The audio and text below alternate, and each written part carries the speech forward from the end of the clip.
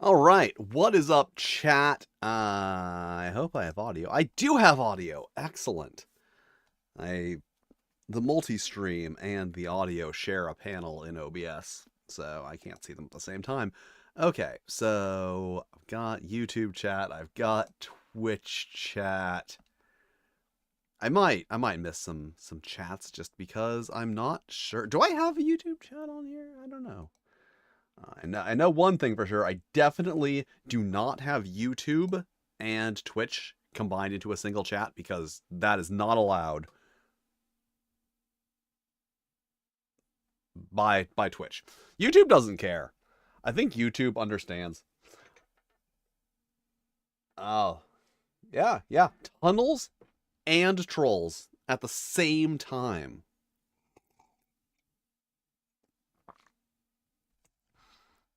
Like, obviously, there are going to be trolls in the video. Like, trolls as in, like, you know, meh, trolls, not trolls as in, like, I'm trolling you. Like, the trolls in the tunnels. There will obviously be trolls because, you know, I think about it, I'm like, obviously, I'm going to put trolls in the tunnels and trolls video. How many dragons are in the Dungeons and Dragons videos? Yo, what up? What up, ocean friends? I don't think there's... Do I? Oh, yeah. Okay, do I where... Just chatting. I do have YouTube chat set up here. It was a duck, not a goose. No, the goose will not return. The goose... Yeah, don't have to worry about that. It definitely will not be Homestuck trolls because I don't know what no home... I don't know nothing about no Homestuck. Okay, let's see if I can... I have to... Firefox, Mozilla Firefox, Okay, maybe if I hit properties. There we go. Okay, I have acquired... I have acquired a YouTube chat. There we go. YouTube chat can hang out here with Twitch chat. Thanks for the follow, whoever followed me. That's my following out. Peanuts. Yeah. You got a lucky username. Well, let me tell you about Tunnels and Trolls. It is what we like to call better than Dungeons and Dragons. I realize that's not like a high bar to pass with original Dungeons and Dragons, but like, yeah, it is. So now I need to, what the fuck do I need to do? I need to open Illustrator, Adobe Illustrator. Ah, well, thanks for the follow. Yeah. Not following people is funny sometimes because like I've realized that I wasn't following people who I've been, watching for like months and months because just like I'm following them on like Blue Sky and they're like, "Oh, I'm going on live," and I'll be like, "Oh, let me go watch your live stream." And it doesn't occur to me that I've never actually sub-lubbled. I didn't sub to them because I'm I'm a dom. Don't sub. I am not a squiggly flubber. I am trying to do more face cam stuff because new year, trying new things, but then also I didn't hit that button. Also, like the rendering power required to run the PNG tuber is not insignificant. Like if it was just a regular PNG tube model that was like just a static one, it would be one thing. But since it's very animated, it's actually takes a bit of processing power to make. Go blue blue. All right.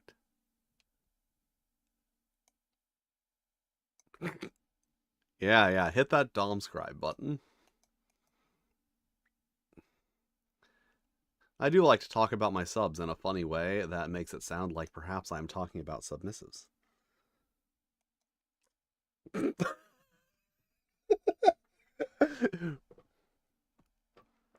If your puppy writes you a letter, is that a submissive?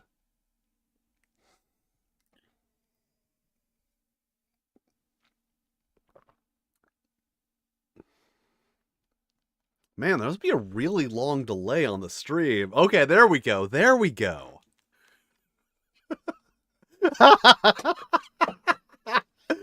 Listen. If you didn't want terrible jokes, if you didn't want terrible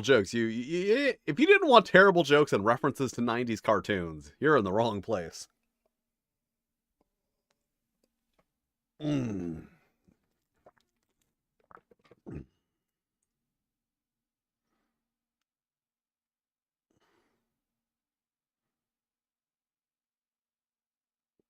Sorry, I just remember need to send a text message to someone.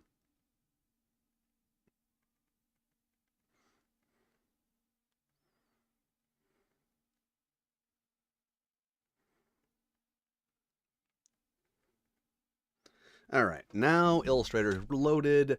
But do I have Illustrator? Does this work? Hey, it is. It is good. It is good. Is it good? I think this is good. All right, I think this works. I got a Twitch chat. I got a YouTube chat. I got Adobe Illustrator.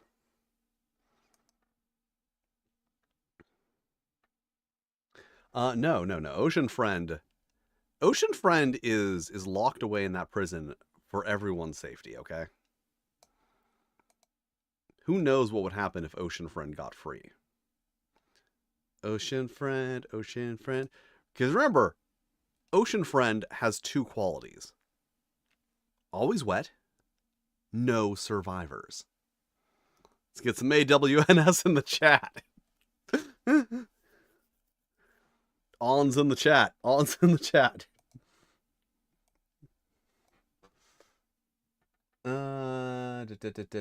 Just double checking. Is my webcam covering the chat? YouTube chat. Where the fuck is? Okay, I'm covering the chat a little bit.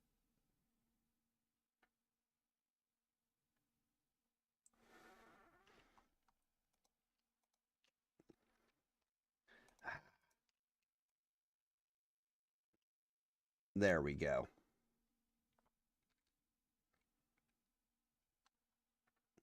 I think that fixes it. Yeah, okay. Nope. That was wrong. There we go.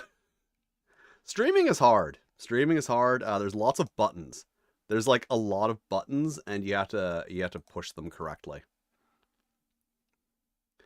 My favorite RPG I've covered in Let's Make Us a Character. That is a very very specific question, because what is my favorite in Let's Make Us a Character? Because like a lot of my favorites were ones that I covered in Sword of Rorg /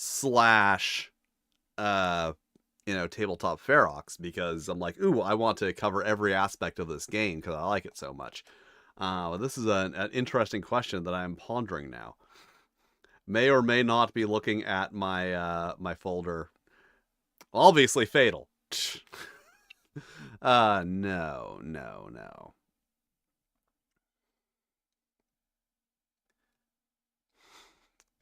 I am legitimately, honestly, I'll be honest with you, it's probably Tunnels and Trolls.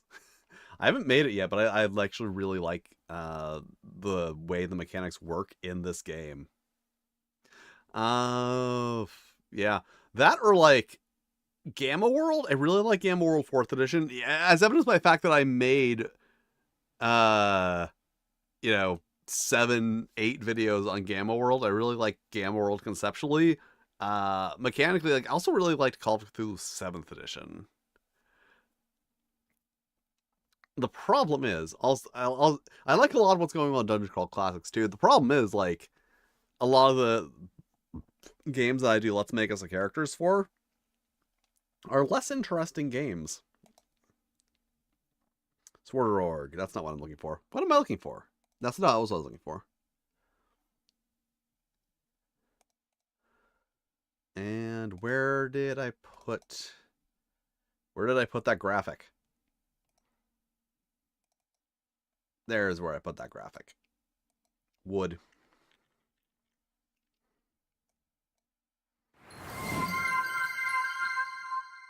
Mxlupine rolled a 17. Excellent. Yeah. Actually, least favorite is actually no. Is my least favorite an easy question? My least favorite game that I have covered in Let's Make Us a Character, I have not done 4 videos on. I've only done 3 videos on it. Because my least favorite game that I have done on Let's Make Us a Character is Dungeons & Dragons Rules for Fantastic Medieval War Games campaigns playable with paper and pencil and miniature figures. Like,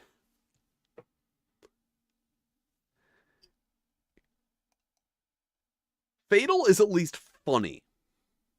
Like, that's the thing about Fatal, is it's terrible, but at least it's funny. Original Dungeons & Dragons is just like a slog.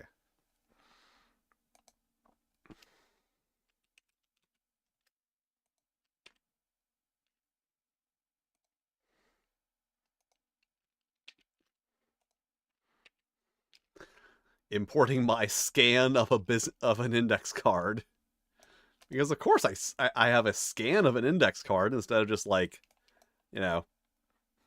making a white rectangle. That would be silly. All right. Tunnels and Trolls is notable for the fact that it literally tells you to write your character on an index card. Yeah, that's the big thing. Is like Fatal. There's a lot to talk about with Fatal.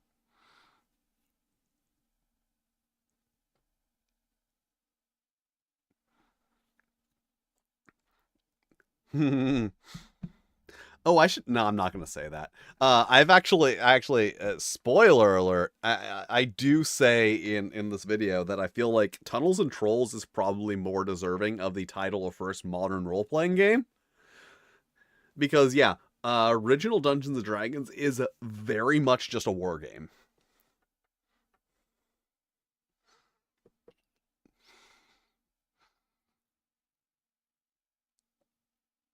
Original Tunnels and Trolls was 1975. There's actually a like once again, I read it in the video.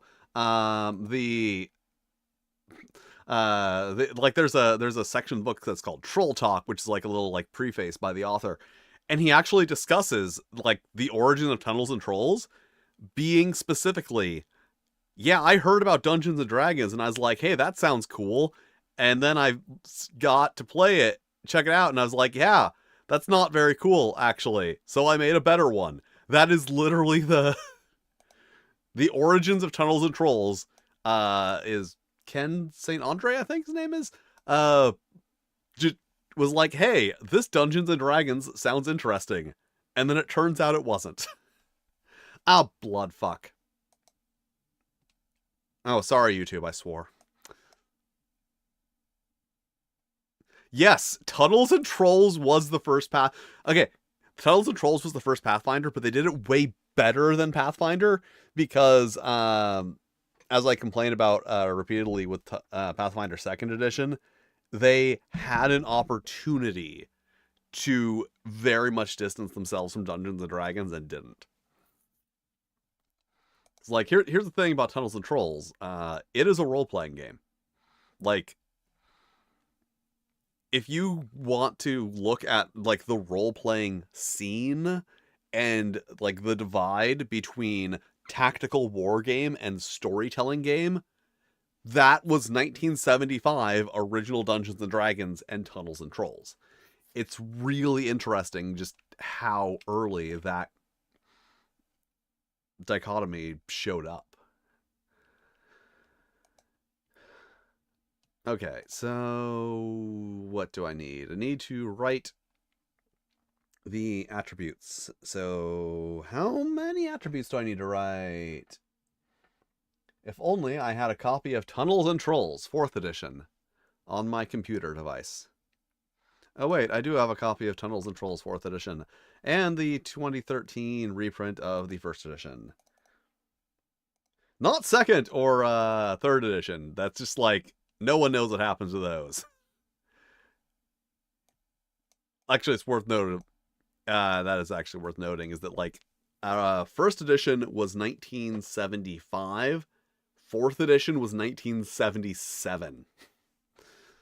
So like, their idea of an edition was like very much like a printing at the time. There were small things changed, but overall, I forgot that Acrobat for some reason sucks at opening PDFs. I don't know what happened. I don't know what happened to bring us to this point where Firefox is a better PDF reader than Adobe Acrobat, but that's where we are.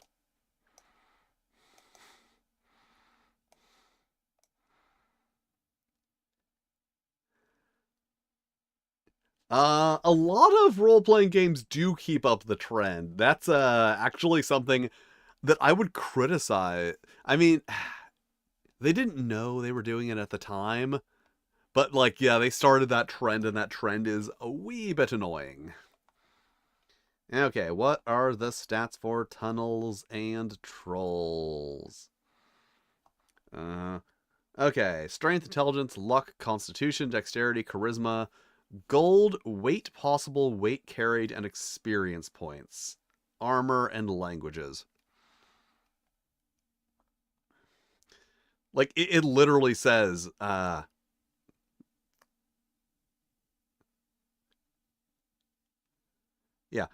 You'll need 1, 3 ordinary dice, 2, a pencil, 3, paper to write on. 3x5 cards work well for this.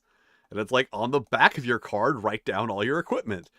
It literally suggests writing your character on an index card.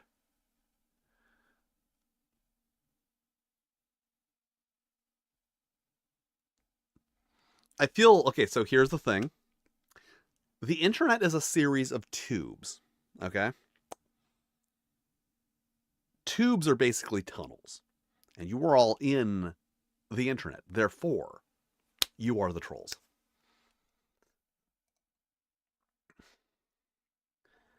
Okay, so I'm probably going to put weight possible and weight carried on the back of the card, so along with languages, so experience points. Oh, fuck, I get 12 languages. I forgot. This is one of those. Yeah, it's an old meme. I'm old. I had a GeoCities homepage. I played Pico's School when it was relevant.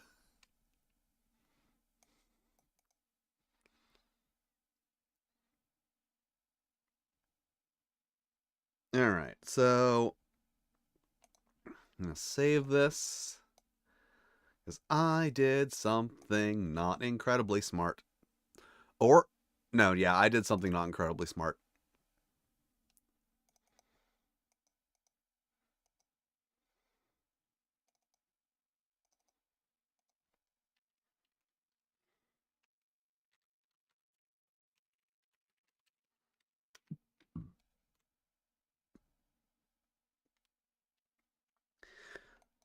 Well, like, well, I'll get to that. Just like,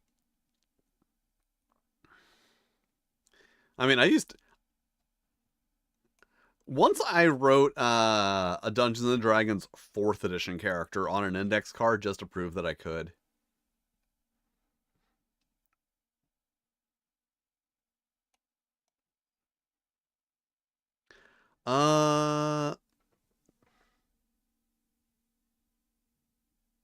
Well, yeah, I reference lots of things from the early 2000s internet. It's a thing I do.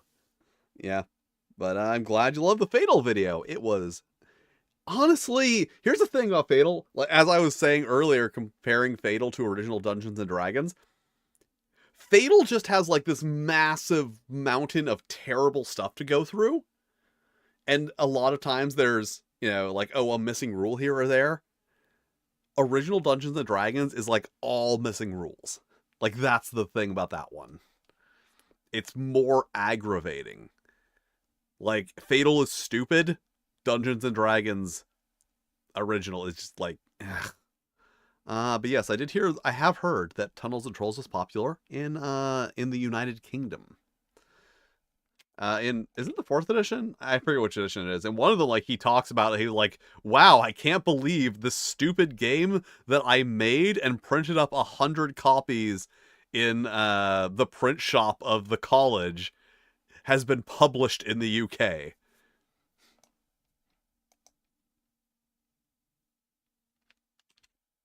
Well, all right, I have to. Yeah, I need to close Illustrator. I did a not smart thing. I don't know why. For some reason, if my tablet is not turned on when I turn on Adobe Illustrator, Adobe Illustrator doesn't. Well, it doesn't do the pressure sensitivity. I don't know why.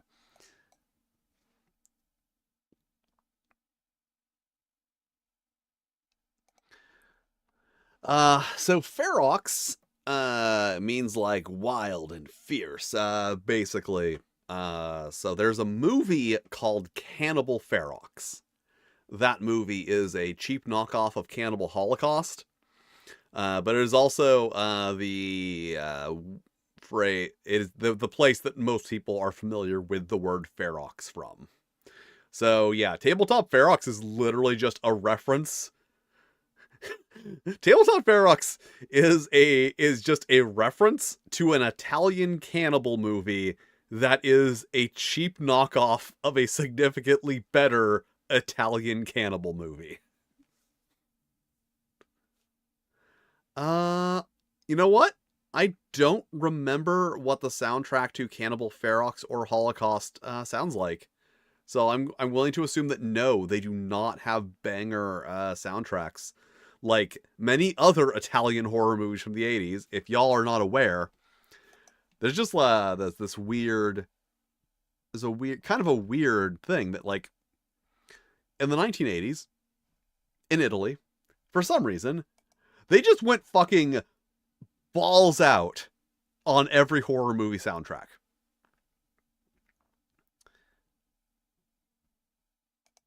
Like there is Dawn of the Dead, like the like the actual Italian cut of Dawn of the Dead uses more of the Goblin soundtrack, which is amazing. But like freaking, I'm just gonna like fucking jump to the most extreme example. There is a pornographic horror film called Erotic Nights of the Living Dead. It is Italian, it is from the 80s, and the soundtrack is absolute fire.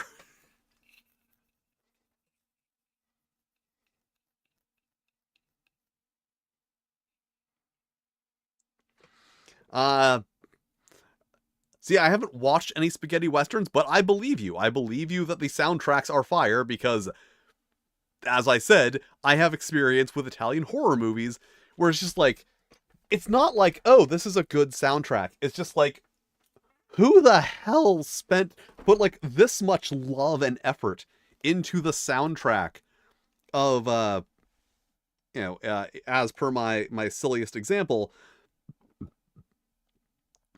an erotic horror film. Oh, that's fine. I'll just leave it like this.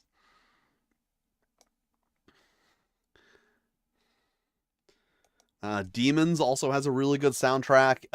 Suspiria, of course. Like Italian horror movies just have like obscenely good soundtracks. Actually, I'll also go back to like Giallo films. Like, I'm one of those people. I'm one of those people who will tell you like, yeah, what we really need to watch is Blood and Black Lace.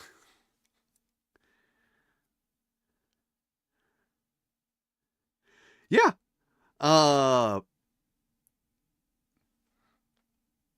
it is so, I don't know why, like Italian film scores were so good back then. All right, so we've got Streganth. That looks too big.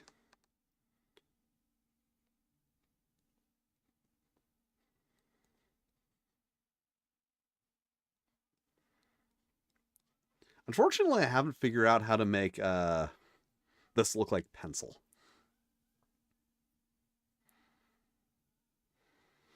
I mean, we can talk about Italian gore films while talking about Trundles and or Trolls. But yeah, actually, I really recommend, like, not jokingly, I do seriously recommend Blood and Black Lace. It is a movie that I have referred to on multiple occasions as, quote, stylish as fuck. And then, of course, the American version of it, they, like, cut out a lot of the really stylish elements for no reason.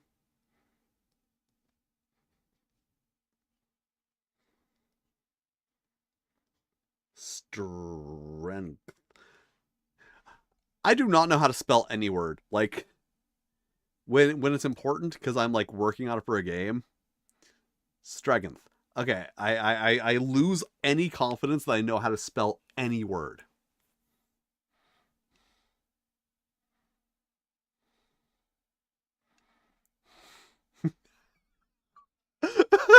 Well, I mean, if we were going to talk about trolls and horror films, there's a very there's a very specific thing we could talk about.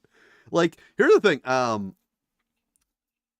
The original opening credit scene for Blood and Black Lace features like all of the actors like posed like mannequins, and it's this very, very stylish series of shots, like very dramatically lit, very, very 1980s Italy. And the American version, like, now we don't need that. American versions of films are, oh god, like, So here's the thing: if you're not a horror fan, you might not. A thing you don't have to. Here's something you don't need to know if you're not a horror fan. A lot of horror movies, were edited when they were released in America. Like, sometimes in very perplexing ways. One of my favorite examples being this. Spoilers for Revenge of the Living Dead Girls. But, like, at the end of the movie, it's because there's zombies, but then also, like, corporate blackmail going on. At the end of the movie, the woman who was orchestrating all the blackmail and extortion and embezzling from the company, the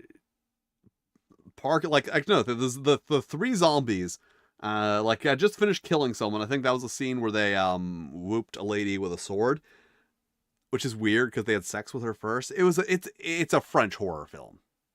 It's French, okay.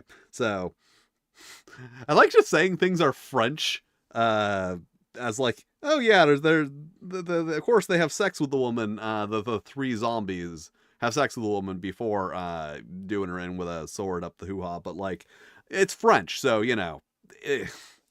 So they get in a car, they literally come out of the house. A car drives up. They get in the car, and you're like, that's weird. Why did the zombies get into the car?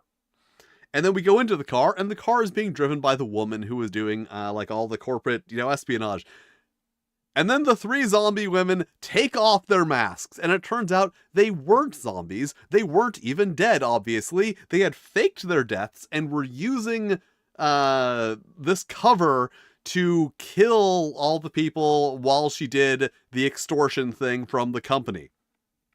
And then, while they're driving, and the people are like, we set up a roadblock to catch these killer zombies, and then the car is like, oh no, and it goes off a thing and does the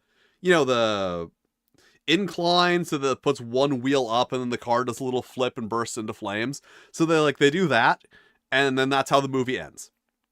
The American version cuts out the scene in the car. The American version just has the zombies getting in a car, and then the people setting up a roadblock and throwing a Molotov cocktail at the car, and then the car explodes. That's how the American version ends. They literally cut out the part of the movie that explains the plot. They cut the plot twist out of the movie.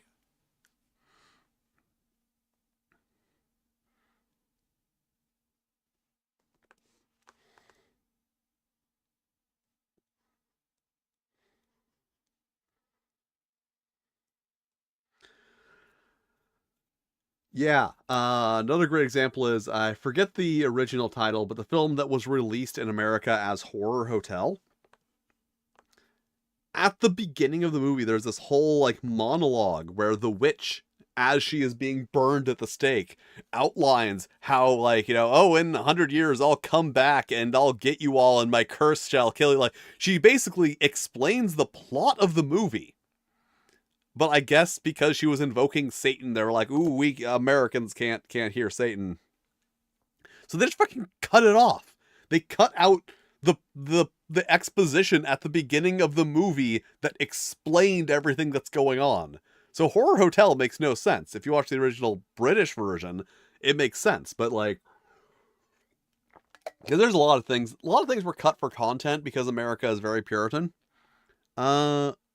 I have never even heard of Wandering Heroes of Ogre Gate. Yeah, it's very weird. Actually, it's really funny. Specifically, Revenge of the Living Dead Girls. The version you can find, the complete uncut version of that movie, is partially in German. Because, the American version, it's a weird thing that's happening now, where they're releasing all these classic horror movies on, Blu-ray and shit. and like, they're going back to the original like, European print, but then they're using the original English dub because people want the same dub. Even though it's bad, it's just a thing. If you're a horror film, European horror films have a very specific sound to their dubs from the 80s.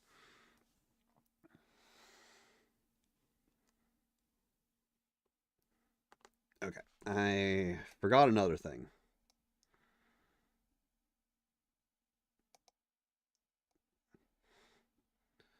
Also, for reasons I don't understand, Illustrator cuts off things that go outside of the size that the window was when you open the file.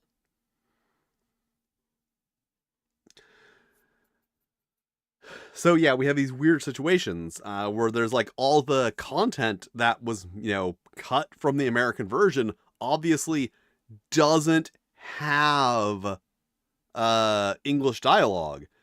But in the case of Revenge of the Living Dead Girls, a lot of like the like explicit sex scenes, not like hardcore, but like explicit.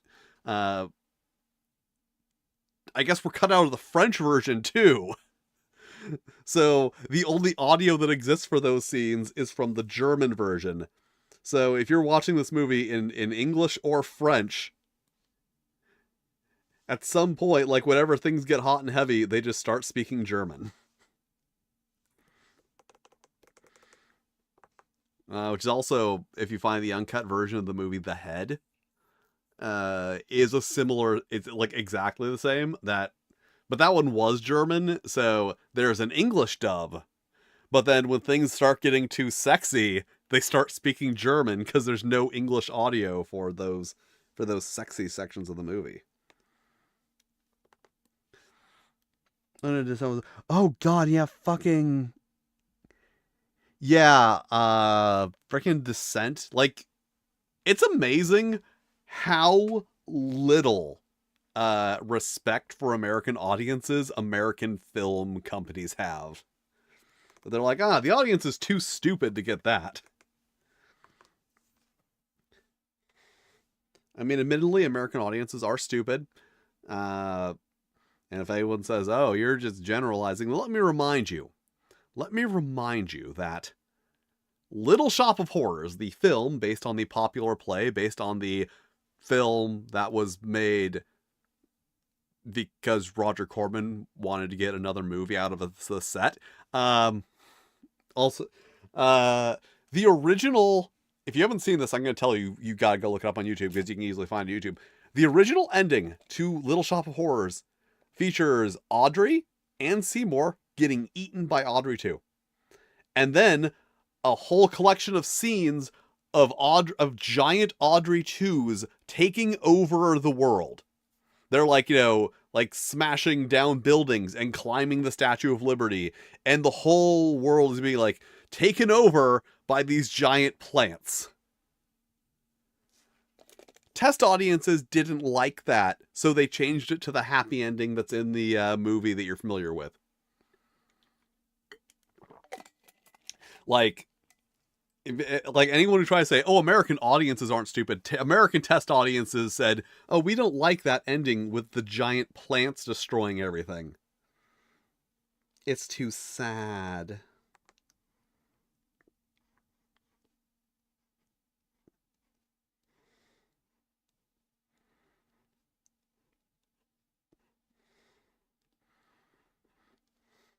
CONST. As I said, when you're doing stuff like this, you lose any level of wow,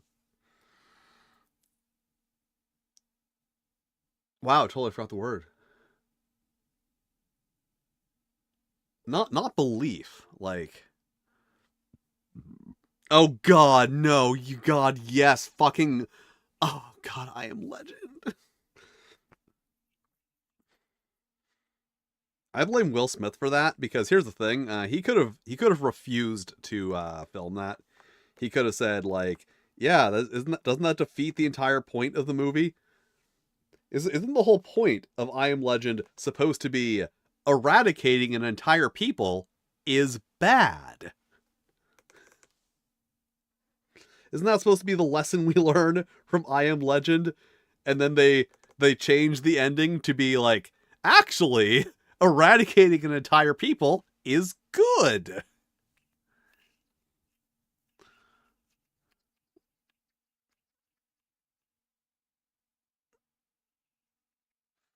I don't know. I thought the Vincent Price version. I thought Last Man on Earth was pretty good. I'm also a Vincent Price fan. I mean, who isn't a Vincent Price fan?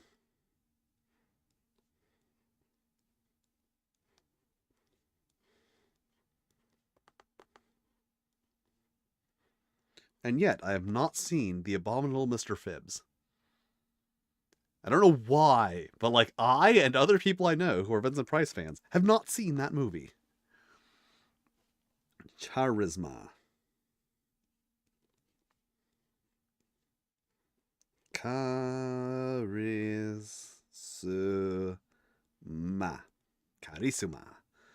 All right.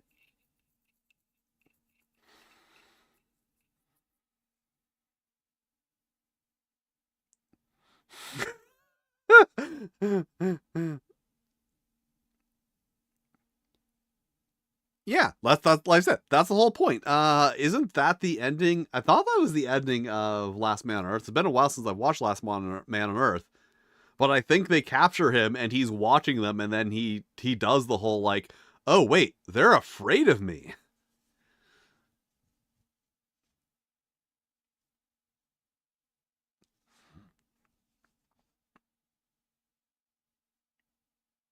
Yeah. Actually, here is the funny thing: Americans can root for the bad guy. That's why puppy kicking is a trope now. Like, I was actually having this discussion with someone who thought they were very smart, and they were like, "Oh, there aren't any new tropes," and I'm like, "Yeah, there fucking are. Puppy kicking is like a new trope in films." Though, for those not familiar with the term, puppy kicking is when the villain is making too much sense, so they have to have the villain do something absolutely horrible in order to make it clear that you're not supposed to be rooting for them. It happens a lot in Marvel films, whereas like the guy from Black Panther, they're like if they don't have a scene where he just does something completely awful with like no remorse and no real cause, you'll go like, yeah, actually, isn't he right? Because we are a society that we live in a society, you know.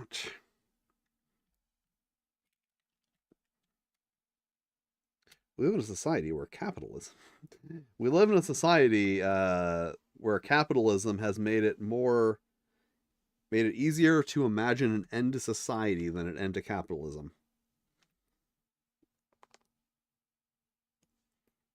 So like when the villain in the movie is like, yes, colonialism and capitalism are bad, you're like, yeah, wait, now that you mention it. So you have to remind the audience that they're the bad guy, and you're not supposed to agree with them.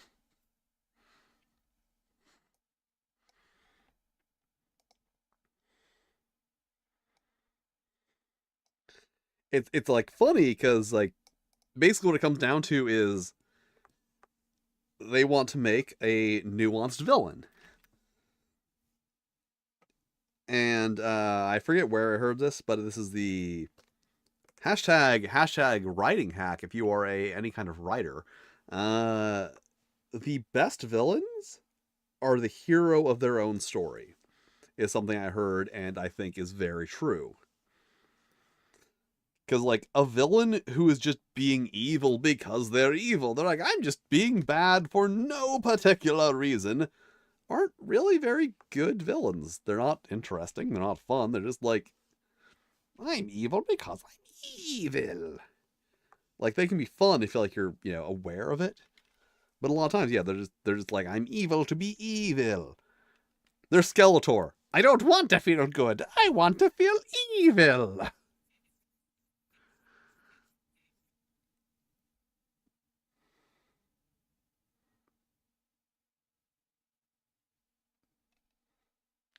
Is there a reason the screen is black? Yes. Yes, there is. Because something has gone wrong.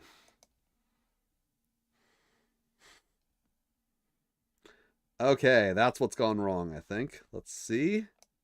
That's what went wrong. So, apparently, I accidentally went like that.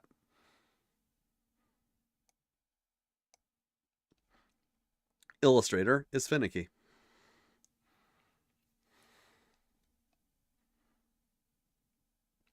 Oh yeah, I went off thing and never explained why I was saying I like to feel evil.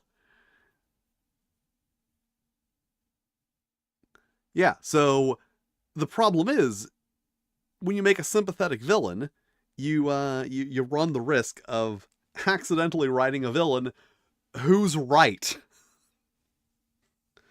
Because a lot of villains are, in fact, correct.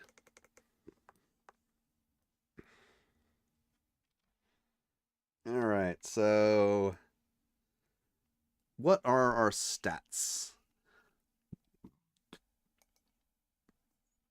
Where is my character sheet?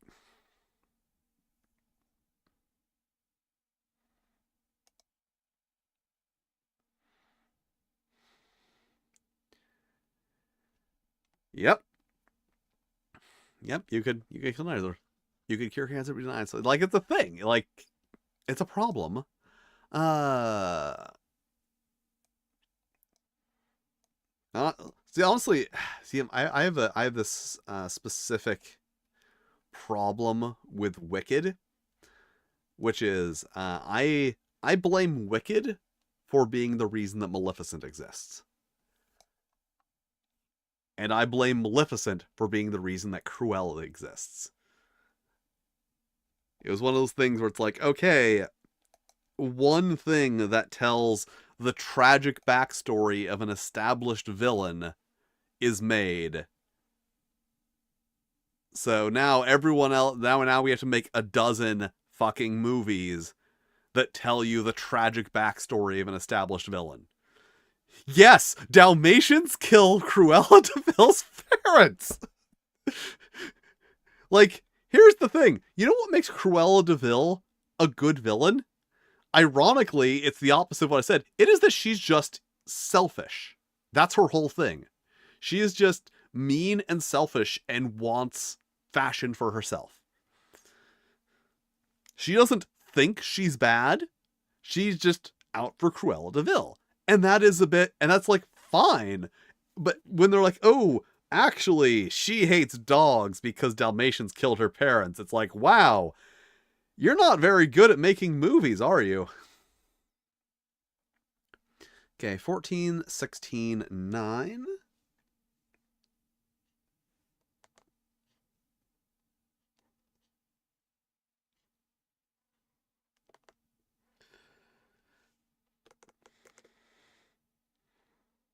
Tell you from experience, 6 is the hardest number to write and look good. Like 9 ain't easy either, but like for some reason 6 is harder. I say that before fucking up writing 9 a dozen times.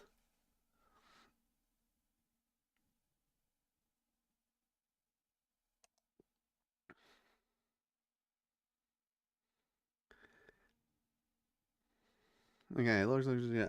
All right, last one. There we go. That's a good enough 9.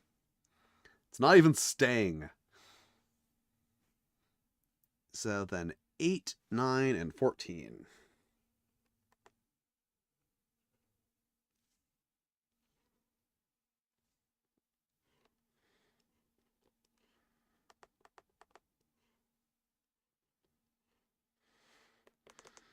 All right, 14, 16, 9, 8, 9, 14. And then I have to adjust those for the weird racial adjustments in this game are very weird.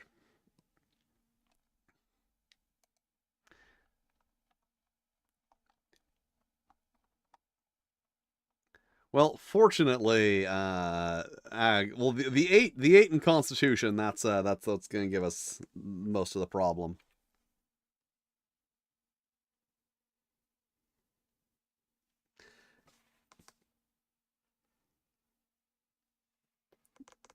There we go. No, no, no. I need to fix that.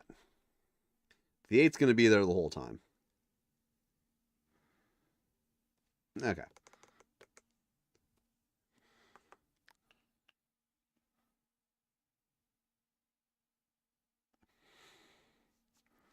Yeah, that's what happens when you have, 3d6, no adjustments. But we do have adjustments. Wandering monsters. Where are the stats for racial adjustments? They don't even call them races. I think they do later. It's weird, like the problematic things that aren't in this game, and then the problematic things that are.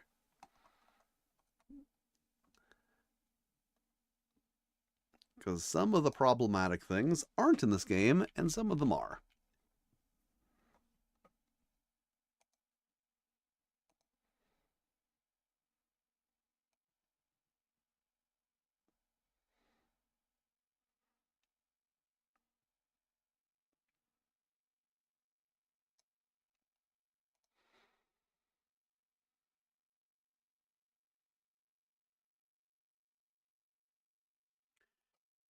Yeah, that happens sometimes. So, the thing is, I actually roll the characters in the videos. Because, if I just made up numbers, I roll the characters and then I fudge the numbers if I need to. Because, I think I've done it once or twice where I've just, gone through and been like, oh, and if this was higher, we would get a modifier. If this was higher, we would get a modifier. If this was higher, we would get a modifier. Sometimes I tweak them so that I actually have things to talk about. But also, there's this problem where some numbers are random and don't seem like they're random. That's a thing that I have a bad habit of doing and trying to not do. Is that if I rolled 3d6 and roll, 3, you're going to be like, wow, that's a really unlikely number to roll. And not so much. Because you're as likely to roll 3 as any other number. But it's something that something I have to consider all the time. It's part of my burden as a creator. Is if having too many minimum and maximum rolls are going to come across as seeming unrandom. Okay. But yeah, here are the insane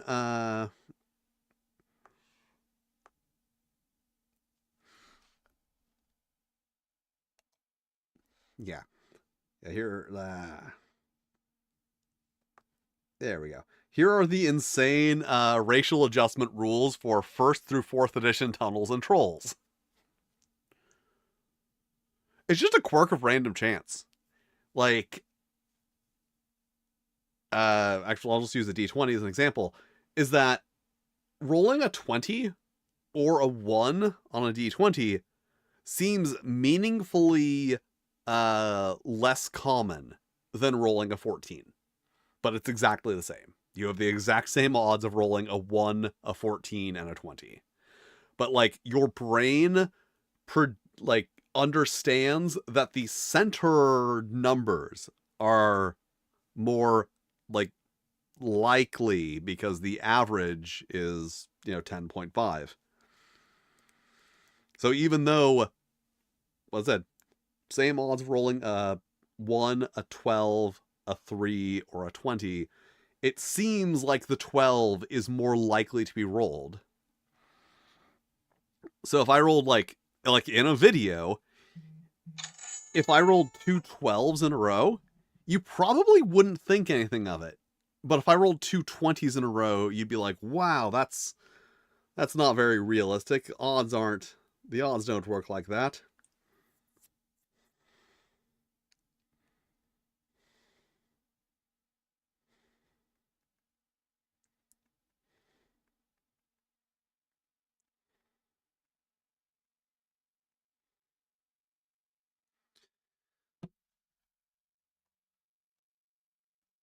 Oh yeah. But like not just multiplication and there's no and division.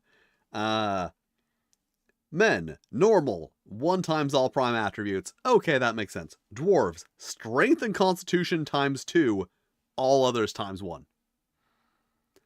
Just only bonuses. Not just bonuses, doubles. So if I was making a dwarf here, we'd come up with a strength of 28 and constitution of 16.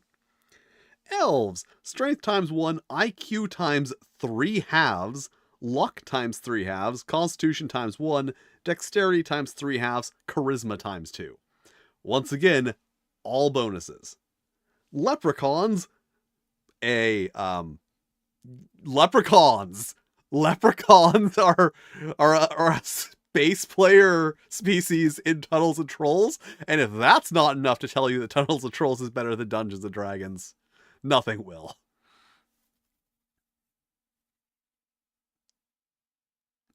Yeah. Yeah, rolling a 1 on the 1d20 damage is annoying. Actually, it's a funny thing that I talk about a lot is this. People love to talk about how, like, oh, in, I think 3rd edition? I think 3rd edition onward, they're like, oh, yeah, back then, back in the old days, if you were a wizard, you only got a d4 for your hit points. And if you rolled a 1, you only had 1 hit point. Okay, yeah, but also if you were a barbarian and you got a d12 for your hit points, you could still roll a 1. You could still have 1 hit point at level 1 in any class. It was just less likely. That is a problem with older games. And when I say older, I mean to this goddamn day. The idea that, like, oh, it's random. No, like, if you're a barbarian, you shouldn't get a d12 hit points. There should be a minimum. There should be like a higher minimum you have. You shouldn't be able to be a barbarian and roll a 1 on your hit points. I know they don't do rolled hit points anymore in D&D, right? But yeah, Leprechaun player race, therefore the best fantasy role-playing game. Yes, rolling a 7 is more likely than rolling a 3, but that's like with 2 dice. That's a whole different thing. That's the thing, is when you're rolling 2, 3, or more dice, it is actually more likely to get those center values. But if you're rolling a single die, people still perceive that it's more likely to get those center values. Yeah, unfortunately, while you can play as a leprechaun, leprechauns get strength and constitution times 1/2. All others 1. Like, leprechauns are just objectively weaker and less you know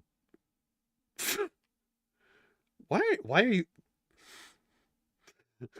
weaker and less constitution-y than everyone else. So then we got fairies with strength times 1/4, IQ times 1, luck times 2. For those of you not familiar with this game I'm playing, Tunnels and Trolls, luck is actually the most valuable attribute in the game. Constitution times 1/4, dexterity times 3 halves, charisma times 2. So, like, you know, they have some penalties and some bonuses. And then hobbits, because it's 1975, you know, strength times 1/2, IQ and luck times 1, constitution times 2, dexterity times 3 halves, and charisma times 1. Like, also some benefits. So, like, hobbits and fairies have bonuses and penalties. dwarves and elves only have bonuses, and leprechauns only have penalties.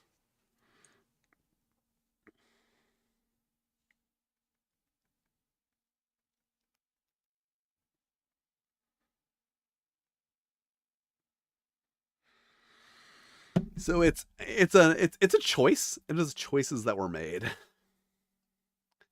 Yeah. Also the fractions were a bit weird. Like,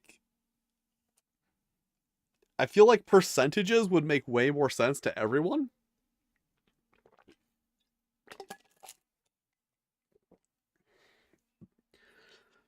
Especially like the three halves. I feel like most people are going to get 150% immediately, and three halves is going to take them a second.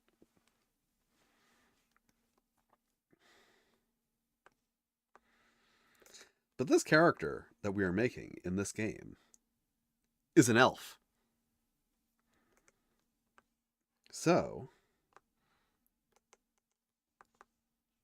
I need to what adjustments do dwelves? Vice and Violence has a race that's half elf and half dwarf. I will be covering Vice and Violence some point. Yeah.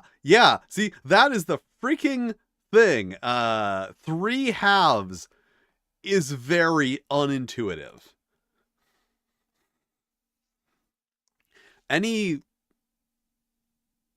Is that an improper fraction when the first part's larger? I'm not sure. Point is, any fraction, because you're not used to seeing them that way. Like, we rarely use those.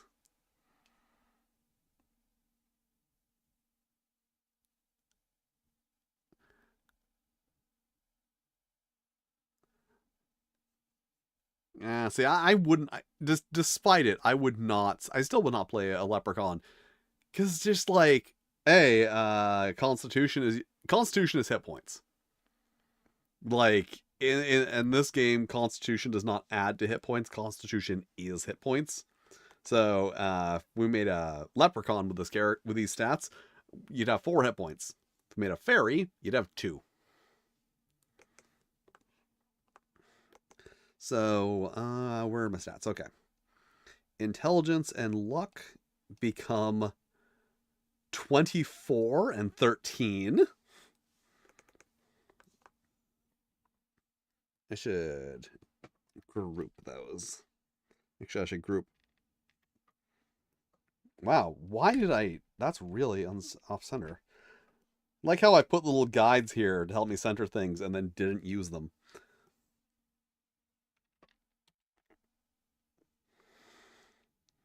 Okay, so intelligence, dexterity, and charisma.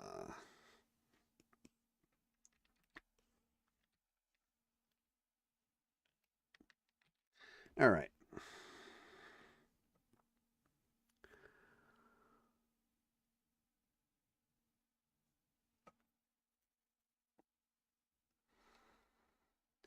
Well, once we apply a 1.5 times intelligence bonus, this character will be a very, very workable magic user.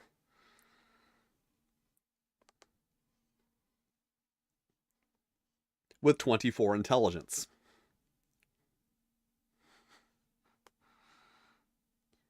And 1.5 times luck is 13.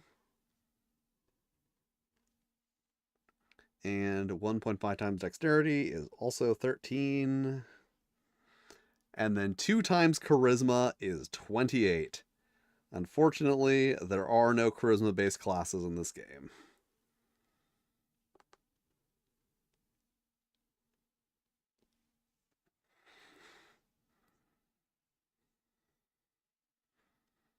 And let's put it at 20% because I want it to look like it was erased. Hey, you know what would be a smart thing to do? Group, group, group, group, group,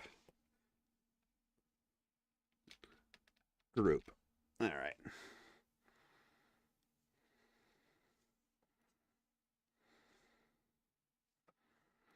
So there we go. That kind of looks like it's erased. I could probably do it better in Photoshop than Illustrator, but you know what? I'm not using Photoshop. I'm using Illustrator.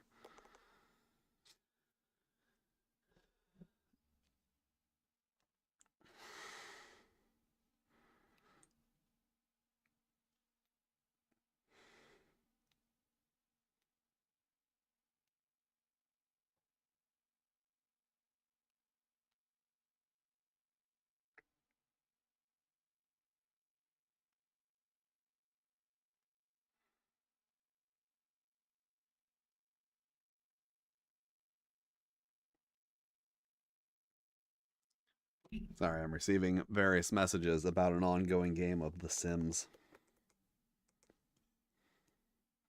Not entirely by choice.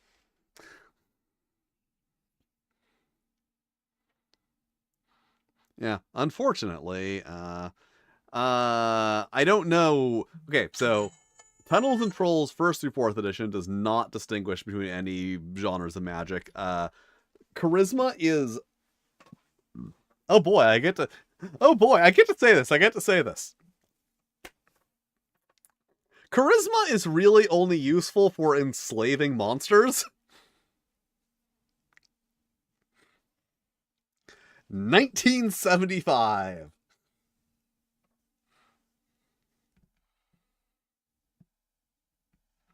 Yeah, no, it doesn't work like oh yeah, I should. Oh yeah, ads. That's the thing I need to do. It does not.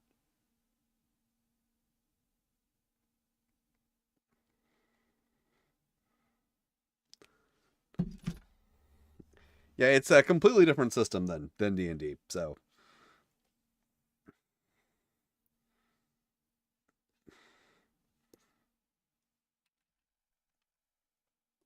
it is not, +1. Please stop. It's not only used for slavery, it's just like that's the most valuable thing is that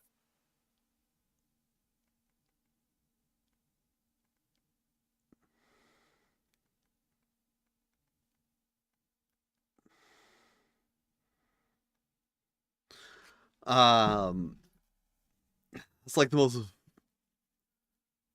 useful thing because when you if a monster is under 10, it gets down to like under 10 hit points, you can basically intimidate them and be like, hey, monster, join us, or we'll, and then the monster will do it.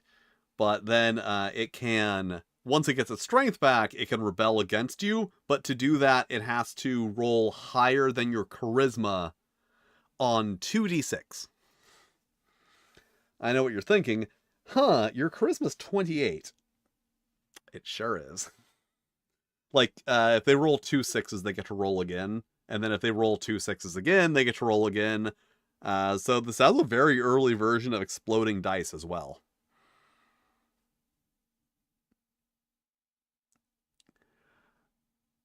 So, as I said, I can make it look like pencil in Photoshop very easily. But I'm doing it in Illustrator because, like, it just doesn't matter, honestly. It's easier for me to work in Illustrator, so... Because no one's going to say, ooh, that doesn't look like pencil.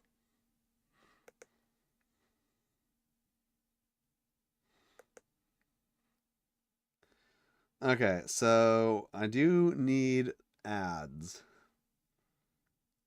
What are the ads here? So we get +1.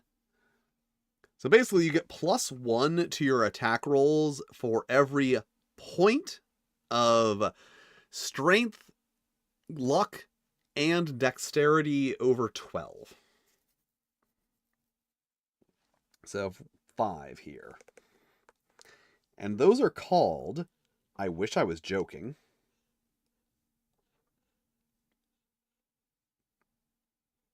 ads. I wish I was joking here. That they're literally called ads.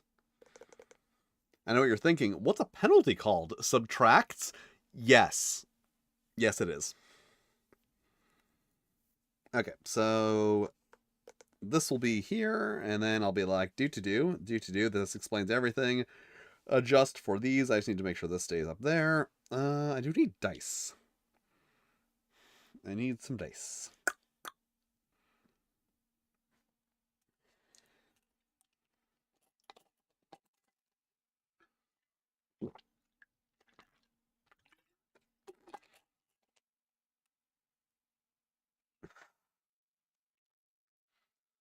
Oh no, not yet. That's D&D you're thinking of, where you have to watch an ad to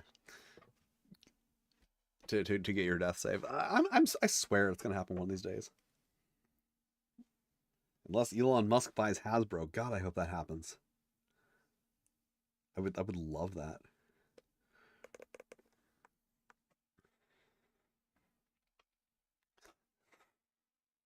The discussion around Elon Musk potentially buying Hasbro is hilarious. Because like all of my people, all of the indie TTRPG people and retro TTRPG people were all like, yeah, great. That would be amazing. And all of the Critical Role fans are like, no. Then I'll be supporting Elon Musk when I keep buying D&D products.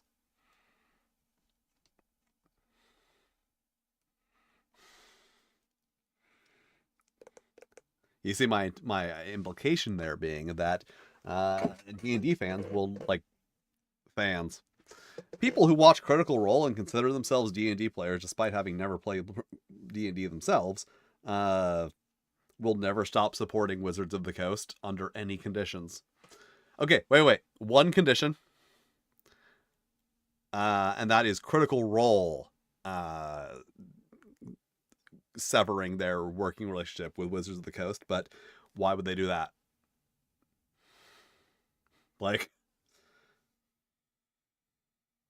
if they wouldn't speak up about the whole OGL thing until after Wizards of the Coast had already done their apology, and then, you know, then they put out their approved letter. I guarantee you that letter was approved by Wizards of the Coast.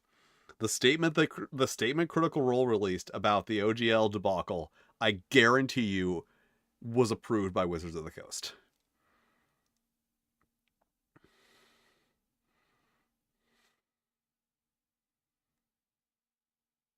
Yeah, that's the thing. That's the fucking Wizards of the Coast problem, is that they have Dungeons and Dragons and Magic the Gathering, and people are like, man, they sure are doing shitty stuff with Dungeons and Dragons and Magic the Gathering. They sure are fucking over the fans at every single turn.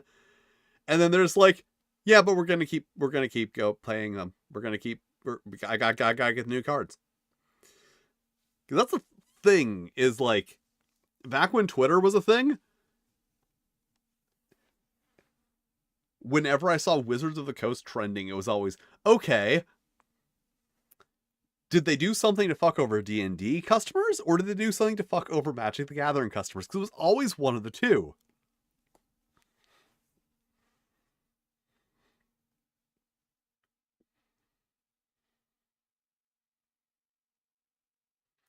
All I know about Critical Role is that Matt Mercer's a guy. That's all I know about it. Also, that I like to say, the Matt Mercer effect is so powerful that it also applies to the Matt Mercer effect. The Matt Mercer effect is subject to the Matt Mercer effect. Because, like, the Matt Mercer effect is so strong that people forget about the fact that the reason a actual play like Critical Role does as well as it does, the reason that the DM is able to create such a fun, compelling environment where it seems like the players have like all this infinite freedom, is because the players are on the same side as the DM. The Matt Mercer effect is when people expect their home DMs to be Matt Mercer. When they expect their home game, or, the professional DM that they paid $5 to run a game, to be fucking Matt Mercer. Not fucking Matt Mercer, you know what I mean. To be like at the level of professional quality of, professional voice actor and improv actor Matt Mercer. But then, as I said, that even applies to the Matt Mercer effect. That people think Matt Mercer is such a great DM that they overlook the fact that the only reason the actual play DMs seem so great is because the actual play players are part of it.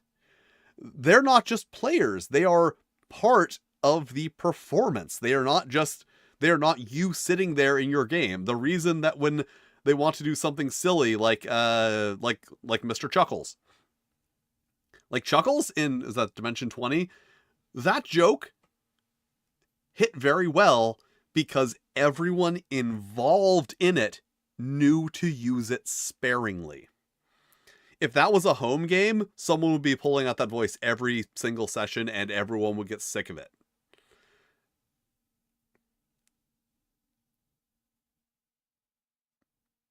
That's the thing is, he's not just letting his players run the game, because the players aren't trying to ruin the game. That's the difference. Like, you can let your players have a huge amount of control over the narrative of the game if you actually trust them to not try to fuck up the game. Like, that's the problem. I have never played with a group that I have thought, if I gave these people, like, more freedom, they would not intentionally fuck things up. But that's the problem, is that people assume, oh, the Matt Mercer effect is just you expect your DM to be like the DM on the actual play. No, the Matt Mercer effect is you assume that the DM on the actual play is 100% responsible for the experience in the actual play, when it is the whole party. They are all working together. They are actually,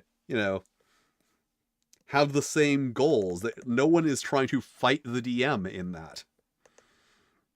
All right, what else do I need? Oh, height and weight. Oh, this is going to be fun. Oh yeah, I also need name and a species. I never came up with a name for this character.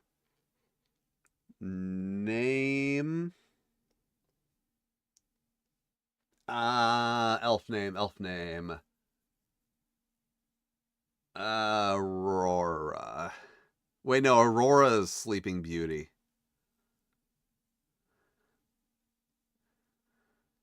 Yeah, like that's the thing, is the secret second level Matt Mercer effect is people not understanding that an actual play is not your home game. It is a professional presentation. I'm not gonna, I don't want to make any accusations here. There's a pretty good chance that before the game, the DM and the players get together and they discuss things that might happen in the game. They probably, talk about it. And they're like, oh yeah. And then they're like, oh, so, what could we do in this situation?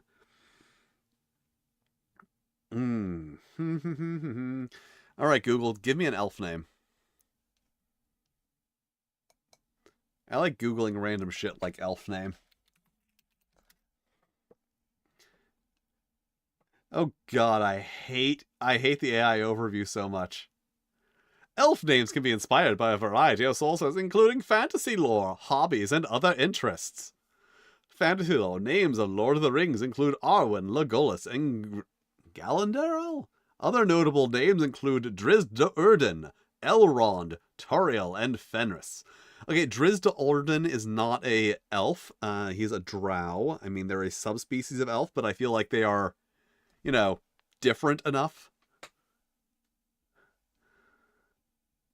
Wood elf names. Okay, let's just fantasy name generator, elf names. Faryth? That's like Arel Incan. Faerith. I'm going with fucking Faerith. I'm going with the first one from the elf name generator.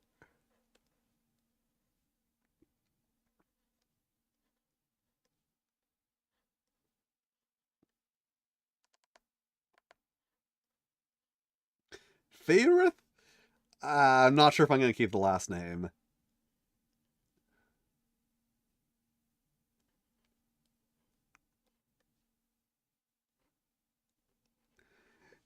Fairith Yasnellis. That's an elf name.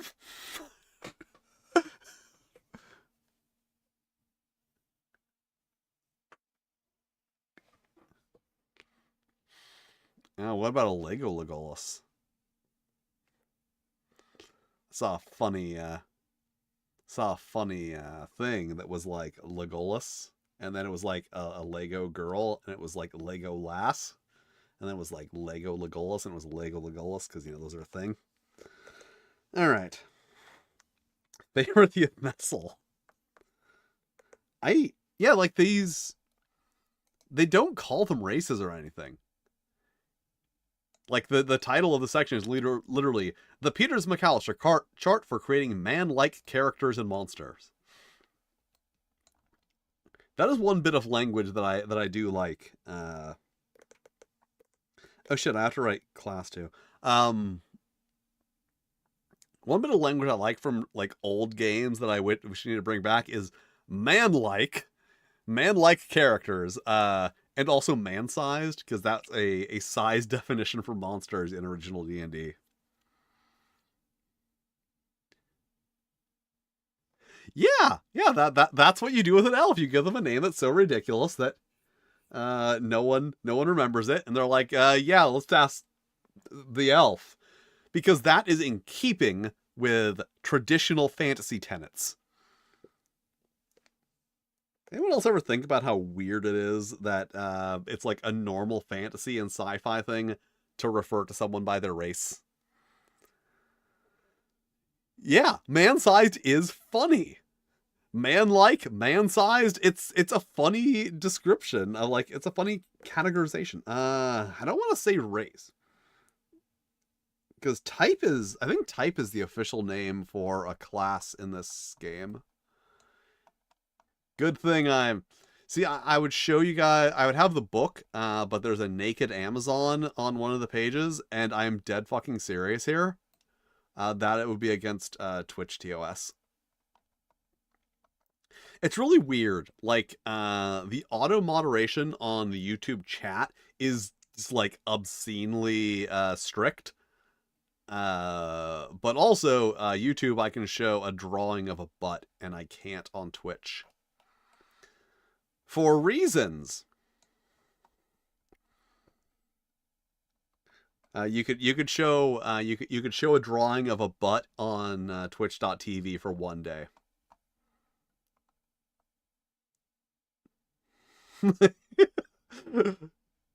Yeah, man-sized is funny. Man-sized pizza. What the? Oh, height and weight. I forgot to put height and weight because I was looking at. Is that called type? Languages, type. Okay, so it's type. Let's just say, I guess I'll put, you know what? I'll put type. And I will use type as a thing for both race and class.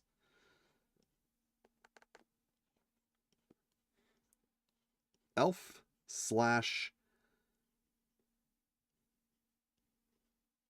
magic uses.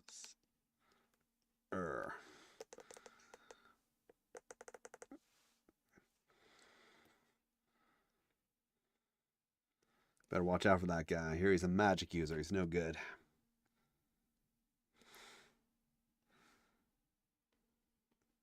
Love the term magic user.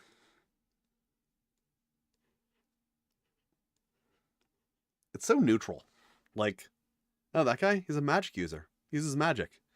No, he's not like a wizard or a sorcerer or an enchanter or an illusionist. Just a magic user. Just uses magic. Like, we call a guy who fights a fighter. We call a guy who steals a thief. Why can't we call the guy who uses magic a magic user?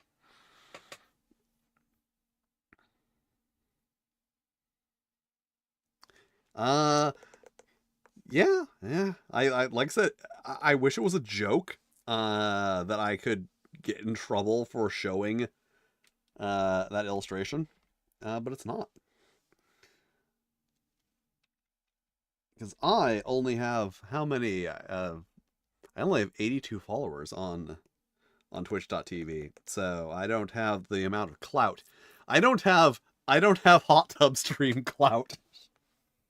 I can't get away with doing shit that's technically against the rules. All right, height. Oh God, height and weight adjustment table. I need that too. Da, da, da.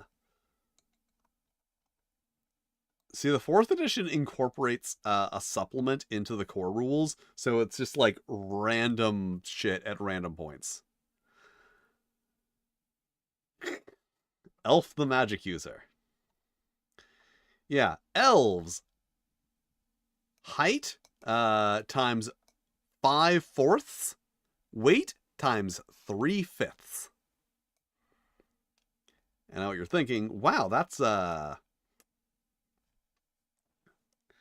seems like it would give you a really, really tall elf who is really, really skinny.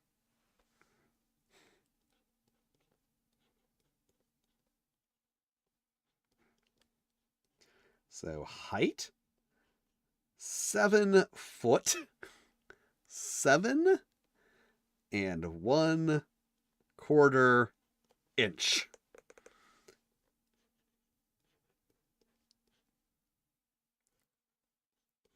Weight?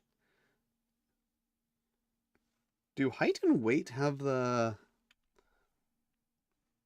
common root to them? 103 pounds. Oh, I'm sorry. Oh no, spooked. That's right, YouTube chat. If you come to Twitch chat, you can jump scare for points. So yeah, 7 foot 7 1/4 inches tall and 102 pounds.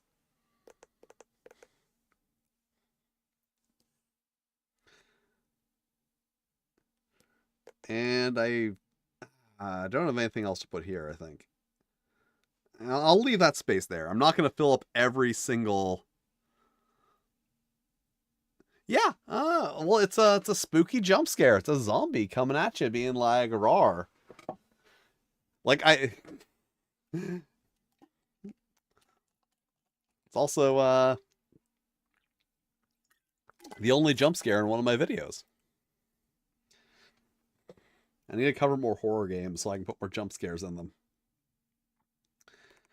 Okay, so I've got all height, weight, Then I got equipment. I'm going to write that on the back of the card. And I got to write my languages on the back of the card.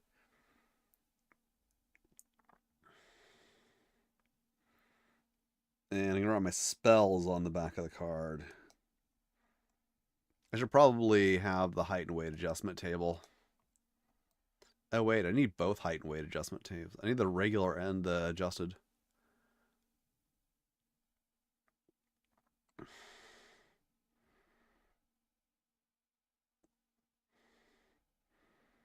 Okay, it's page 13.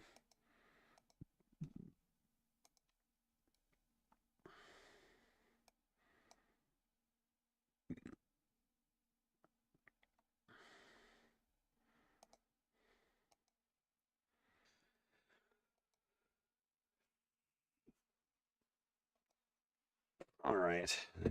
Make sure. Gotta get the. All right.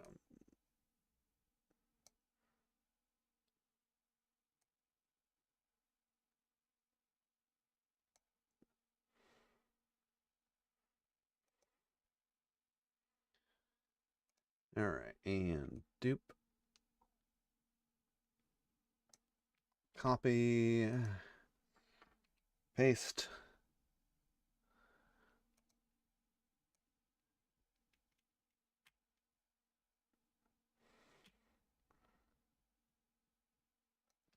Copy. Oh, wait, no. I need to click down here. Paste. Excellent.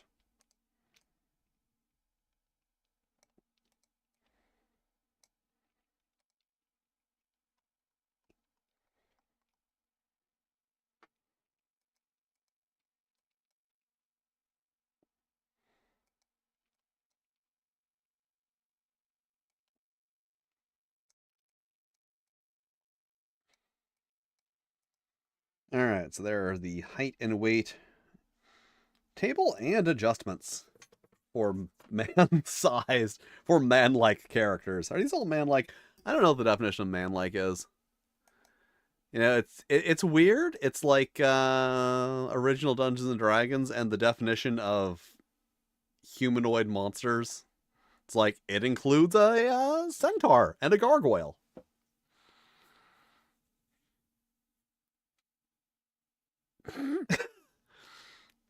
That is, you're right. That is a missed opportunity. They should have been 5/4 men tall. Yeah, this is where the this is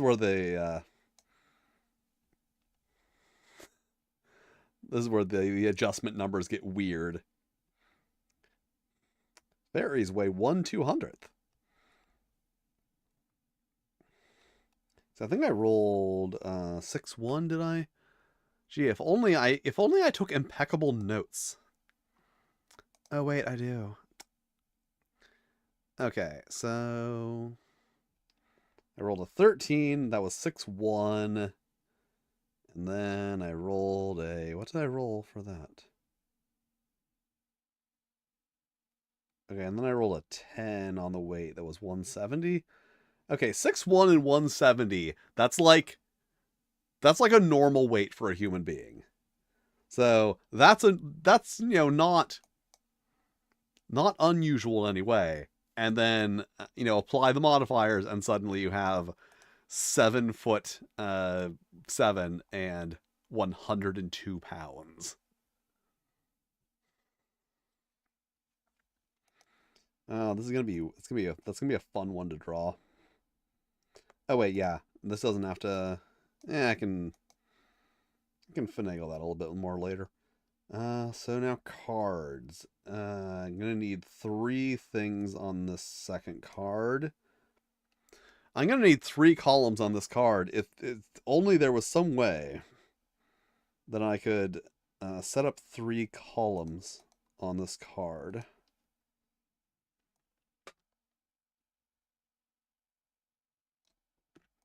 Oh my god, how amazing.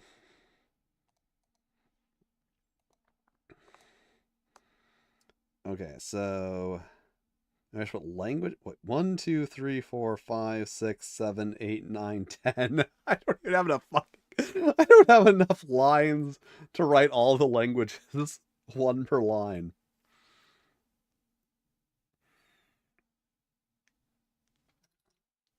Also, I don't know what languages I'm gonna write. So everyone speaks the common tongue, so speak. Oh wait, no. Languages are capitalized. Common. And then since it's tunnels and trolls. Trollish. Is that called Trollish? They listed specific languages. All men speak the common tongue. Dragon, Trollish. Dragon, Trollish, Undead, Beast, etc. are the languages they are given. Thank you. Thank you. That is a good joke.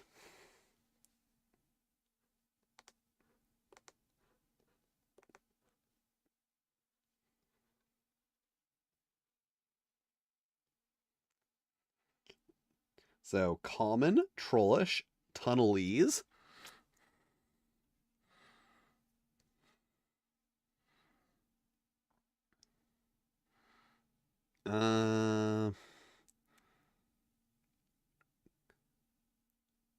I like that undead is a language according to this. To do. Let's say goblin. 1, 2, 3. There's a lot of languages I gotta know. Unicorn. Oh wait, leprechaun, obviously. Yeah, I'm not gonna bet on my ability to spell leprechaun. Oh, there's no height adjustment for leprechauns.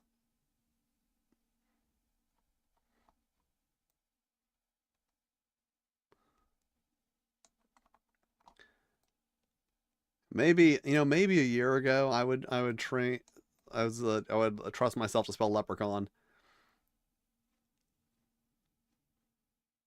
Yeah, see, I would have put an H in there.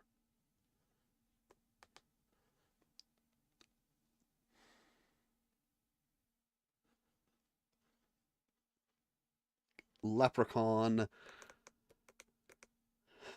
Hobbit, Fairy. I mean, it makes sense to speak. Wait, it didn't. Wait, no. We should speak Elvish, shouldn't we?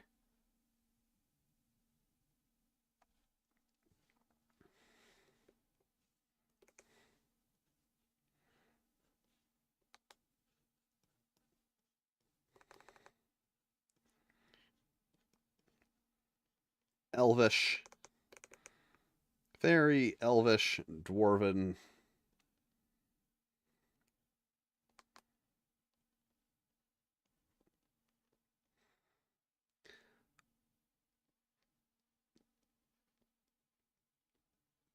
Undead. 1, 2, 3, 4, 5, 6, 7, 8, 9. Unicorn. 10. 2 more languages. Okay,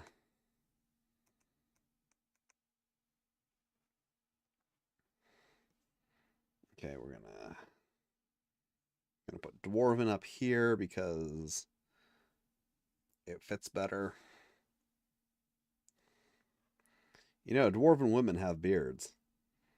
Gary Gygax said so. That's not a joke. I literally posted a thing on Blue Sky earlier. Apparently, there's an article in Dragon 38 where he just goes on a thing about female dwarves having beards. It's kind of weird. 4, 5, 6, 7, 8, 9, 10. I'm not gonna put Draconic because that's stupid. Oh, I know.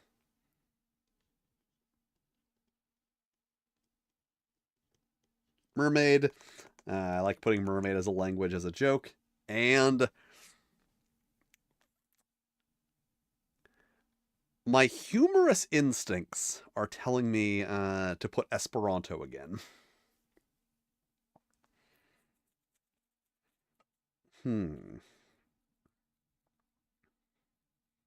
It is on brand for this channel. I'm a big fan of mermaids.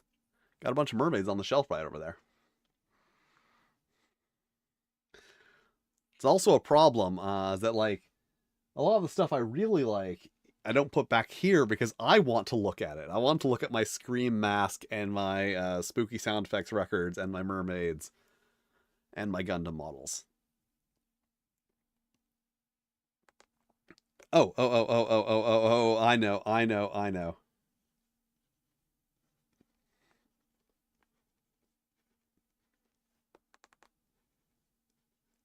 Uncommon. So 1, 2, 3, 4, 5, 6, 7, 8, 9, 10, 11, 12. Double check on that. I'm pretty sure it says 1 for every point over 12.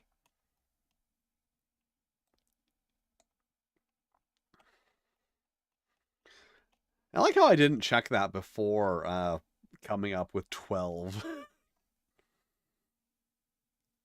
Wait, possible languages. All men speak the common tongue. At the stretch of the end, most other types of beings speak one or another high tongues.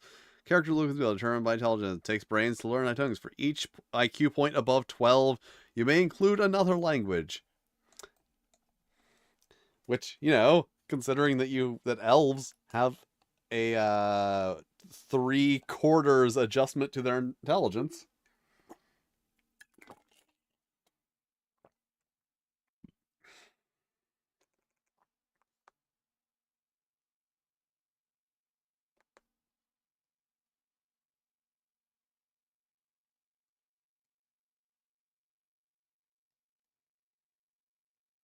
Languages. All right, then equipment is going to go here.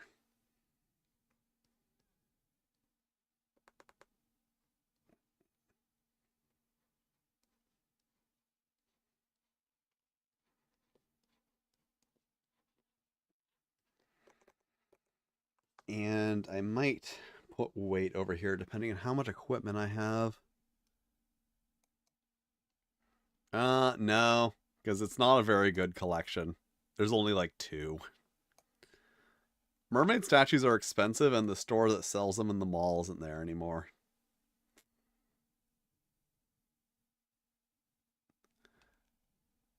I mean, it depends. It depends on how I'm feeling when I draw the character. If I'm feeling like giving him a, sauciness.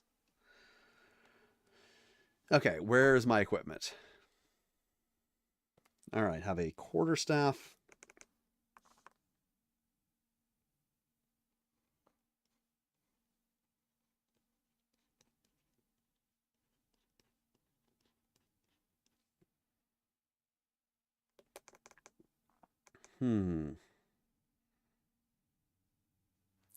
No, I'll put that with spells.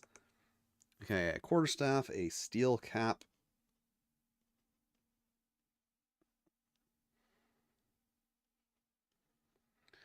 Armor. That's what I didn't write down.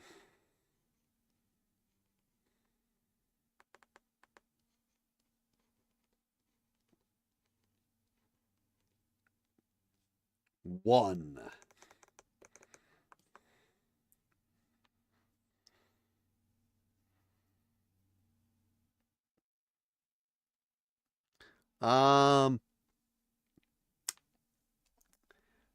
To answer that see, no, yes. Okay, captured troll is not equipment.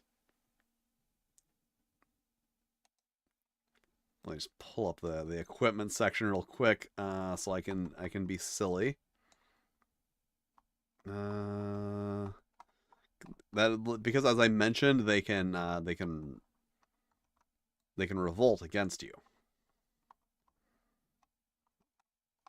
So they're not equipment; they're more like a temporary thing that you get. All right, this is what I'm looking for.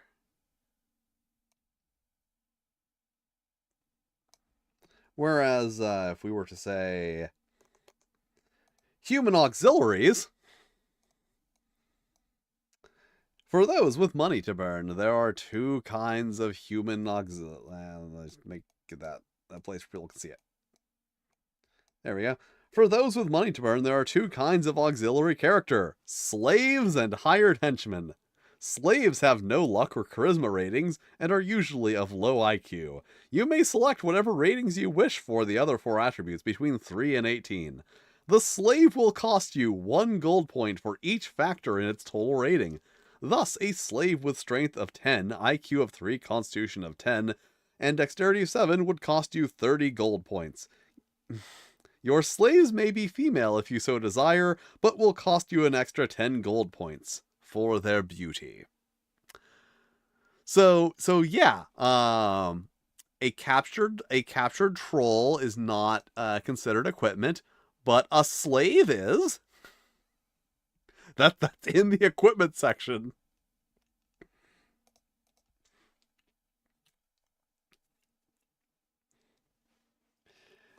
Like it's a thing where it's like I'm pretty sure the only reason this game has less has like possibly more problematic content than original D&D is that it's actually content. Like I feel like D&D would have a lot worse stuff if they had actually like written more rules for it. If the rules were more complete, they would be worse. Oh. See, the funny thing is I have like a drawing table. I have like a drawing table I set up, and I'm doing this on my lap. Okay, oh yeah, clothes.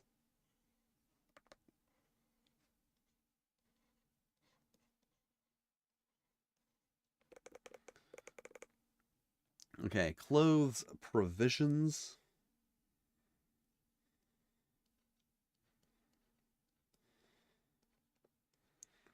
Times 2. 2 days worth of provisions.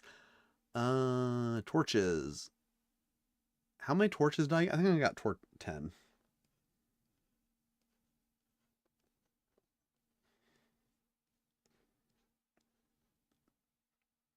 And a pair of sandals.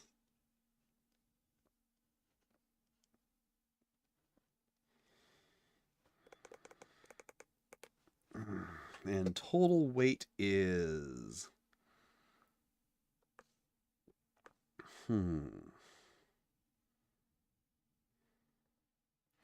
Yeah. I thought something of a weird thing about this. There is that female slave cost 10 gold point extra. You pay for their beauty. But also, at the beginning of the book, it describes characters as brave men and women who descend into the blah, blah, blah, blah, blah, blah, blah. Like, the first mention of a player character is brave men and women. So, like, it seems like they were considering the Distaff gamer. Okay, I want the weird language they use. Because it's like potential weight and weight carried.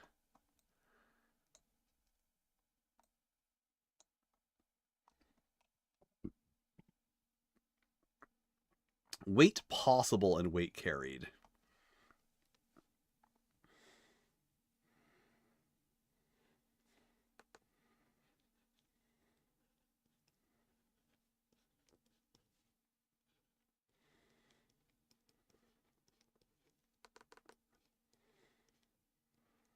Weight possible. No, I don't have enough room for that. Now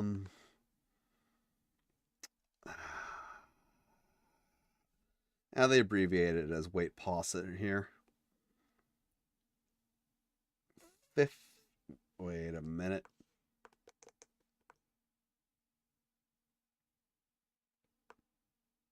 Do I have 14 strength? I thought I had 16 strength. 15 strength. Did I...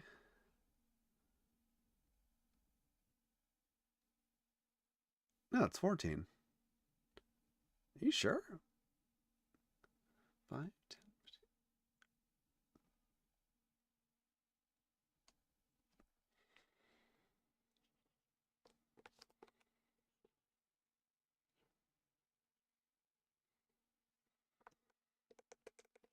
Okay, my script is written under the assumption that it's 15.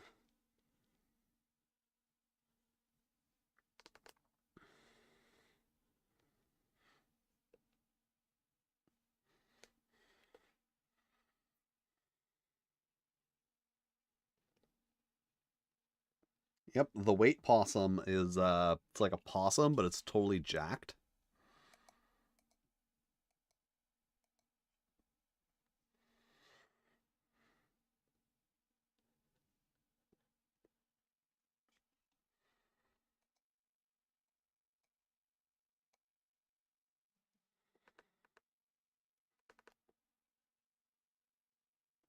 There we go. Weight poss, weight car.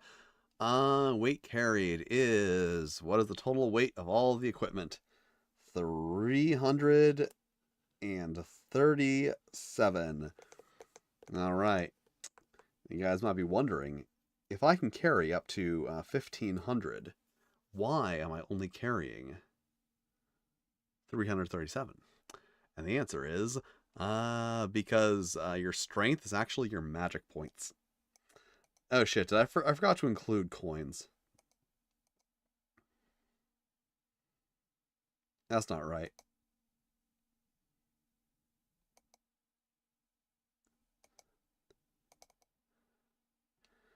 Okay, that's total cost. Okay.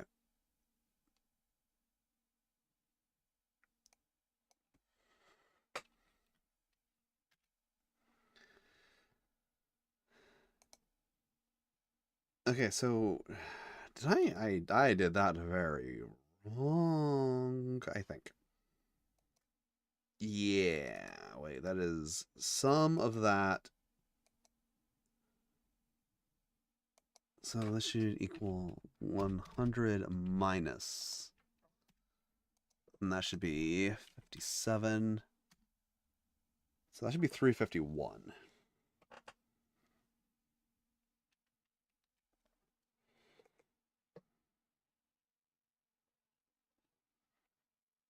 Because I should also have 57 gold.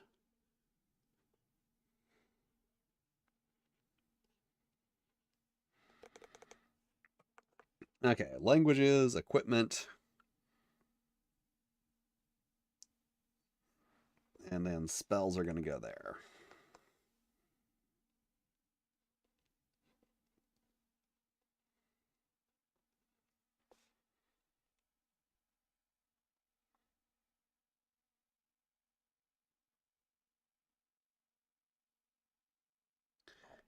Yeah, it was. Like, yeah. Honestly, the fourth edition is just slightly better. They made a very weird decision in first edition, which was armor just added to your constitution. It was just extra hit points. But also, whenever you got attacked, you could choose if the hit points came from your armor or your body. So, like, you would just go down to 1 hit point before letting your armor take the hits. And it actually reduces it in this edition. Yeah, 2013. And then, well, the weird thing is, they released it in 2013 with the original incredibly racist name for the spell that you use to permanently enslave. Like, remember I said that the enslaved monsters can revolt against you. That is, unless you cast a specific level 2 spell on them that will permanently enslave them. And for obvious reasons, I'm not going to say the name of that spell. I will write the name of that spell, though.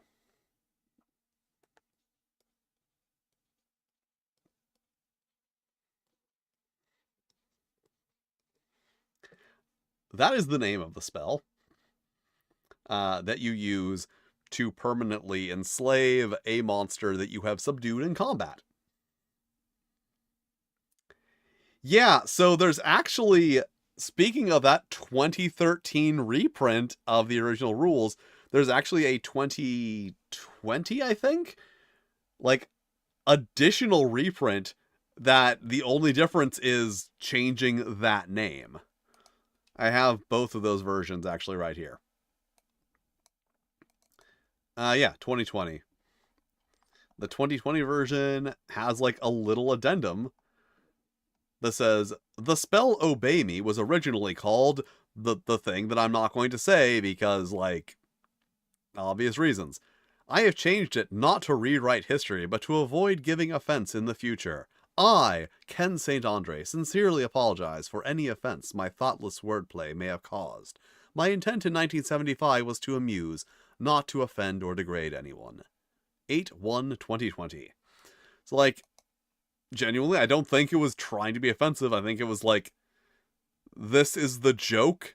Like, that's the kind of joke that, you know, a bunch of white guys in I think he was in Phoenix. I think he was in Arizona. That a bunch of white guys in Arizona who, like, don't have any black friends would joke about like that. Be like, oh, the troll says that, obviously.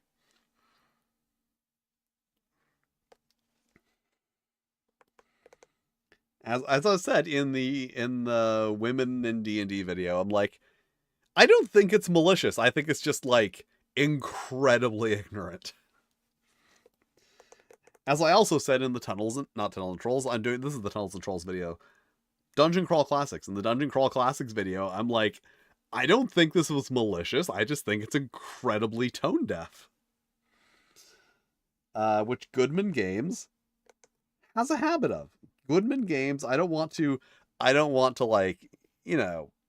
want to slander the good name of Goodman Games, but they have something of a habit of being kinda tone deaf.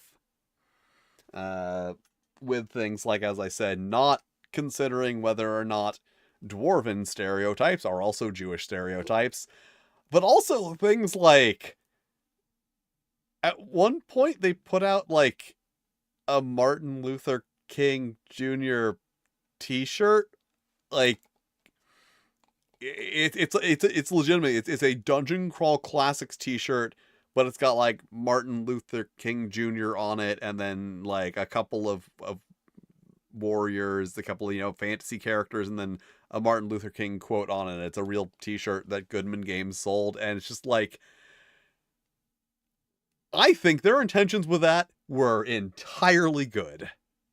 It was just very, very, very weird.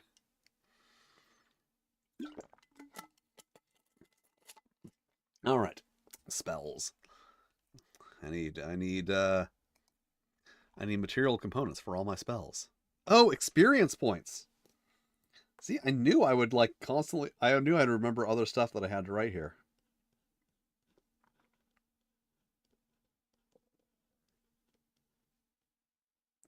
Oh, damn it.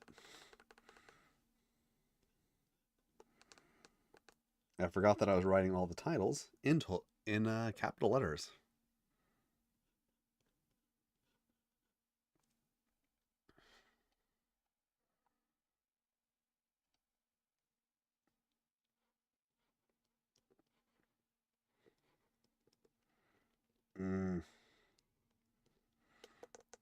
Yeah, maybe I'll just change that to EP.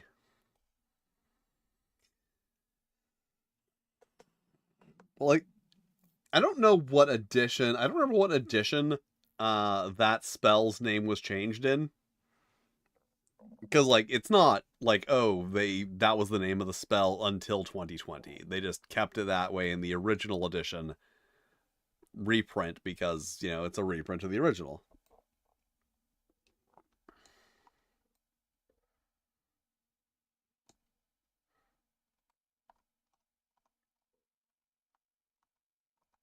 Yeah, that looks too... I'm going to change that to EP. It's also really interesting seeing EP being used as short for experience points, because we're all so used to XP now.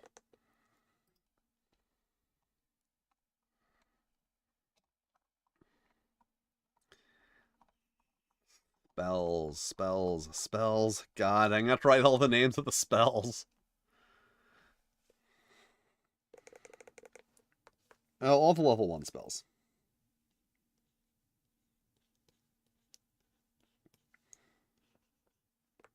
Detect. See, I could have actually done this. I could have like just typed this out instead of writing it all by hand. But I thought, oh, I'll write it all by hand, just like you would write it all by hand on your index card. That'll be a good idea.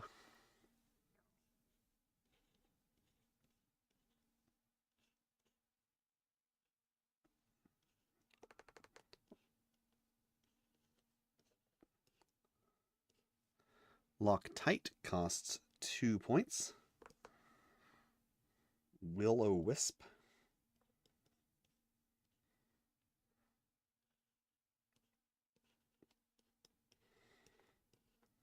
Will-o-wisp costs 1 point.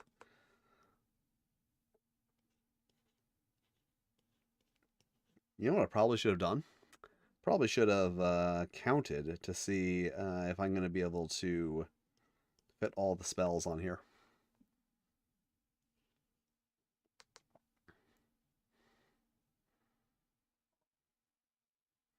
Yes, EP. Well, that's because after after the adventure, you get EP. You get EP after the adventure. And then you get EP. Hidey hole. Oh no, I better not say that on TikTok.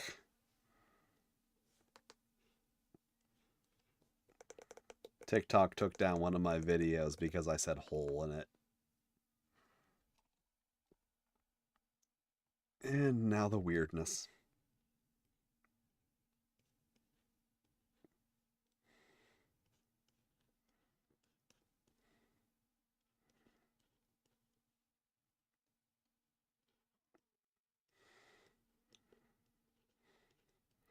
Yes, take that, you fiend, is the entire name of the spell.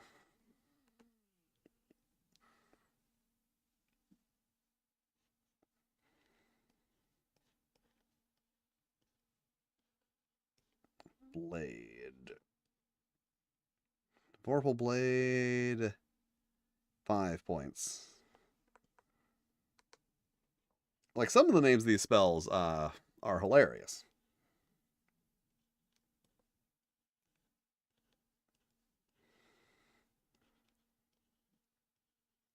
Oh, go away.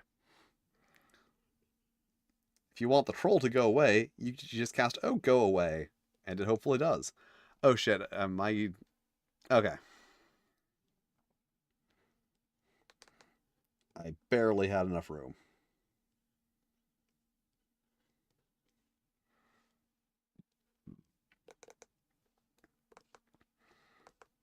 You get all the first level spells at first level.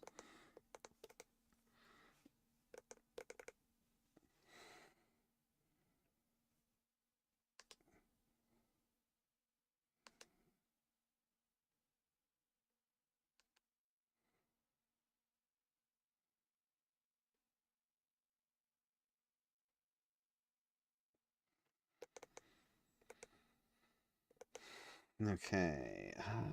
I think for now that's everything I have to write. All right, I'm going to take a short break, and I'm gonna put food in my stomach because the gurgling sounds my stomach is making might be distracting for the stream. So I'll be back in like 10ish minutes probably.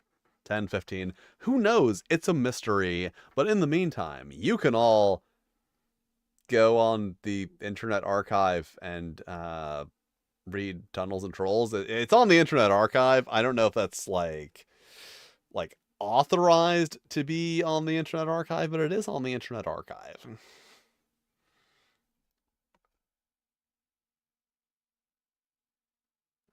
Or I will if I can find the correct buttons to push to go on a break.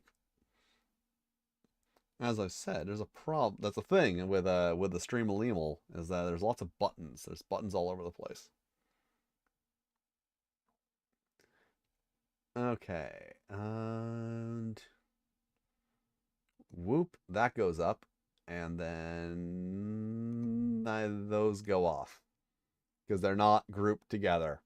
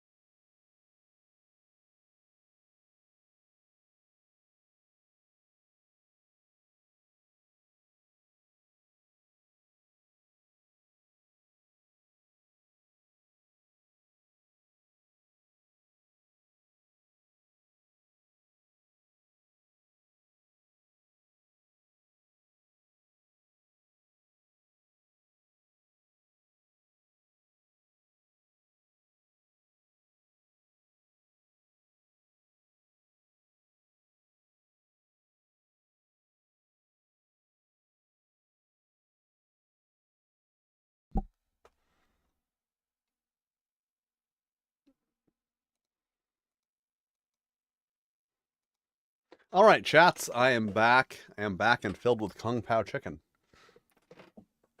Ah! Blood. No one saw that.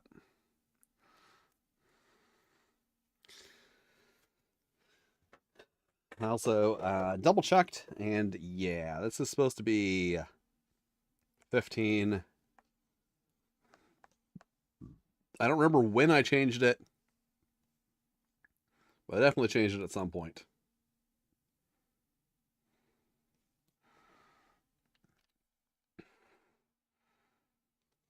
I think it was 15 originally, and then I changed it to 14. Why would I do that?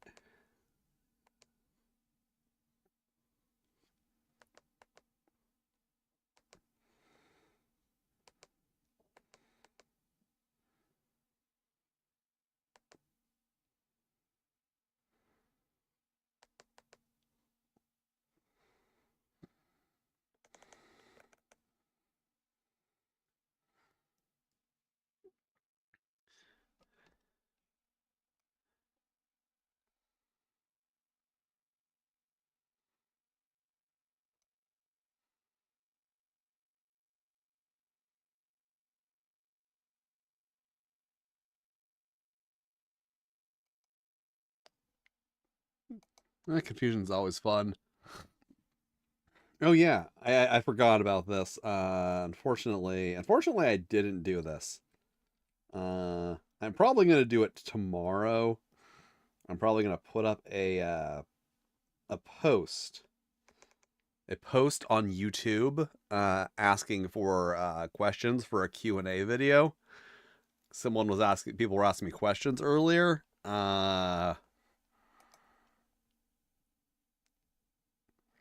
So, like, if you have questions that you'd like, burning questions that you'd like answered in video format, like actually answered by me, like with when I have time to think about my responses, uh, that's probably going to go up on my the community tab of my whatever tomorrow.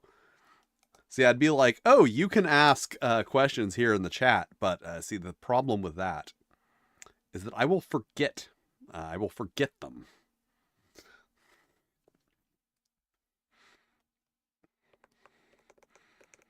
For someone who can summarize the mechanics of every single edition of Dungeons and Dragons, I have a surprisingly bad memory.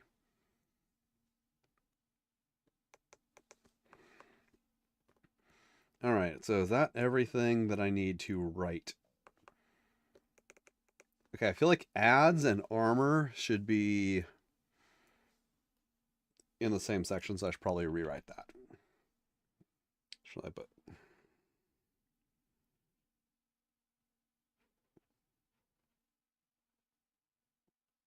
ads plus 5/6? It's 6 to range attacks.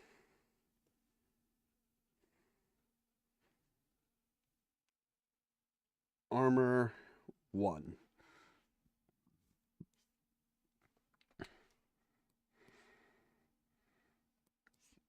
And the EP rating there. And spells here. Let's see, the final step of this would be to turn these slightly so they're not perfectly straight.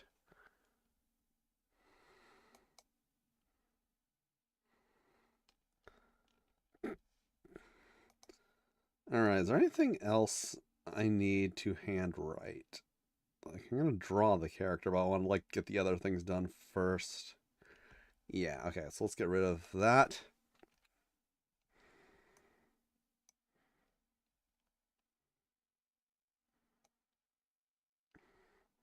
Well, yeah, things are always more interesting when they're not quite straight.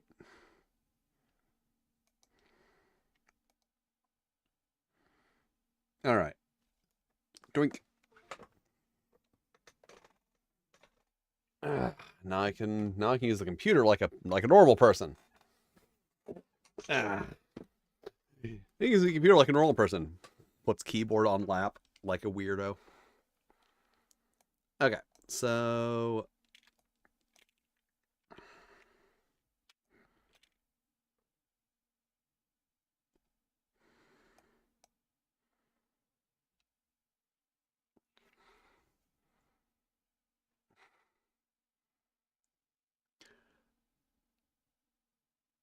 I have heard of the Made RPG. It is one of those RPGs that people talk about a lot. I don't know a damn thing about it. As evidenced by the fact that someone said Made. Oh no. It's one that people just like bring up a lot, but it's always like they bring it up as a punchline.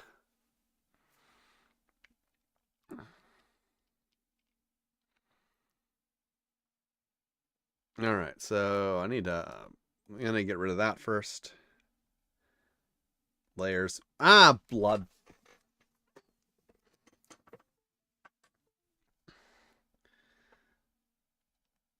So, funny issue. When you're using a stylus, it's a lot harder to click without like slightly, going off to the side.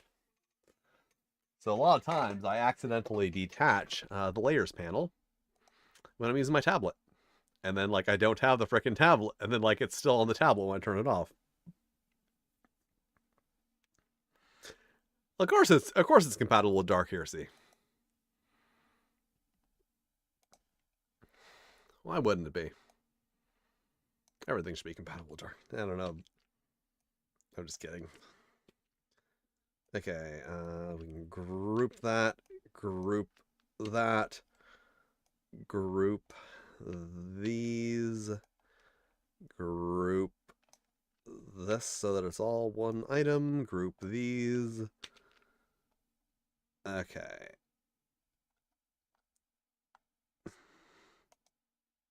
Okay, and then group that, and group that. What still isn't grouped? Oh, this isn't grouped.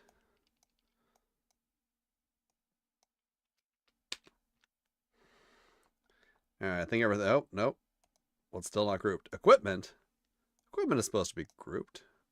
Screw it. No, wait. Okay, somehow I avoided getting several letters. Okay.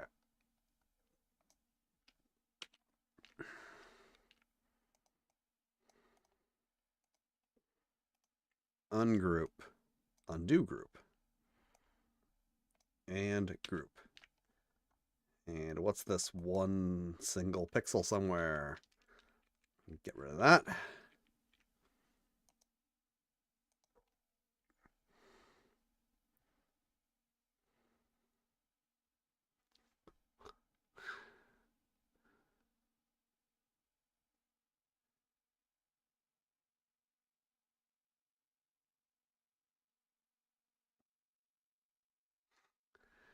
Oh yeah.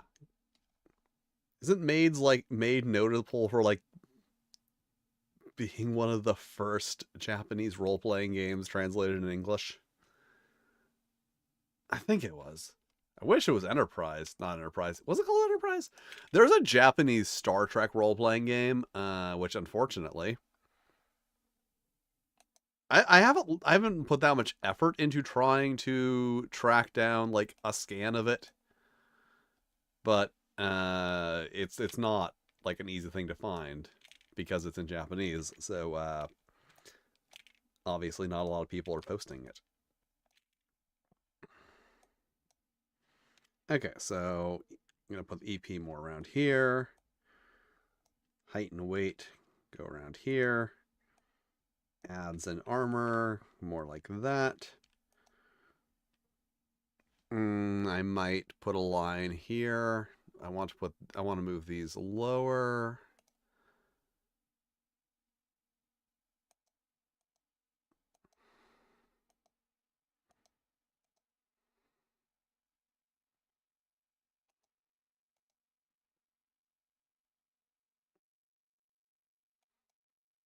Okay, why am I not finding that layer?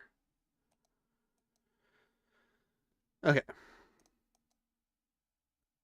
That's the layer. There we go. And boop.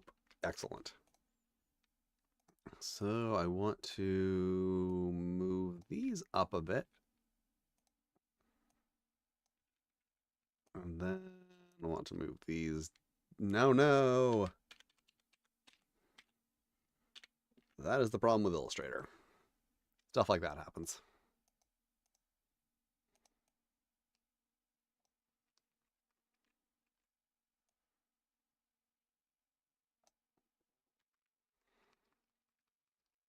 I don't know, that looks good.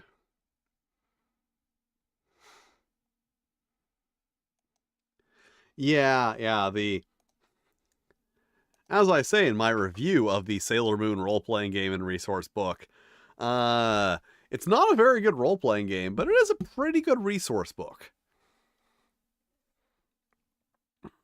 Especially for like, okay, it was like 2000, I think. No, it was like 1999. So like right at the tail end of the point where you would want a book to tell you all about Sailor Moon before you would just go into someone's Sailor Moon website. There were a lot of Sailor Moon fan sites back in the late 90s and early 2000s. I've heard from people who are, into Sailor Moon. Who would be into Sailor Moon? That would be silly. Best anime ever. That's not the best anime ever. Best anime ever is, I don't know. I do really like Panty and Stocking.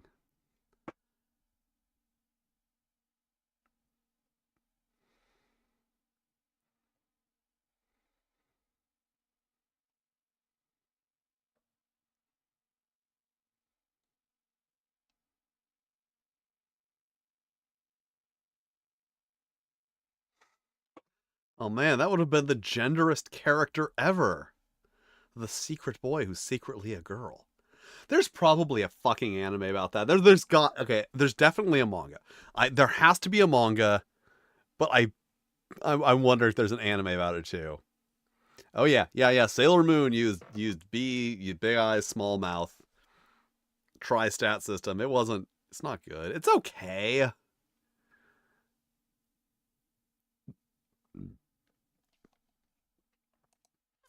I'm just not a huge fan. Tri-stat has a specific disadvantage. Like a lot of games from the early to let's just say the 2000s in general, like late 90s or early 2000s, have a problem in which they try to simplify the mechanics but don't understand how to simplify mechanics. Like, they're like, oh, it's so simple, you just have 3 stats. It's like, great. And hundreds of skills and abilities and traits. Less great. Also, like freaking Alternity. It's like, okay, so you just roll a d20 and a situation die. So you just have like a scale and you go plus and minus, like the size of the situation die is a plus or it's minus something, depending on like all these conditions. Like, that's cool, great. That's a nice, simplified, streamlined mechanical system. ... But then like all the math you have to do to get the numbers to go into that system are just like absolute fucking bullshit. It's like, yeah, it's very you tried star. It's very, we tried to simplify mechanics, but it didn't work. Like, for you young people out there,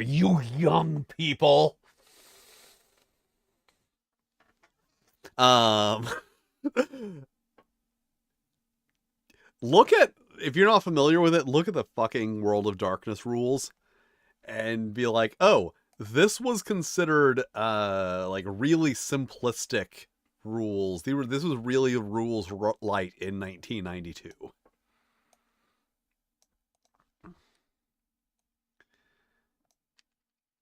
Like, so rules light that people complained about it.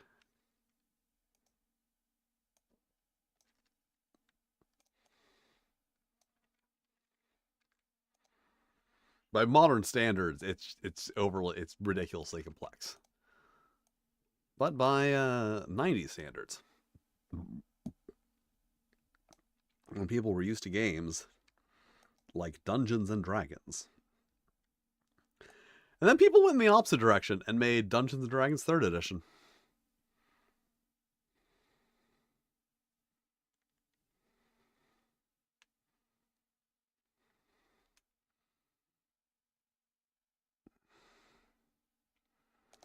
Yeah. You know, it'd be really convenient if like they just eliminated the soak die by having you like take your stamina and and remove like subtract it from the damage, and then you only have to roll the damage die that surpass the soak. That would make things go a lot quicker.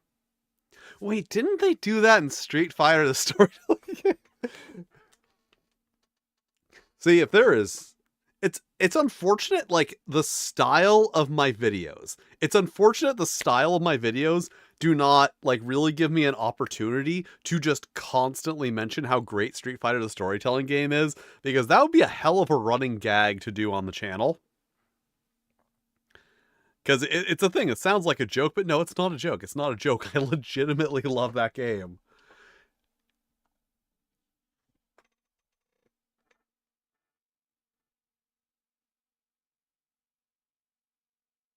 Which version of World of Darkness? Any version of World, like first edition World of Darkness is, I think, looking into first edition World of Darkness from a historical aspect is the one that will most like make my point that this was a revolutionary game at the time. That like this was like, holy shit, this game is so simple. And then you look at it from a modern perspective, it's like, wow, this game is really clunky and complicated.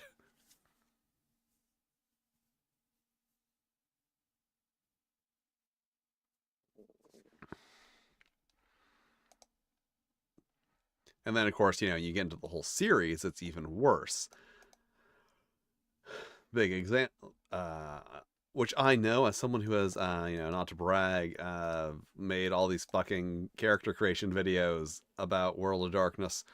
This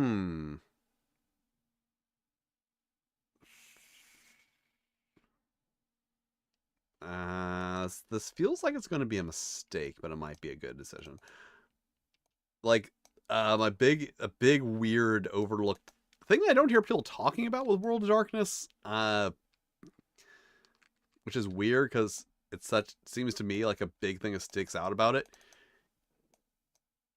is how many like unique systems there are. Like every single edition, like version of the game has some like random unique system. Magic in Mage the Ascension and magic in World of Darkness Mummy do not function the same, nor does magic in Vampire the Masquerade and magic in Werewolf the Apocalypse. Like every single game has a completely different magic system. Okay, I do not like that. I thought that might look better. It does not.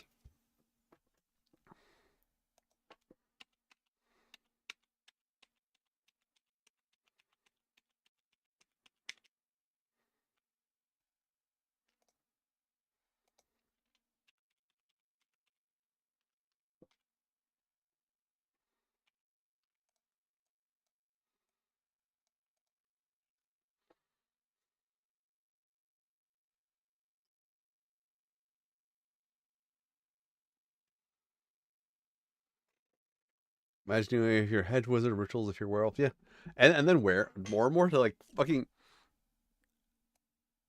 like that. You can watch my videos on it where I have to explain like a different magic system. I don't even explain the magic system in World of Darkness because it's like only certain you know, characters will have it. But like there's different magic for like the world of God, the frickin' the mummy magic system is really ridiculous. That is also weirdly enough the first thing you could play as in World of Darkness other than vampires was mummies. From 1525 BC, they had the mummies.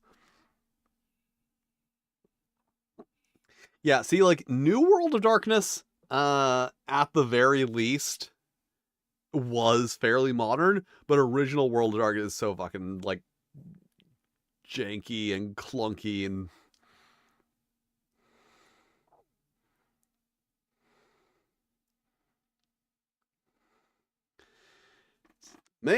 Maybe that would have been cool. See, here's my... I never played Werewolf. I was not really familiar with Werewolf. I was a goth in high school. All the people I knew played Vampire the Masquerade. So like, I assumed that Werewolf would not be as angsty as Vampire, but then I read it, for the video, and I'm like, wow, Werewolf is just as fucking angsty as Vampire the Masquerade. And then, Changeling was just as angsty, and then Hunter was just as angsty, and I'm like, why can't these games just be like, you're a werewolf, and it's cool?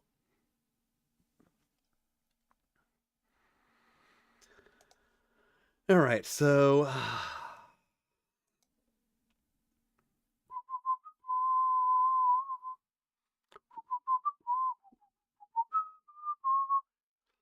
and by the Frisco Bay, the mummies are gonna save the world today, the Egyptian way, the mummy's alive.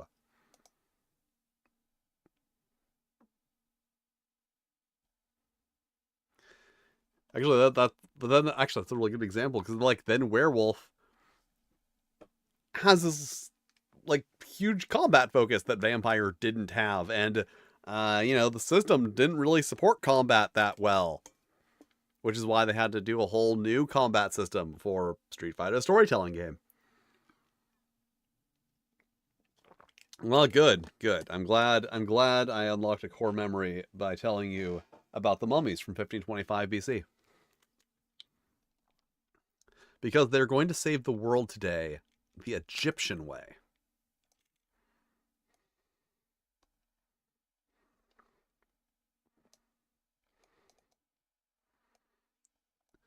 Okay. No, what I should do. See, no one is going to notice. Except you in chat. But you won't tell anyone.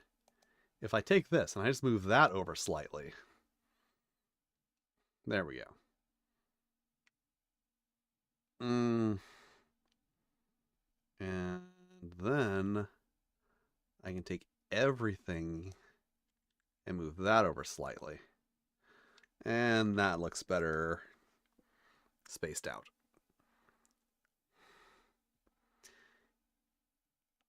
My spells.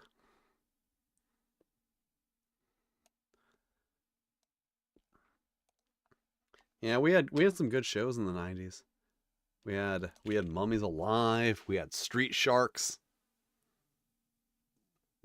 We had Extreme Dinosaurs. I love Extreme Dinosaurs conceptually.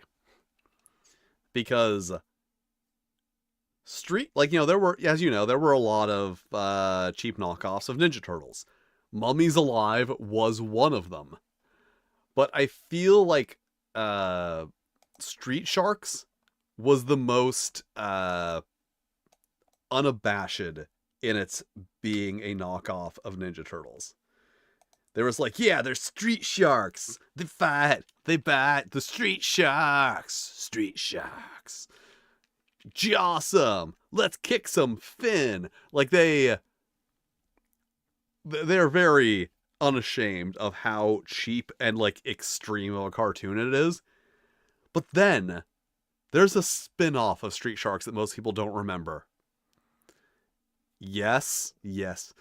Extreme Dinosaurs, which is like Extreme Dinosaurs lacks the subtlety of Street Sharks.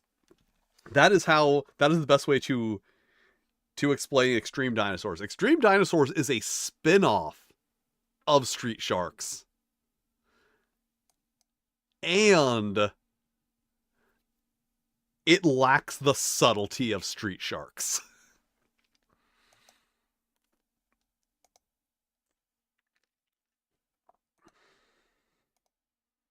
I mean, I should put that on another layer. I don't need to put that on another layer. I should put that on another layer. Yeah, I'm going to put that on another layer.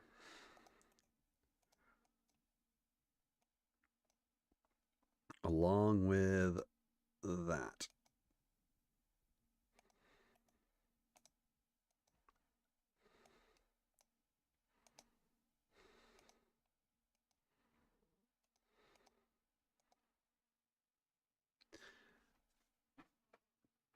Oh god, I forgot there was a Biker Mice from Mars reboot.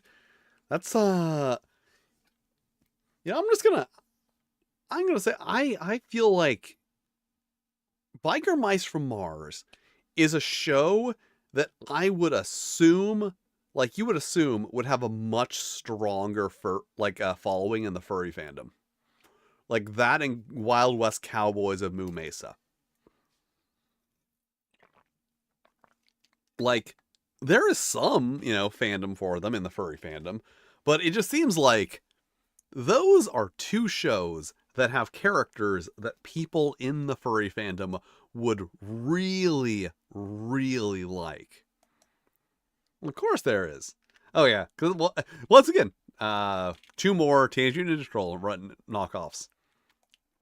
I mean, hell, even I have drawn Wild West Cowboys of Moo Mesa fan art.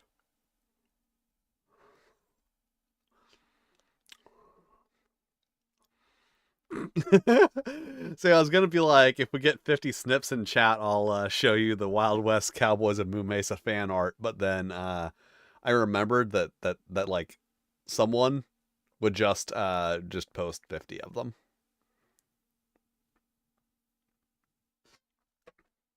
Huh. Internet, who mooed the boys?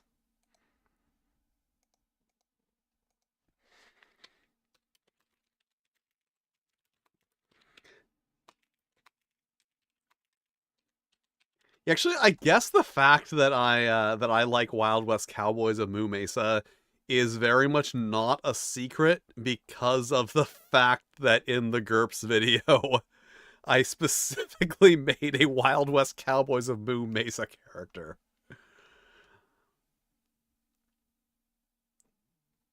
Created by comic book artist Ryan Brown, known for his work on Teenage Mutant Ninja Turtles. So it was a different Ninja Turtles guy.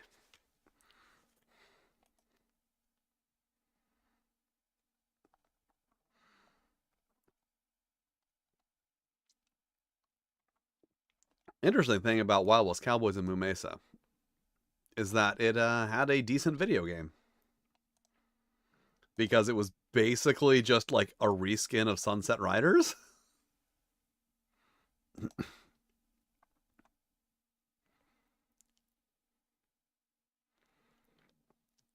Dog City, I'm not familiar with that one. How many posts does it have on E621? Oh, fuck, what was the one where they were dogs? Road Rovers.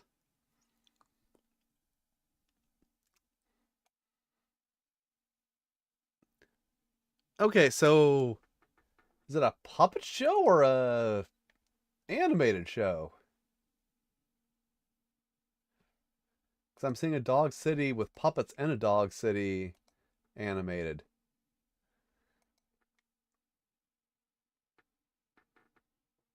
Yeah, I was about to mention Fish Police.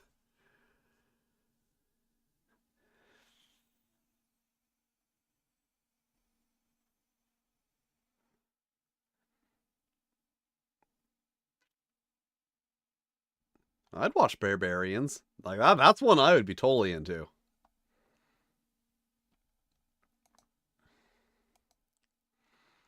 All right, Dog City looks like furry should really be into it. Not as much as Cowboys and Moo Mesa and Biker Mice from Mars. See, when you're like, oh, furries would love this, it doesn't just have to have anthropomorphic animals. It has to have hunky anthropomorphic animals. And preferably at least one himbo type character.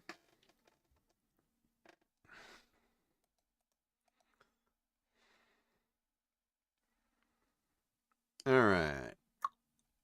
I need dice. Dice, dice, dice, dice, dice, dice, dice, dice.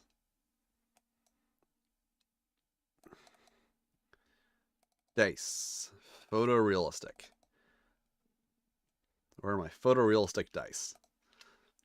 You see, they're photorealistic because they are photos. They're photos of dice. I haven't used these in a while.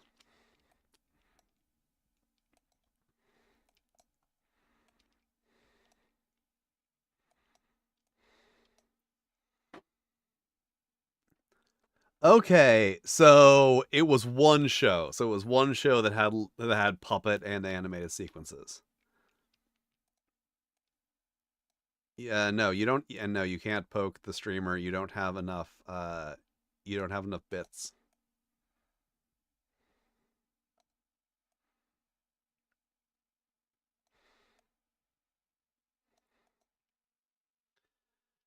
Okay, so my dice rolls were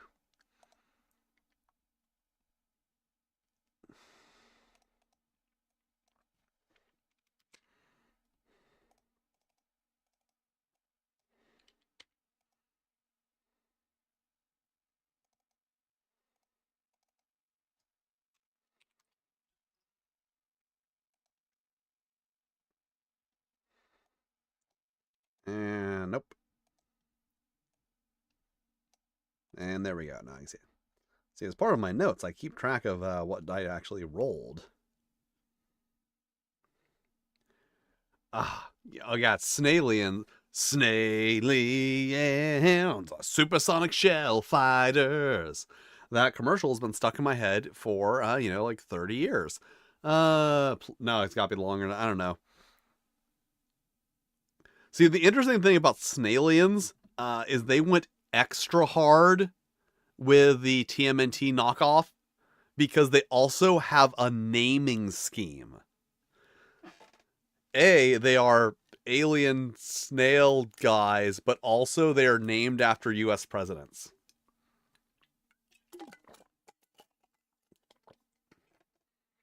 Because that was a big thing about Ninja Trolls is they had a naming scheme.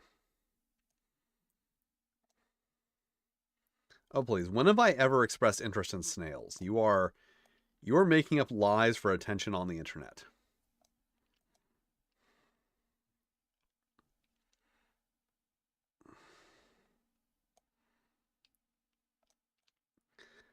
I think this was why as I was saying earlier, I think this might be why I had changed it, because I rolled in my first two rolls, I rolled 4 6s. Yes, you did not hit her oh high mark. You are not lying. You did not hit her oh high mark.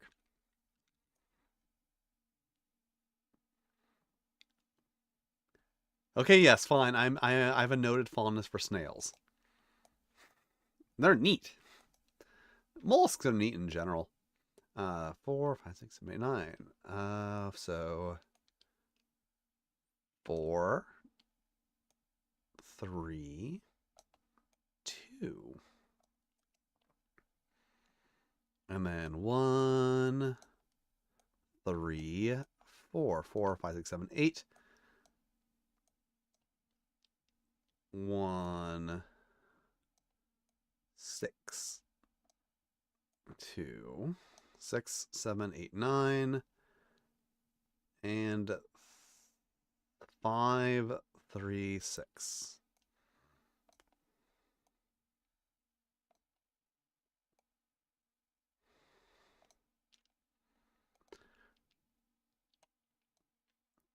I am not familiar. I'm familiar with. I haven't seen the TMNT versus Batman movie. I just know that Harley Quinn was a mutant hyena in it because people online really liked that. They enjoyed it. They enjoyed Harley Quinn being a mutant hyena.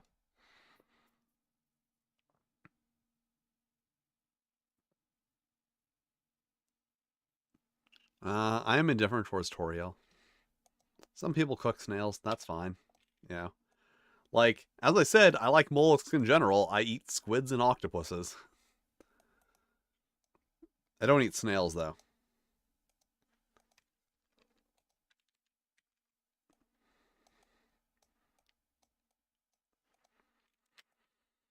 Yeah, make sure all these numbers line up. 12, 13, 14, 15. 12, 13, 14, 15, 16, 3, 4, 5, 6, 7, 8, 9, 4, 5, 6, 7, 8, 6, 7, 8, 9, 6, 7, 8, 9, 10, 11, 12, 13. Wait. 11, 12, 13, 14. Okay. Why would you want snail egg caviar? That's gross. Especially because you can get, like, fish egg caviar. Yes, I prefer traditional fish egg caviar. Actually, I prefer Masago. People don't put Masago, like, on crackers as much, but, like, you can.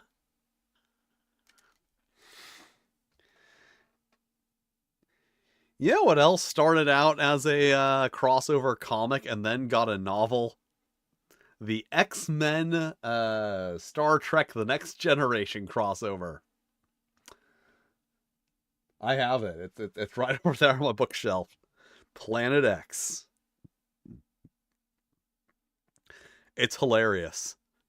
Especially because here's the great thing about the Star Trek Star Next Generation X-Men crossover novel. As I mentioned, it is a sequel to a crossover comic. So there's no point where the crew of the USS Enterprise meets the X-Men for the first time. When you read the book, Picard already knows the X-Men. And it's very weird because like they got sent onto a starbase and then Picard's like, "Oh, yes, those are the X-Men, our friends from another universe." And it's just like, that's so weird. It's so weird to have Picard be like, "Oh, yes, Wolverine. He's like that."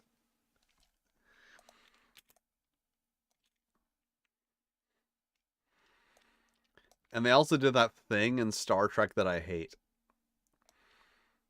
Because it's stupid. They create a holographic version of Professor X to help them, because he's a brilliant geneticist. So they create a holographic version of Professor X on the holodeck to help them solve their problem. And it's like,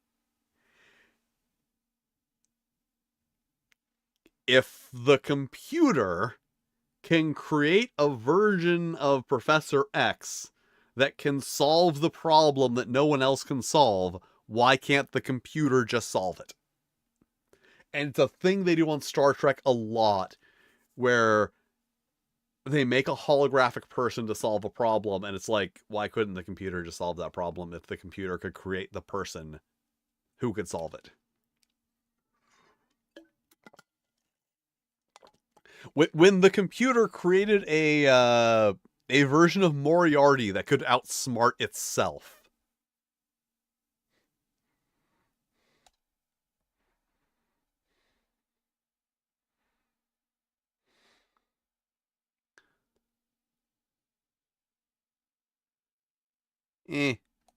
Still not interested in fish egg, snail egg caviar. Like, the thing about eating snails for me is that, like, I can like draw you an entire diagram of a snail's internal anatomy. It makes them less tasty. Animals are less tasty the more you know about them.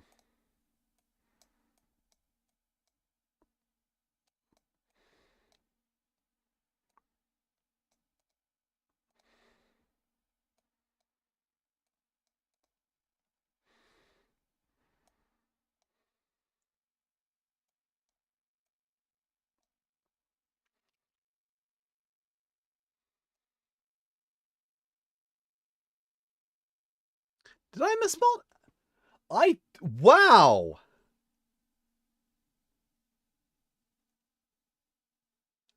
So remember how I was saying that, like, I've lost all my confidence in my ability to spell any word when I'm writing it by hand? Somehow I misspelled knock knock as cock cock. Like, twice. I misspelled the word knock twice.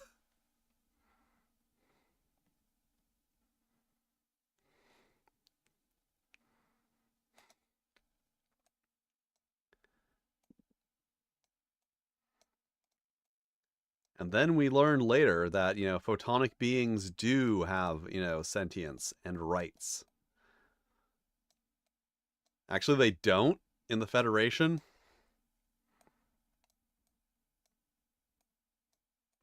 I mean, did Gray... Gray technically wasn't a photonic being. Gray was... What the fuck was Gray?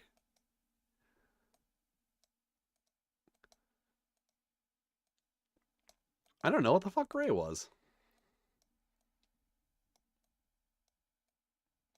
A ghost?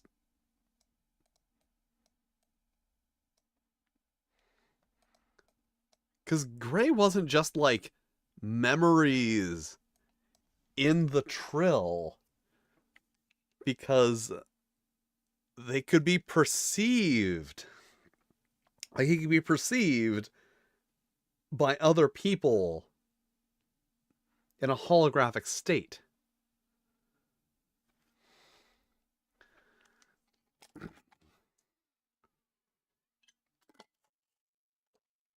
Well, of course. That's what you do in Star Trek. Yeah, you fuck the holograms. I like is that Star Trek Lower Decks actually called that out. At one point, they're being given shitty duty on the ship, and one of them is cleaning out the biofilters in the holodeck. And I think like Ransom is like, do people really, on the holodeck?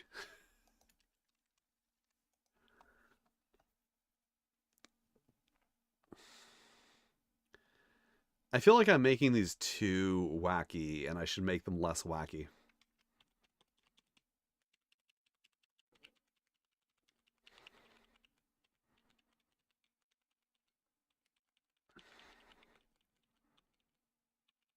Alright, I think I know how I'm going to do this. I'm going to do this in a weird way.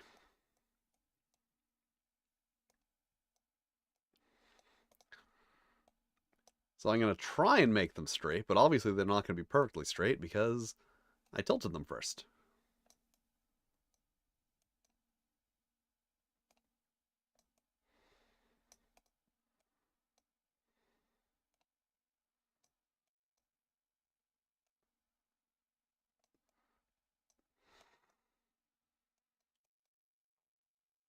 You want to make something... Art tip, you want to make something look haphazard, just do it haphazardly.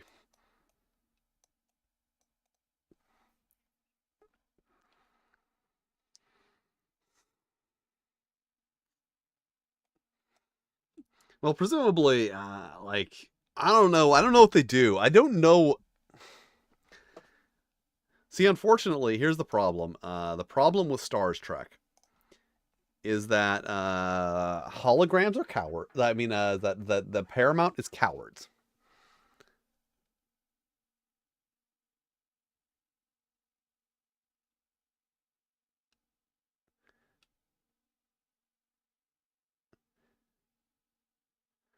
Yeah, you need to forget that a lot of episodes of Enterprise happened. So, yeah, Paramount are cowards. So they won't ever tell us what happens to the cum in the holodeck. Because like here's the thing, you can assume like you fuck the hologram, you come inside the hologram. Well, here's the thing. Okay, so like you assume like you fuck the hologram, you come inside the hologram, and then like at some point the cum is like siphoned, out of the hologram into like a collection bay. But what if it doesn't have time to do that first? Like, when does it do that? Does it like, because the hologram doesn't have to have consistent anatomy. So like maybe like right after it can just like seep out through their body into like the holographic floor and through a series of, holographic pipes into a collection bay. Because the thing the thing that I keep thinking is like, okay, so you're having sex with someone in the hologram, you're in the holodeck, and then like the holodeck turns off, and then just like splat on the ground. Like that's what I keep thinking about when discussing cum on the holodeck. Yes, that is specifically mentioned in Discovery.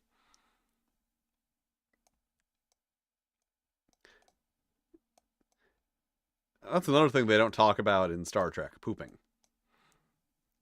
Star Trek Deep Space Nine used the term waste extraction, and it was like the first time that they actually mentioned like human bodily functions on Star Trek. I mean, technically, I think it was Ferengi, so it's not actually human bodily functions.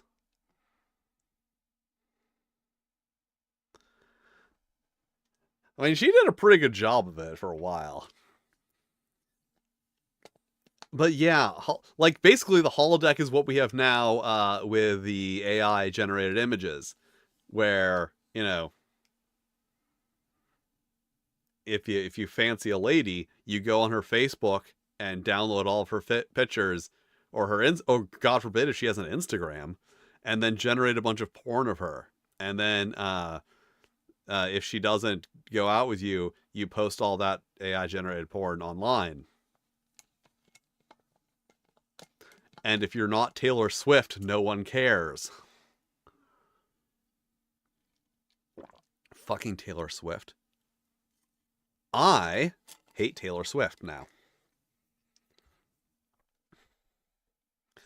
Because that happened to Taylor Swift during like the Super Bowl. Like a bunch of AI generated porn of her was being really like posted all over Twitter. And instead of using that opportunity to say like, oh, look at this new threat that, it can affect literally any woman. Even if it can affect me, it can affect your wife and daughters, because that's the only way you can convince people that women have rights. She didn't do that though. She just went like, oh, just ignore the haters. Like, please, Taylor Swift, use your position as a celebrity to bring attention to a serious issue that no one wants to talk about because it's dirty. And that's why I'm angry at Taylor Swift. Because she had a perfect opportunity to bring light to an issue that is very serious and perhaps get people interested in, passing laws that would prevent it from happening. Because right now, that's not illegal. Right now, making AI-generated porn of someone and posting that AI-generated porn of them is not illegal. It is only illegal to post porn of someone without their consent if it is actually a photograph of them.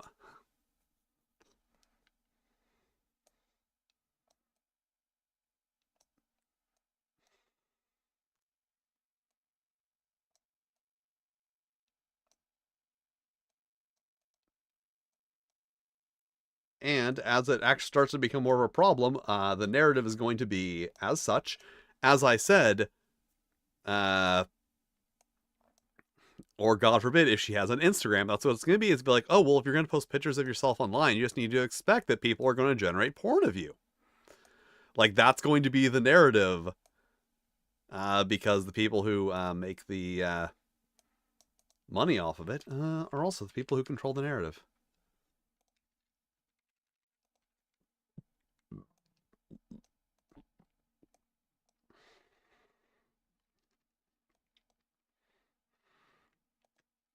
When I was logging onto Twitter today, apparently, like, right in the like bar where like you would normally select to add an image, to like attach a file to your Twitter post, is now a button to have Grok generate an image for you.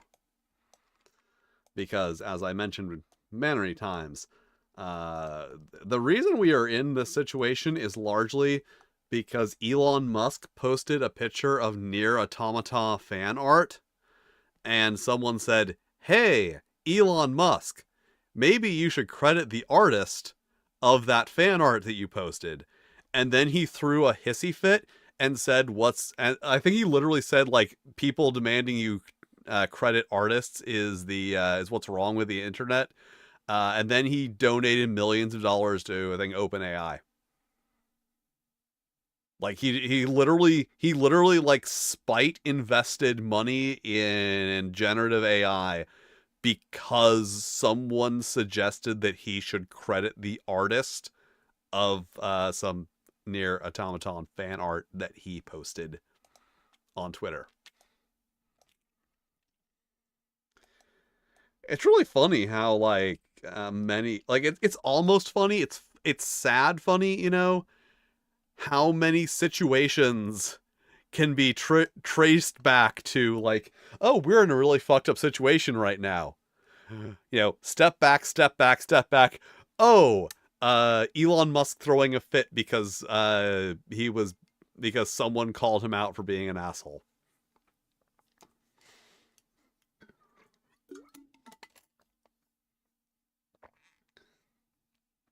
Donald Trump wins a second term. Step back, step back, step back, step back.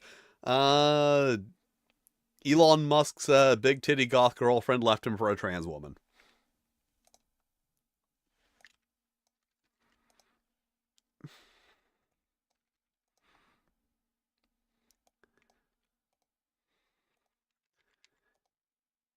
Like, is there a rule that like wealthy people aren't allowed to like deal with anything in a healthy way?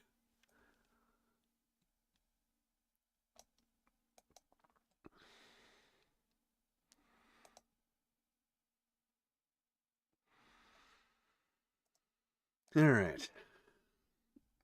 All right, so there's those dice. Where's my script? Where is me script? Where is me script? Oh god, I need to add that. I need to add a note to the script that it doesn't provide height adjustments for leprechauns.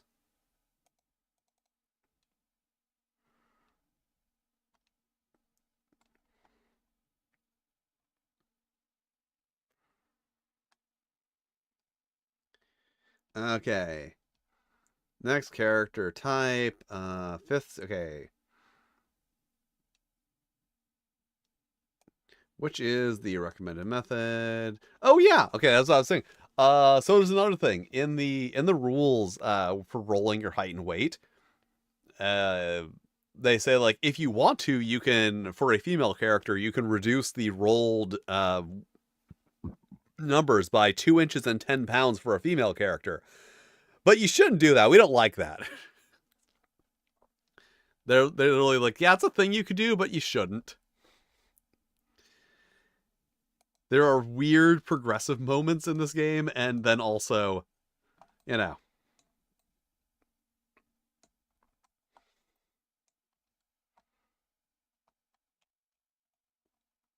Oh yeah, also in the rules for experience, if you want to play as monsters, because you can play as monsters, uh, monsters get, where is that? Yeah.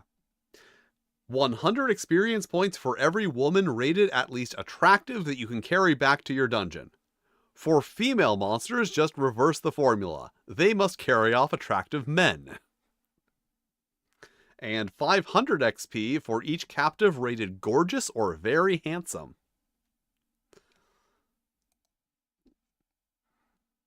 So once again, very weirdly, they're like, okay, but also, you know, they're like, monsters carry off attractive women. But then lady monsters, they carry off attractive men. It's weirdly progressive in some ways. For 1975. Alright. I forgot what I was looking up. Was I looking up height and weight? No adjustment for leprechauns. Oh yeah. No, 75, 60. Wow, if you, like your minimum weight can be 4 foot and 75 pounds.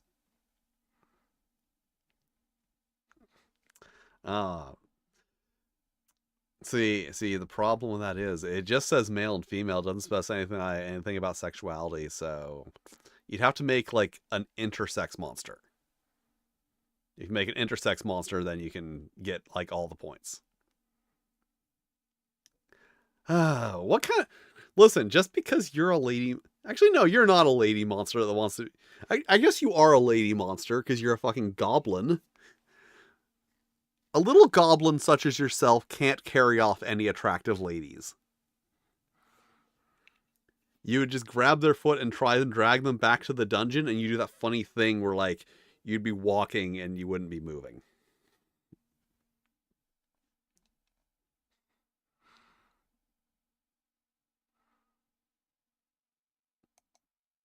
Goblin cart. Do do do do do do do do do do do do.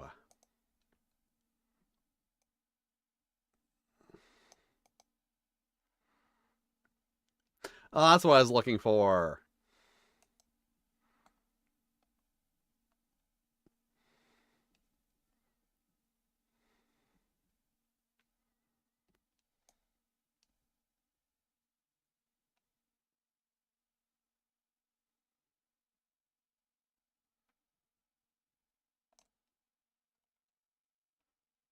Yeah.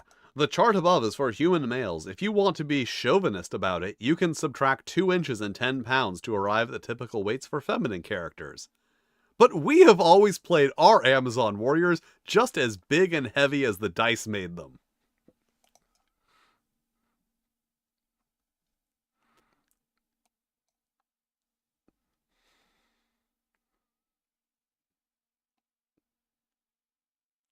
Well, if you want to make a monster, you must first create the... So there's actually a version of Tunnels and Trolls specifically for playing as monsters. It's called Monsters Monsters. I think the first edition of Monsters Monsters is slightly different, and then the second edition of Monsters Monsters is fully compatible with Tunnels and Trolls 5th edition. Like, this section of the book even says... where does it say that? The section for XP for monsters even specifically states, for the fun of it sometimes, like in Monsters Monsters game, you might like to play the monsters as the protagonists instead of the typical human characters. So, I'm not going to be making any monster characters in the Tunnels and Trolls videos, but if the Tunnels and Trolls videos get views, I will be covering Monsters Monsters, because that's arguably an edition of Tunnels and Trolls. Like, I'm a little cagey about it in the video, saying that it has a number of editions between, I think it's like 4 and 13. Tunnels and Trolls has a very weird number of editions. Because, like, the first 4 editions are nearly identical. There's 2 things. There are 2 things between 1st and 4th edition that are, like, notable rules differences. Then 5th edition is more of a refinement. Then there's 7th edition. Now you might be thinking, okay, have a nice sleep. Thanks for stopping by. Now you might be thinking, wait a minute. You just said 5th edition and then 7th edition, which is the 30th anniversary edition. What happened to 6th edition? Well... Outlaw Games made an unauthorized 6th edition of Tunnels and Trolls, which, if anyone has a photo of the cover of the actual print edition of 6th edition Tunnels and Trolls, not the mythical 6th edition, the original 6th edition of Tunnels and Trolls, send that my way, because I have not been able to find one, but I know it exists. I know there was a print version of it available. And yeah, I believe that was Savage Species. It used a lot of monster levels. So there was an unauthorized version of 6th edition. Then, when 7th edition came out, they called it the 30th anniversary edition, and then the revised version out is called 7.5, but in the 30th anniversary edition, they straight up call it 7th edition. Specifically because... I don't know. That's the thing is, I looked... get up and do your shit, okay? I've yet to, I can't find any information on this. I can't, like, any interviews with, like, Ken St. Andre about it, but, like, or St. Andre, I don't know how his name is pronounced. The only thing I can figure out is that when they were doing a new edition, they didn't want to call the new edition 6th edition, because then people would say, oh, I need to get that new Tunnels and Trolls 6th edition, and they would confuse the unauthorized 6th edition with the official 6th edition. So they just called it 7th edition, so that people will look at the unauthorized 6th edition and be like, oh, that's the old edition, I want the new 7th edition. That is the only explanation I can think of. So there is no official 6th edition of Tunnels and Trolls. I bet you're thinking, wow, that is one awkward thing in Tunnels and Trolls. Surely there's not another. Anyway, 8th edition is only available in French. So some company licensed Tunnels and Trolls and made an 8th edition, which is French. So 8th edition of Tunnels and Trolls is only available in France and in French. And then there's a deluxe edition, which is basically the 9th edition of Tunnels and Trolls. It's got a really weird version history. And then, as I said, there's also Monsters, which is arguably also a version of Tunnels and Trolls. I haven't looked for a translated version of Tunnels and Trolls 8th edition, but I've also not seen one while getting the books that I do have on my computer, because I mean, hypothetically, if there were, like, places, like some kind of, like, troves that existed, some kind of OS archives that existed, where one could find, like, big, collections of files for classic role-playing games. If those places existed, which, remember, they do not, the only way to get a PDF of a role-playing game is to buy it from Wizards of the Coast. Doesn't matter what game it is. That you have to buy it from Wizards of the Coast. That's the rules. Hypothetically, if those places existed, I would have never seen a copy of Tunnels and Trolls 8th edition on one of them, but have seen 6th and 6th, the mythical 6th, which is like 6.5. Also haven't found 5.5. But 8th edition, I've never even seen. I mean, hypothetically, I would not have ever have seen a PDF of anywhere. Once again, as I said, if that was a thing that you could do, which it isn't. There's no place on the internet where you can find archives of PDF files of role-playing games. Those do not exist. All right, so might as well use the optional height weight. So 6'1", 107 pounds, 170 pounds, and we can subtract 2 to but those elf modify by 5, 6. Also,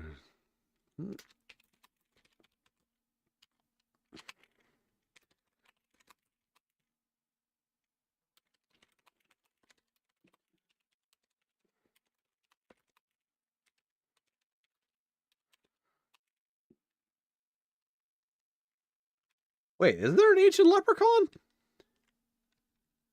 I knew there was an ancient leprechaun.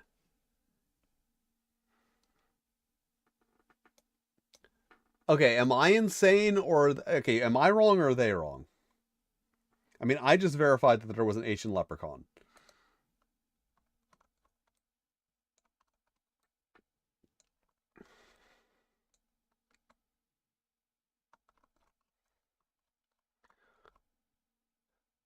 Lepra, C-A-U-N-S. There's... Yeah, they forgot the H in leprechaun. Wasn't me, it was them.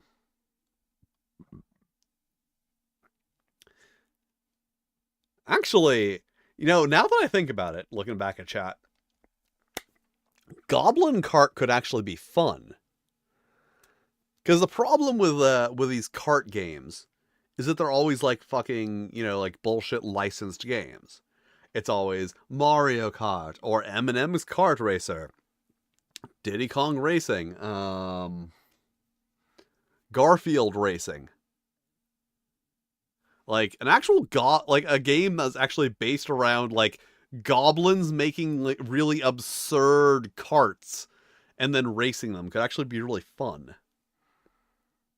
Because goblins are not known for their, mechanical abilities. Okay, so, I guess Okay, wait. I got a better idea. Let's see. Games, tunnels and trolls. Oh shit. I've got a fuckload of files on my... I need to review Neon Lords of the Toxic Wasteland. That is a game I need to review.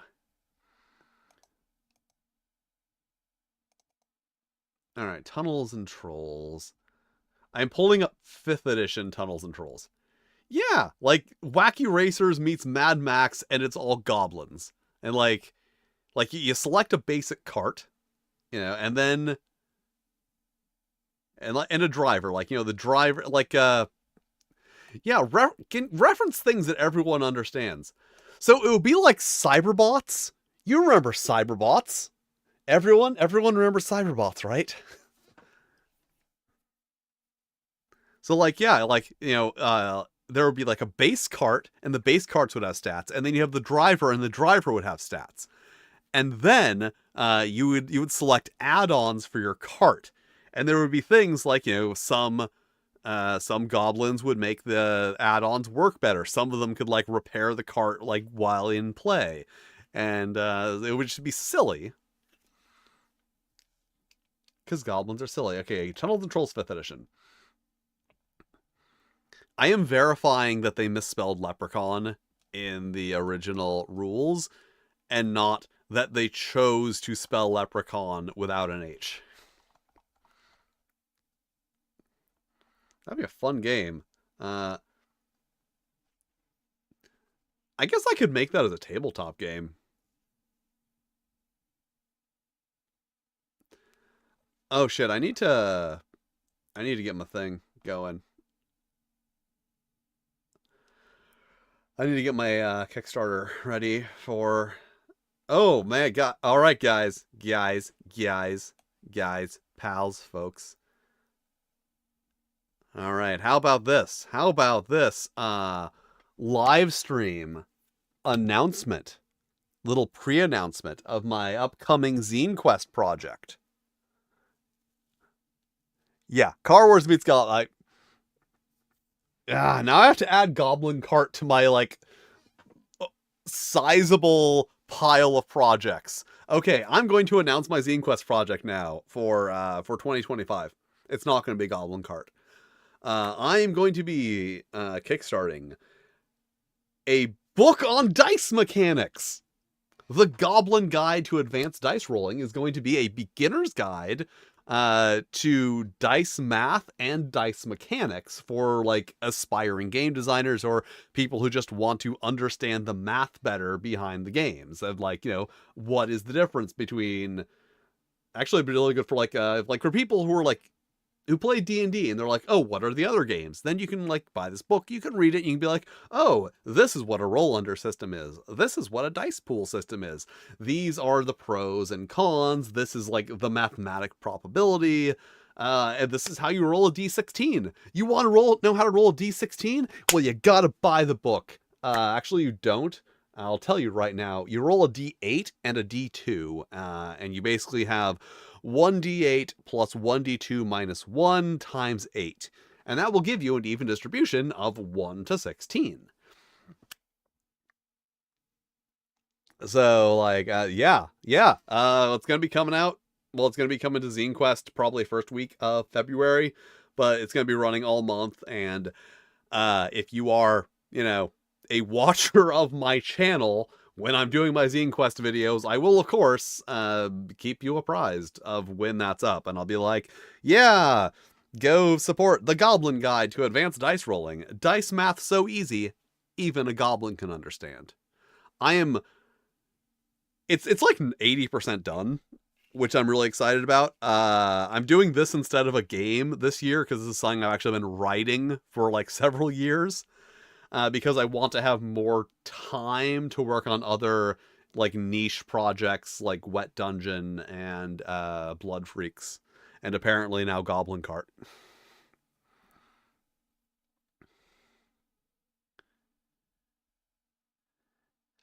Uh, you you have a die for every whole number from 3 to 24, and you don't have a D2? You have a D23 and not a D2?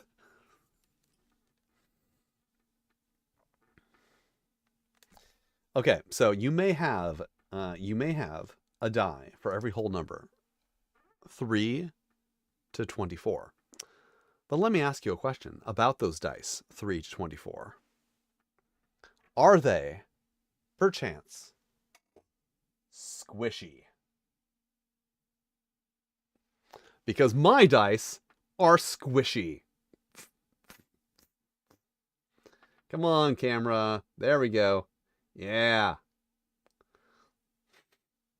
Focus on the squishy dice. I love my squishy dice. Like, genuinely, I keep the D20 and the D10s of these silicone dice on my desk. The rest are in a bag back there. But, like, I keep these on my desk all the time, and I play with them. If I have to roll a D10 or a D20 for one of my videos, it is these dice. Also, they're the dice that I roll to decide if I am going to play another round in Dead by Daylight. See, if you tell yourself, oh, I'm going to play 2 more rounds, then you get to the 2 rounds and you're like, I don't know, like, I can just play 1 more. So what I do is, when I get to a point where I'm like, I kind of want to stop, I think this might be time to start considering stopping, I roll a die, and if I roll a 10, I don't play another round.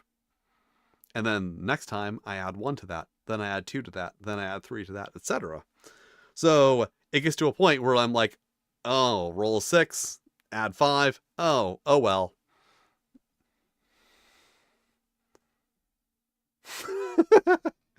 Yeah, that's Mutant Dungeon Crawl Classics, Mutant Crawl Classics, X Crawl Classics. There's an X Crawl Classics I learned recently, which is cool because X Crawl is actually a kind of cool concept for a game. Have a very interesting relationship with the weird dice, and that is this. If you have the weird dice, you might as well get whatever Crawl Classics so that you can use the weird dice. And if you have whatever Crawl Classics, like, it's a good reason, like, if you're like, oh, I'm kind of interested in these weird dice. Ooh, if I get Dungeon Crawl Classics, I'll need to buy the weird dice to go with them. Like, they have a symbiotic relationship. The Crawl Classics games.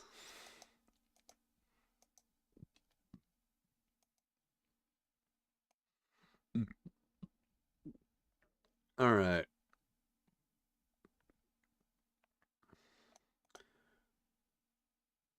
That's for the most part.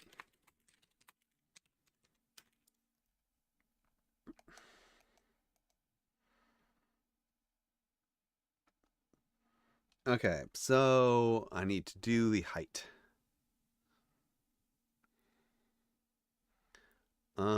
Dice. Yeah, goblins love dice. That's why I'm writing a goblin guide for advanced dice rolling.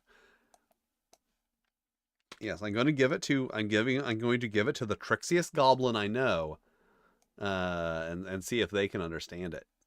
Like someone who had trouble with their math for artists class. Wait, did you take your math for artists class yet?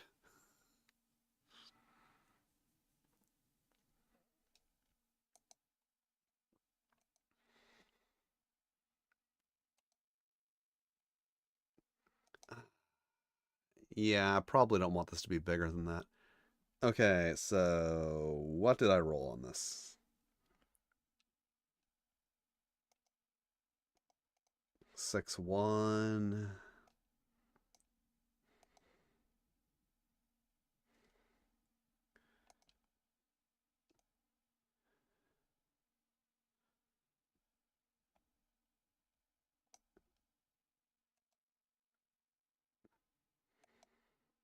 625 and 334. 6, 2, 625 and 334.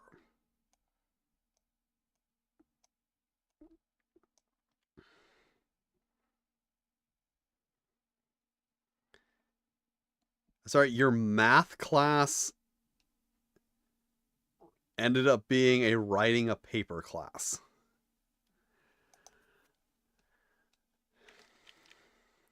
Art school's weird.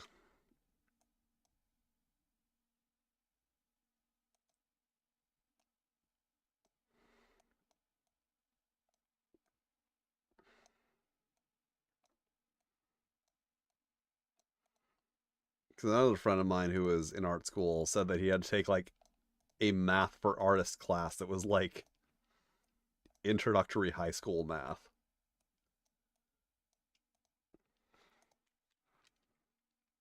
Whereas my highest level of math was pre-algebra. Not the highest level of math I've taken, the highest level of math I've taught.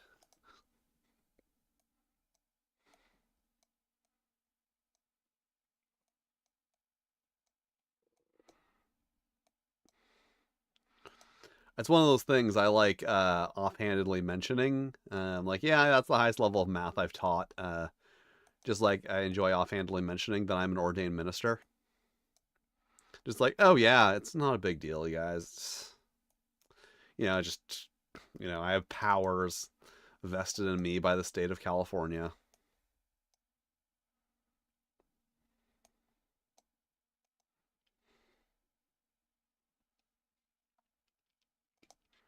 They were like, yeah, 6.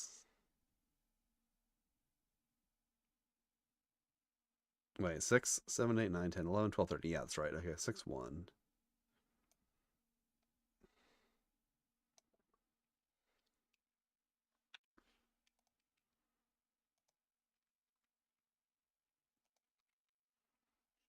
And then I want to change that to...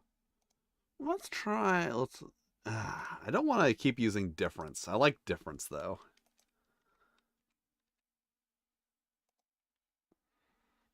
I could... Nah, I'm not going to change the color of these. You got out of math for artists for the infographics class. Like... All right. Have fun sleeping. Thank you for stopping by the chat. Thank you for joining me here on the internet. I tried to make that a catchphrase, but it doesn't work. And have a nice life, and thanks for stopping by. All right. And then 4, 5, 6, 7, 8, 9, 10.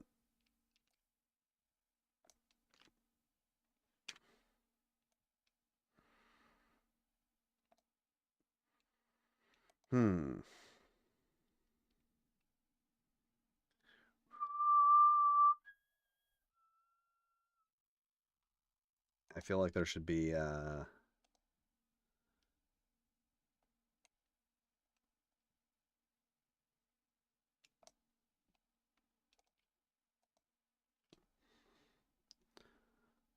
button push. There we go.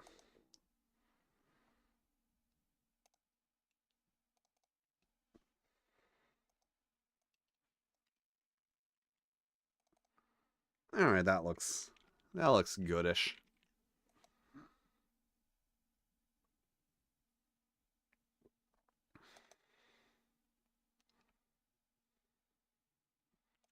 So basically what you're saying is that you'll be an even better test goblin for my math book.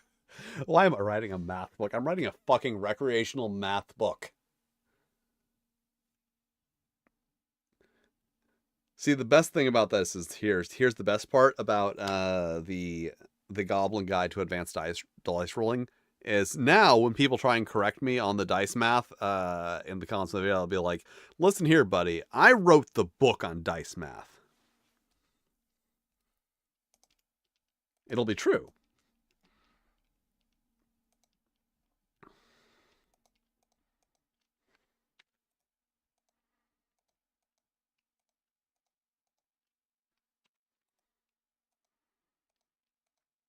The best lies are always true.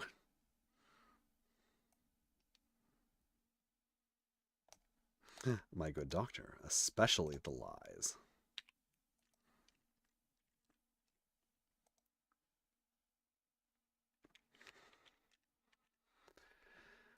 Oh, people were upset about that. Dumbasses.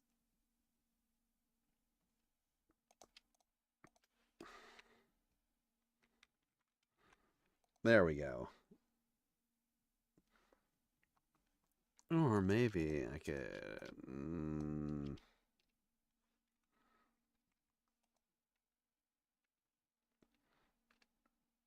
No, that's fine with this one like that.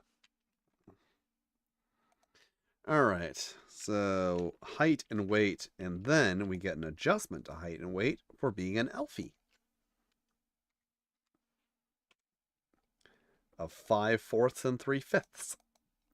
I should probably make sure, I should probably double check the math on that.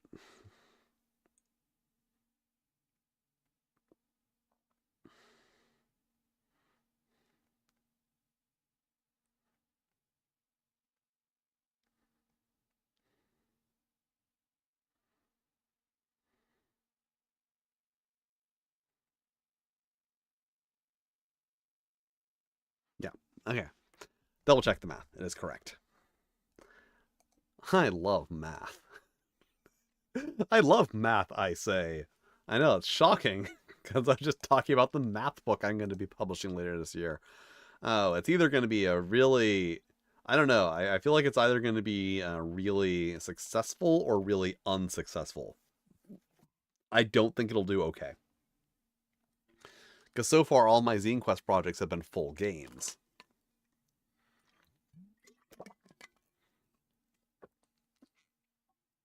So I don't know how well people are going to respond to something that is like completely system agnostic and is like not even, you know, a supplement. It's just, here's a book on math.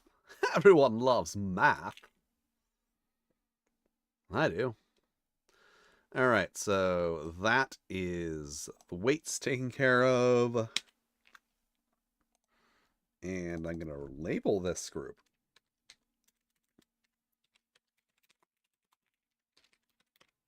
Height and weight. And I should label this one.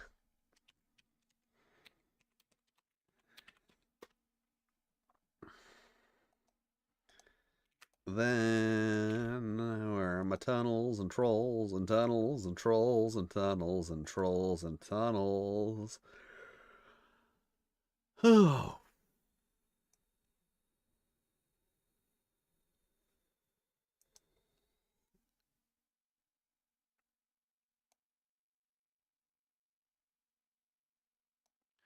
All right. Minute dexterity cast spells. Oh shit! Max spells is something that I need to add on to here. I think.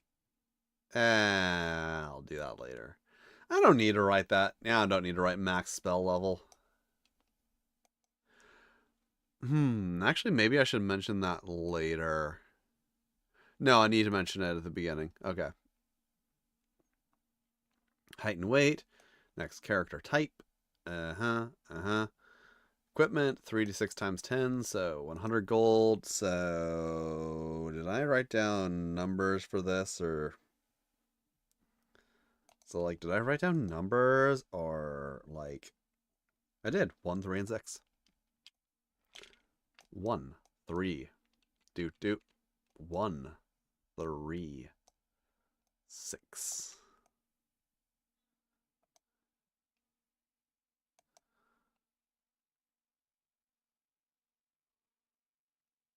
I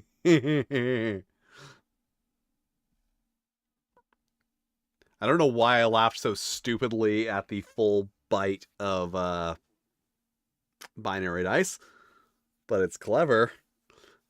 Gee, I wonder why I think that the binary dice are so clever. See my video on base 36 dice.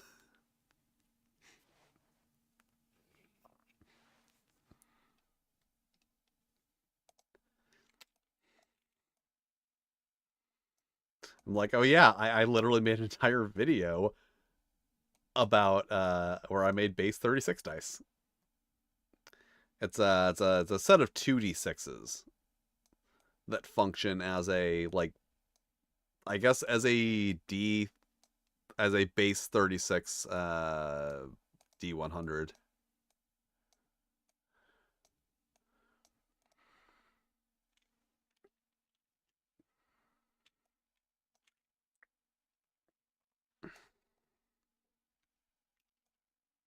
I should probably add like times 10.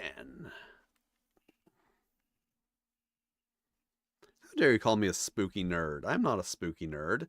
You are a fucking nerd. Like, how you enjoying your Sims game? Get a I am cool. I'm an influencer. I have I'll have you know, I have like 1,000 followers on TikTok, probably.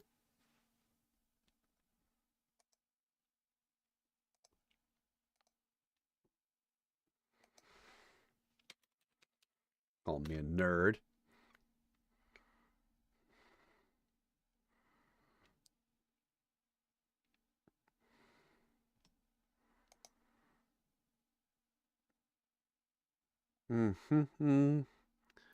Okay, cool. I have not had any more of my videos taken down off of TikTok. 2,000! I've got 2,732 followers on TikTok, apparently. That's way more than I was expecting. I thought it was going to be like 1,000. Because I accidentally got 1,000 followers on TikTok. And you're thinking, how do you accidentally get 1,000 followers on TikTok? I posted a video that got a lot of views. Like, I wasn't making any effort to growing an audience on TikTok, and then I just made one video that got a buttload of views.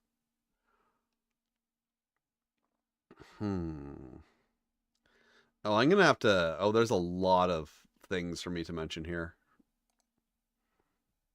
Okay, where's my... No, wait. Script. I want script, and then I want book. Like not like real viral TikTok video. Like a real viral TikTok video, you know, gets millions of views.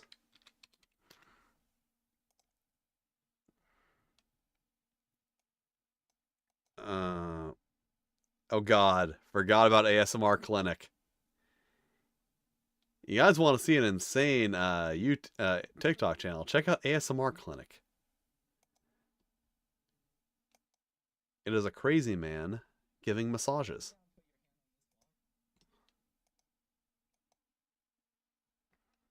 Okay, how many?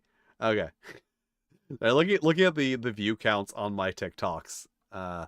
87, 77, 64, 516, 1,185, 971, 906, 1258, 479.9 thousand. That would be the one that that did quite popular. It was my second video on bootleg Amazing Digital Circus merch. So yeah, it got like 500,000 views. So I got a bunch of followers, but now it's like, what the fuck am I gonna do with TikTok followers? They don't have money. I will not post cock on TikTok. I posted a clip from one of my streams where I was playing Dead by Daylight, and there was a very Yonic-shaped hole in the wall, and I just walked up to it, and I'm like, hole. So I clipped that, and I posted it on TikTok, and it got taken down for violating TikTok's community guidelines. So when I say that you can't say hole on TikTok It's from experience.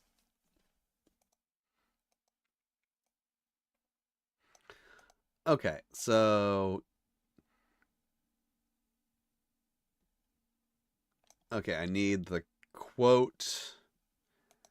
I'm going to need a lot of quotes from the book at this point. Okay.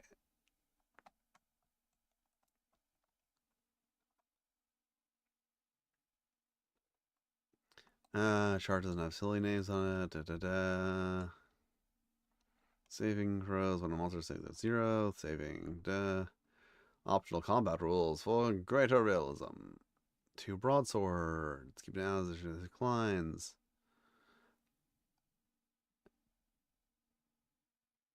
If strength should ever be reduced to 0, you have burst your heart and killed yourself. I had a feeling that wasn't good. It behooves a character to stay alive as long as possible.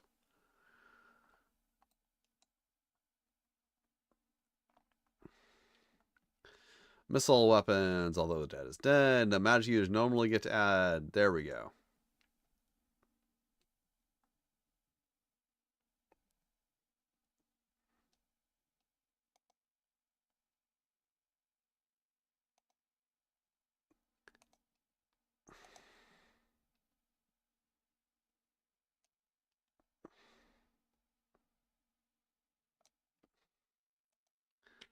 Quote about magic users.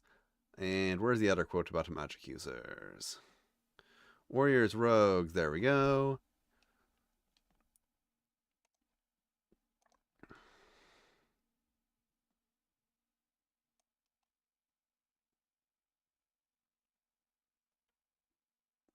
And I think I'm going to reference this quote multiple times.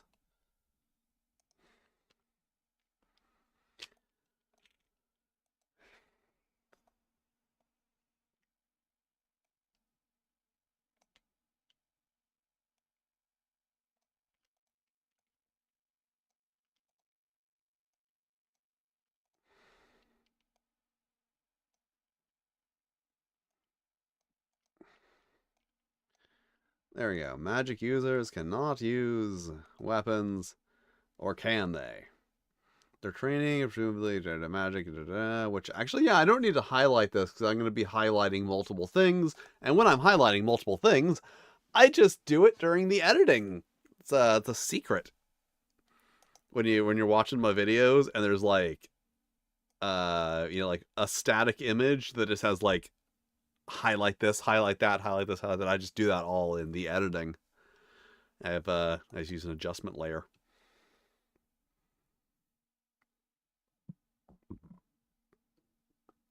Okay, then do it.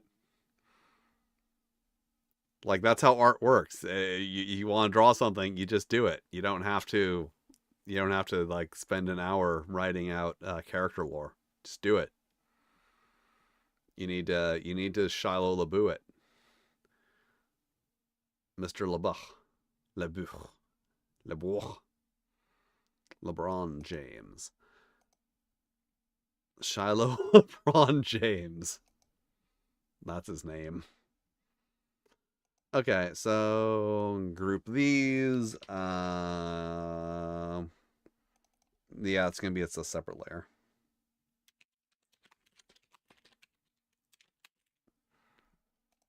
So that's not going to be necessary. Then tunnels and trolls. Mention the turned on finally wielding quarterstaff. So most damaging options are what is a sax or 2d6 plus 5 quarterstaff. So obviously that one. A steel cap. Adventuring essentials.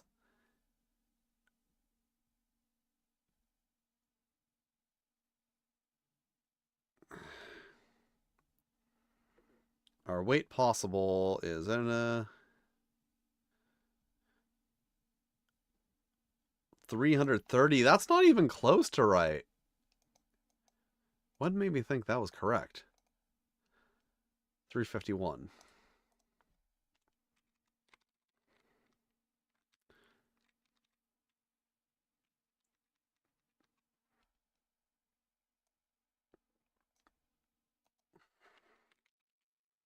So there you go. Equipment only weighs 351 coins, and some exact name of character is so unburdened. Okay. Quarterstaff has 2 rolls. Quarterstaff rolls 2 dice.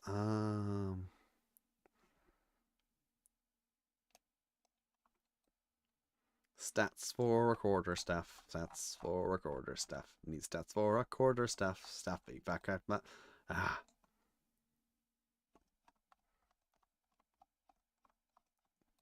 This book is laid out poorly. Specifically in the fact that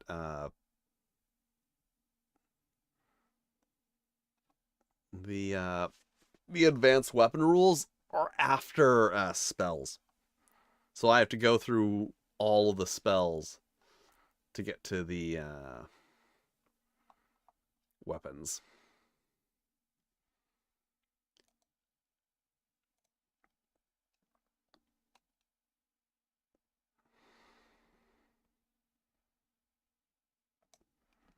And for some reason, a quarterstaff is classified as a weird weapon.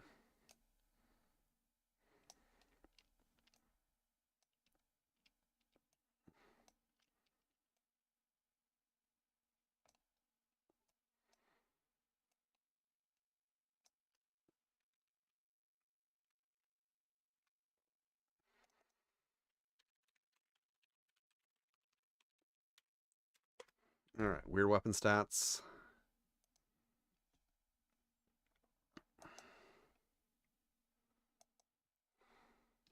Script. Where is script? Where is script? There is script. Okay.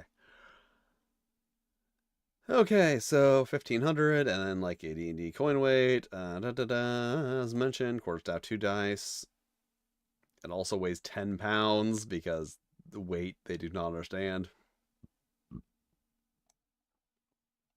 Okay, now I need to talk about the difference of versions of.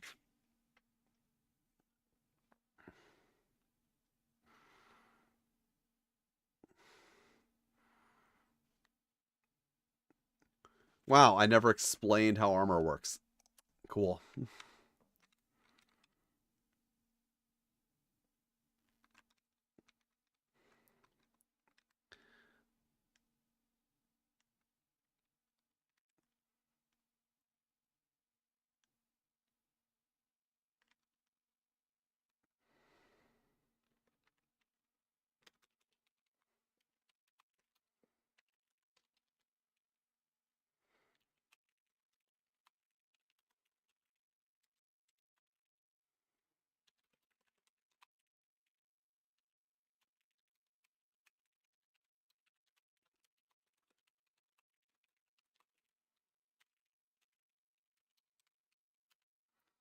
All right. Yeah, this is where I. Fuck. This is part of the video where I have to start comparing first and fourth edition.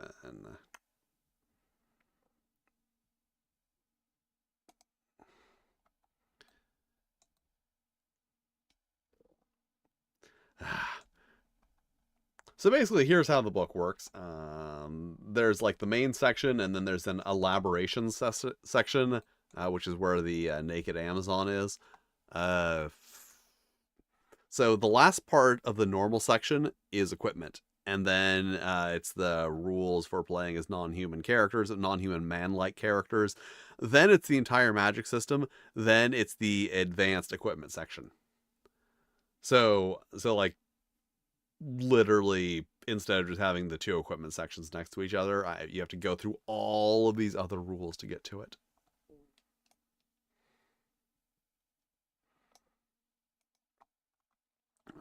Armor.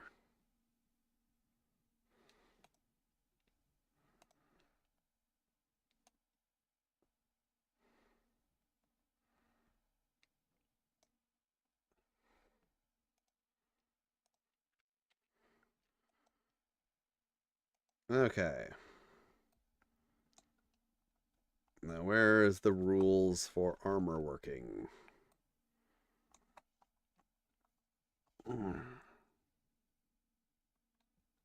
Okay,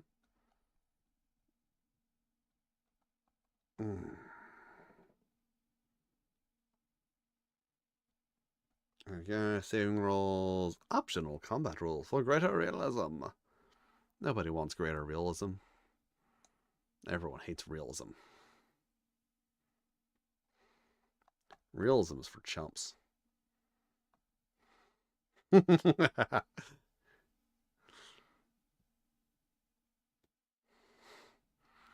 You know, I just had a hilarious thought, which is this: if you're playing D&D and one of your players complains about something not being realistic, at that point you officially have the right to revoke any supernatural abilities their character has.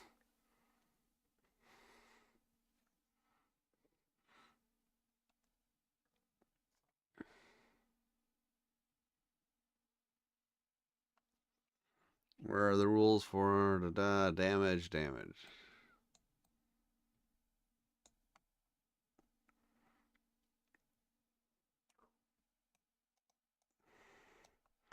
So not only are the rules like not sectioned off into like, here are the combat rules, here's how damage works, here's how armor works. It's also one of the like worst OCR documents I've ever seen for some reason.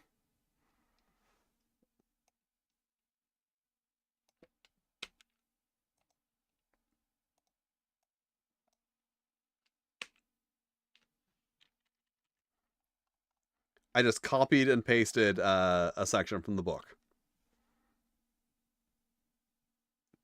I have no idea what the fucking point of this is. It's like it's intentionally incorrectly OCR'd to prevent you from copying and pasting, but then why have it be OCR'd at all?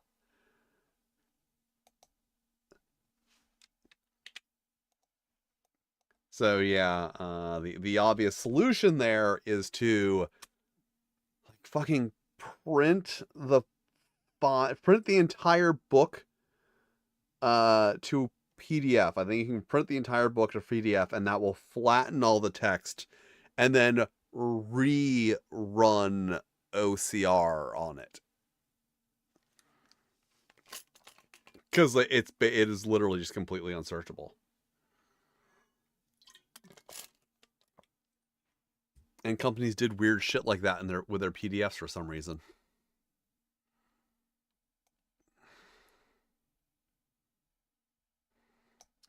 I don't like that's it. I want to accuse it of being intentional, but like I can't prove it. Let's absorb shields and armor will absorb a number of hits without damage to either warrior or equipment. Okay, so screw it. I don't need. That's gonna be a weird section. I don't. People will believe me. People will believe me that those are the rules. This is the only one that's important to note because it says adds to Constitution still, despite the fact that you don't add to Constitution in this edition.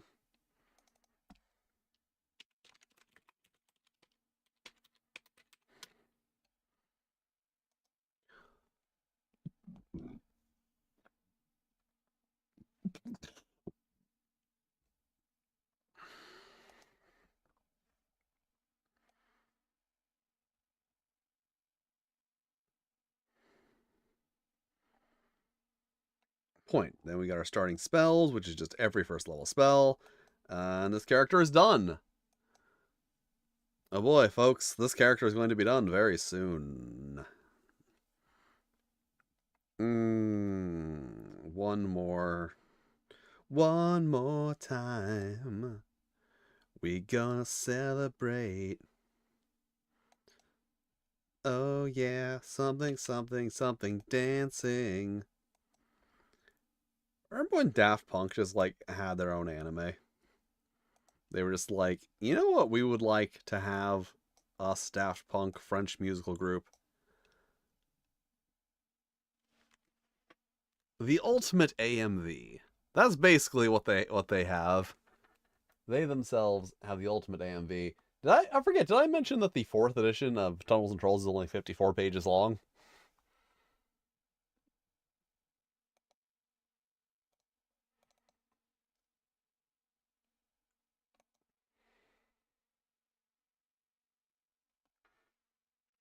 I feel like that's an important note about Tunnels and Trolls.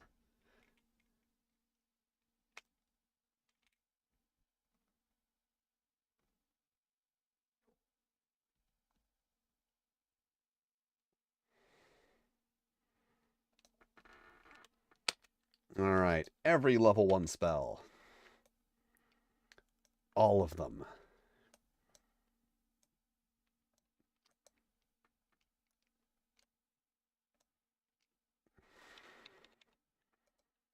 One more time, we're gonna celebrate. Now it sucks in my head. The stuck in head. Ugh. Ugh.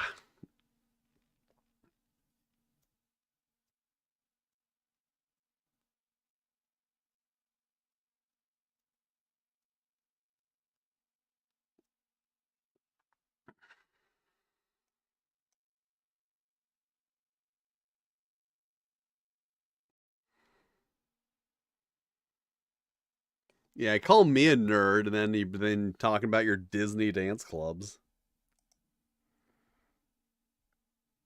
your Videopolis.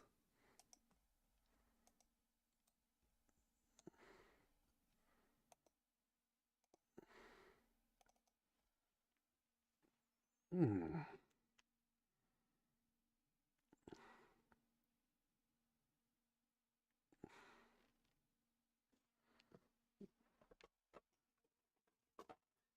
Well, you know what? So remember how I was like earlier. I was like, wow, I'm really hungry. I have to go eat food. So as soon as I stood up, I realized I had this package of crackers in my pocket. Those peanut butter crackers, the cheese flavor crackers with peanut butter in between them. They were recalled that one time because of salmonella contamination. And I was like, oh yeah, that's why I'm so hungry. I didn't eat my stream snack.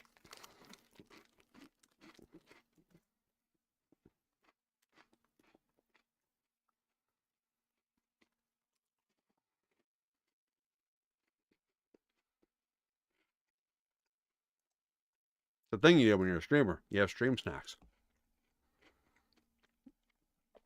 See, I don't eat on stream.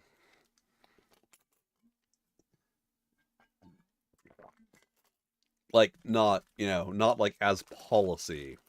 I mean, like, when I eat, I take a break. I don't like sit here with a bowl of soup on stream.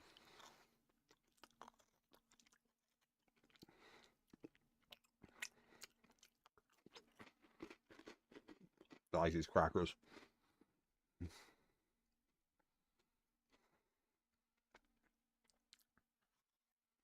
So I got myself like a little snack to have on stream. And then I forget about the snack and leave it in my pocket.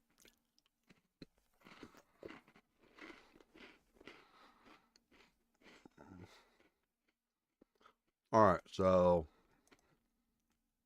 spells and this character is done. Character is done. Character is Russian.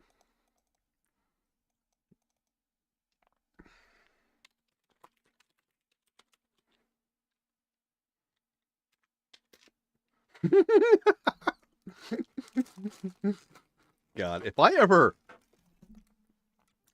ever make a fantasy adventure role playing game, which I almost certainly will not, I have to make one of the races Russian. Like, oh, your options are human, elf, dwarf, halfling, leprechaun, fairy, and Russian.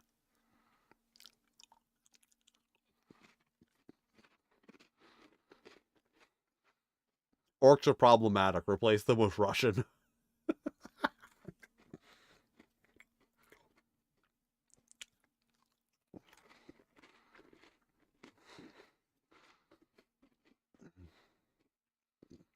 Sweetie, is food sitting right next to you and you forgot to eat it?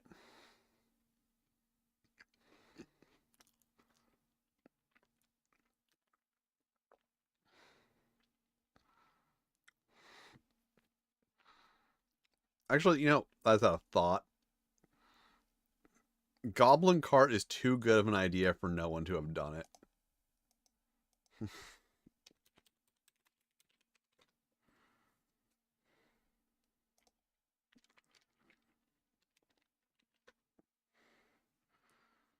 Yep.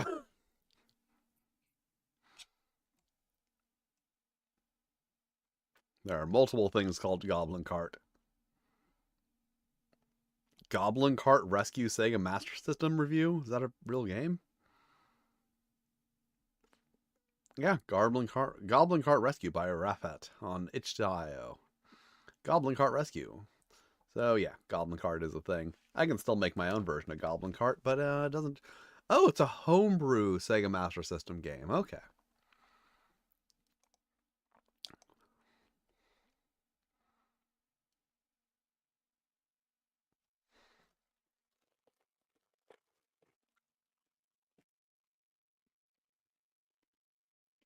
Hmm. Mm-hmm.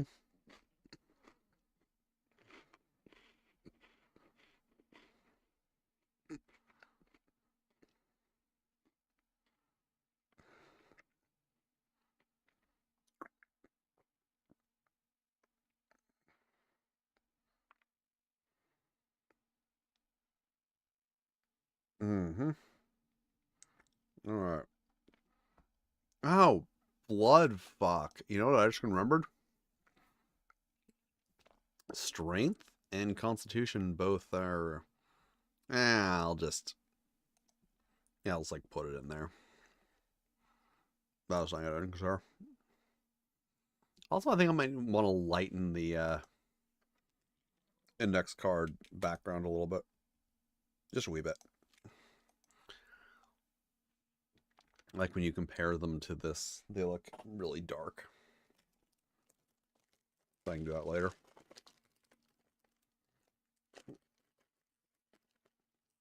Yeah. Haha.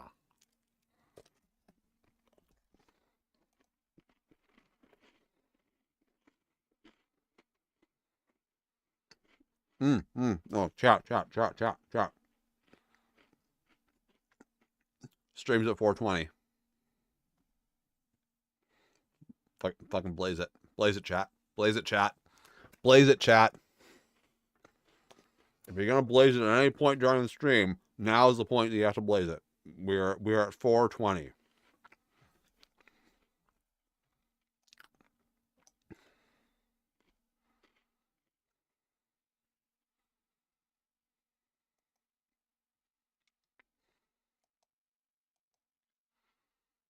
Am I allowed to blaze it on? I don't even smoke weed. I don't even smoke weed. Why am I asking if I'm allowed to blaze it on stream?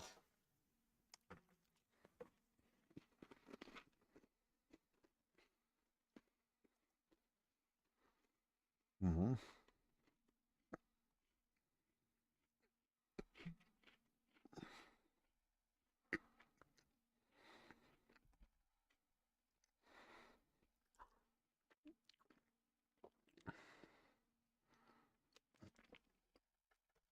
All right. I'm gonna be right back. I'm just gonna grab more water. I'm gonna grab more water. I just come back here with my hands cupped.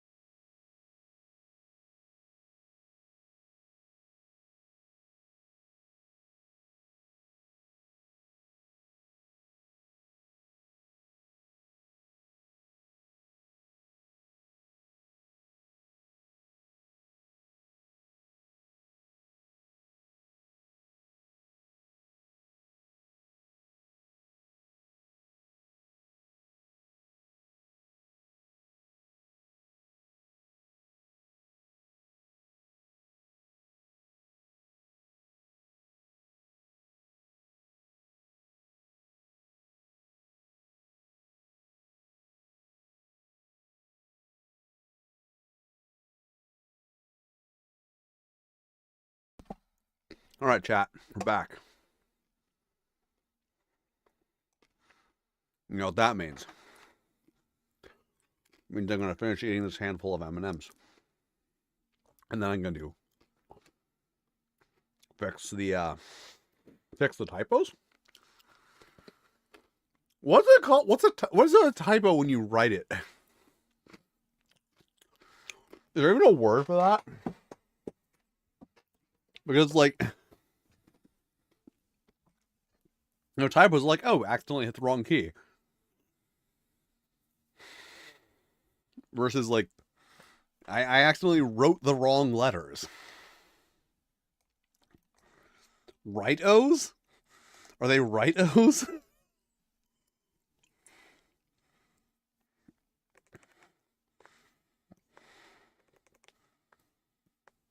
How big is my... 2. It is 2 point. Okay.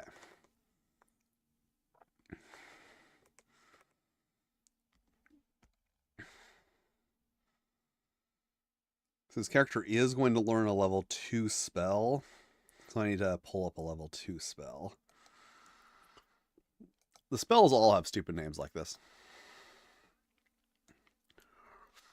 That level 2 spell is not going to be the one that you use to enslave someone.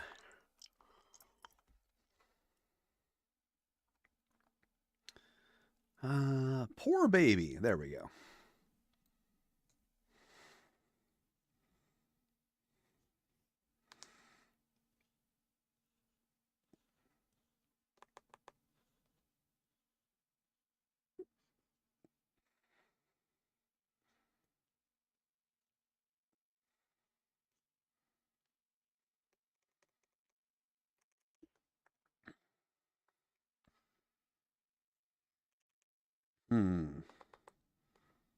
I wrote that wrong.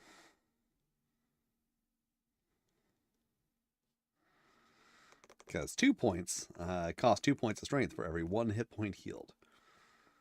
And cock. I can't believe I did that twice.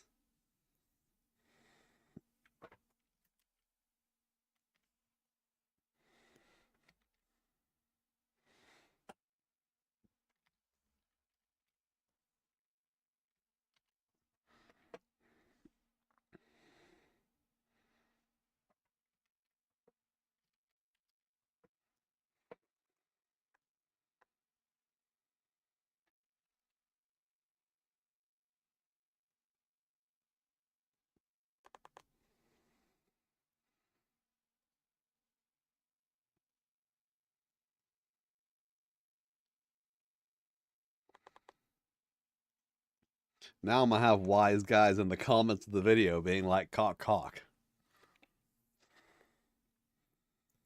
It's not funny. It's not funny that I made a mistake. How would you like it if I took joy in your mistakes?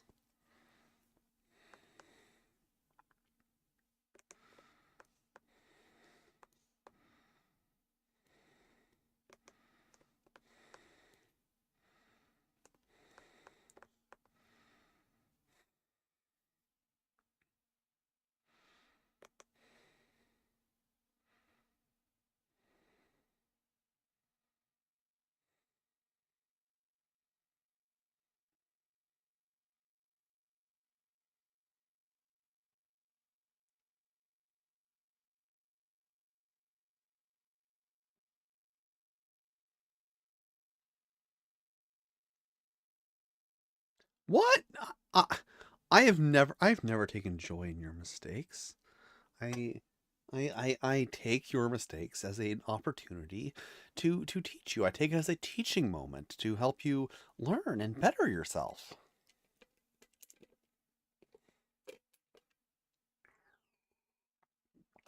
Because I have mommy energy, apparently.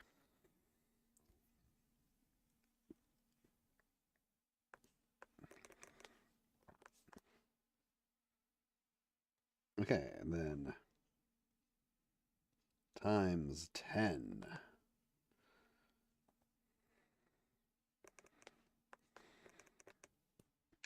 I came that close to connecting them.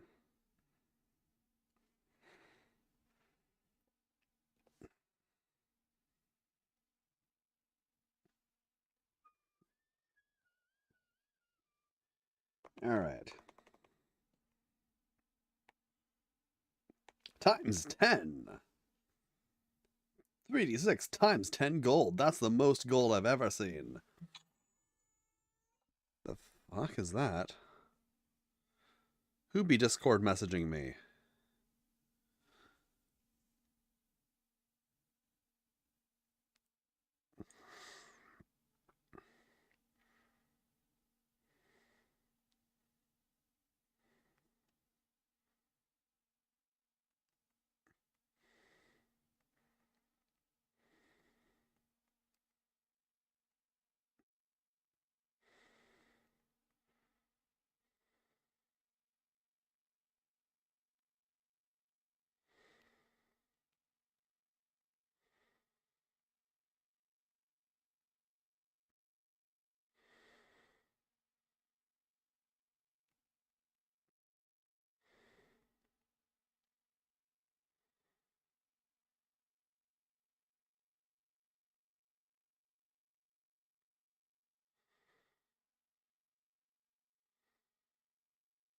One more time. God damn, that song is stuck in my head. All right. Ba-ba-ba. Ba-da-ba-ba-ba. Ba-da-ba-ba-ba. I'm loving it. That was McDonald's slogan for a while. All right, so now I need to decide like a visual style. So I want like a simple visual style for the graphics in this. That's how I draw a goblin.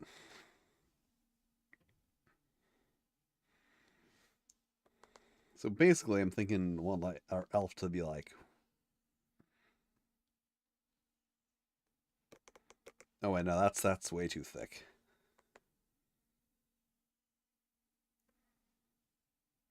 Freaking 7'7" and 102 pounds.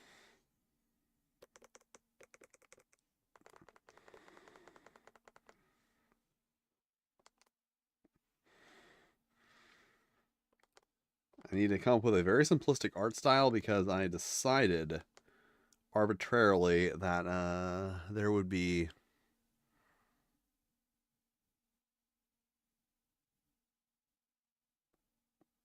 I decided arbitrarily. What did I decide? Oh, that there was gonna be like a whole thing, a whole combat example with like 4 characters on each side. Stop trying to sound like you're bigger than you are. You don't weigh 102 pounds. You weigh 87 pounds. You weigh 87 pounds, and I have to tie a string around you on windy days so that you don't get blown away.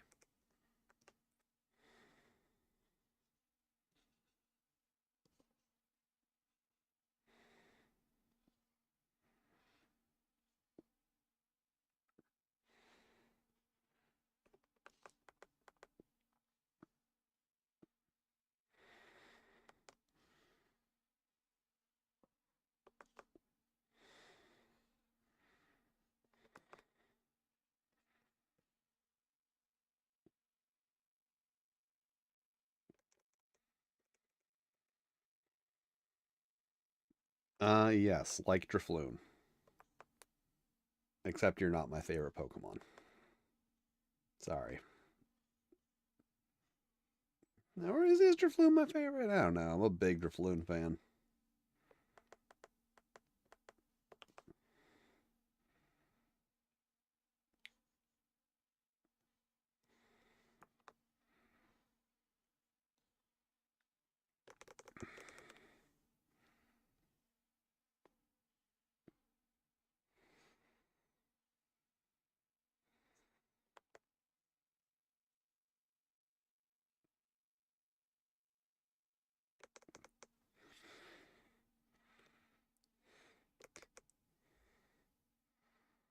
I think that's kind of what I'm going for.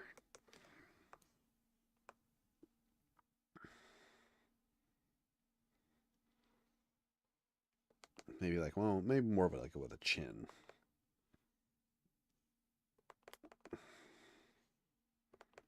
Maybe like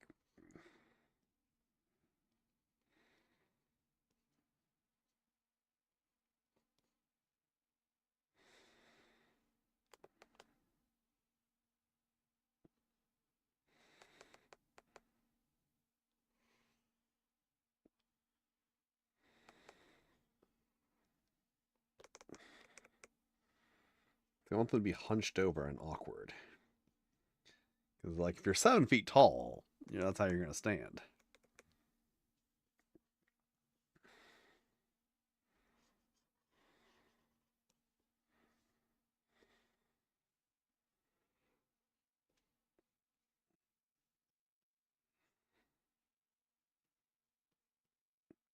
You're going to have the autism hands.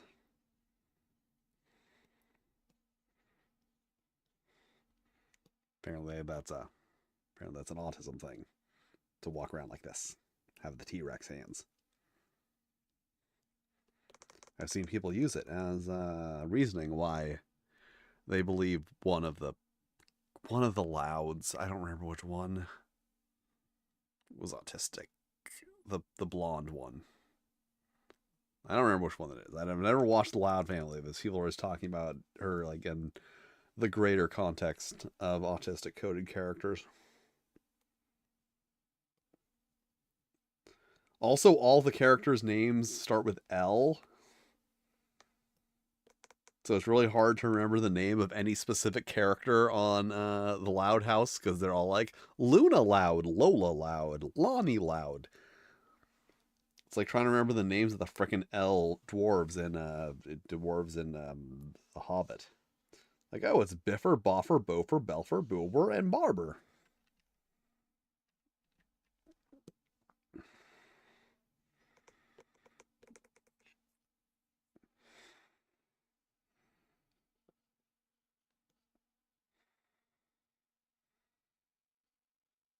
Yeah, I feel like this is going somewhere.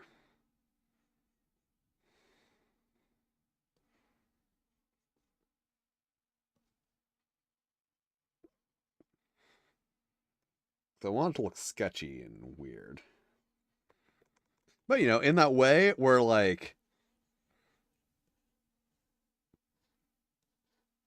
it's really clearly not, you know, a just, like, poorly drawn sketch by someone who doesn't know how to draw. It's, like, very clearly an interpretation of a poorly drawn sketch by someone who does know how to draw.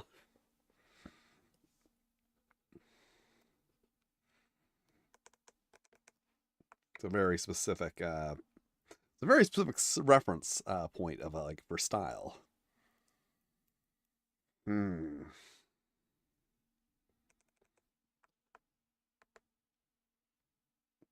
All right, smug son of a bitch. There we go, smug son of a bitch.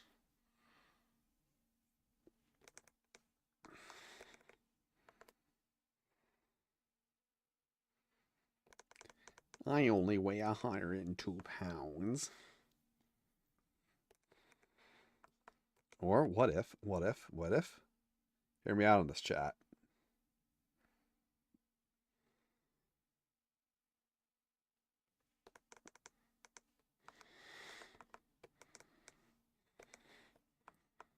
Seductive.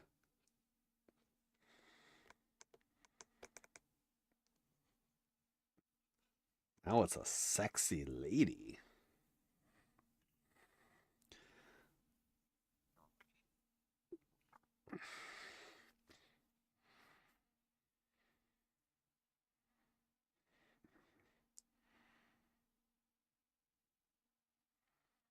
Hmm.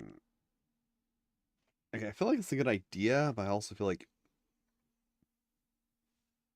I want the like weight to be distributed differently.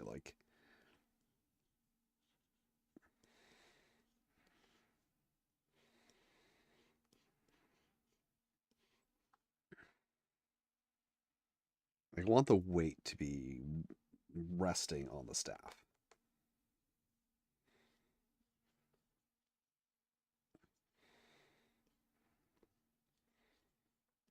Like they're, you know, really putting their weight on the staff. Like I'm gonna fall down if I don't use this because I'm so tall.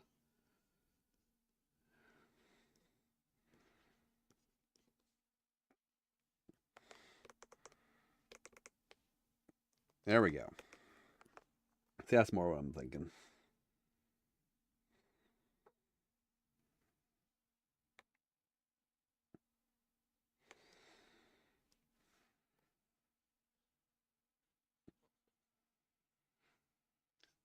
Like, give them very, like, elderly energy without actually being elderly.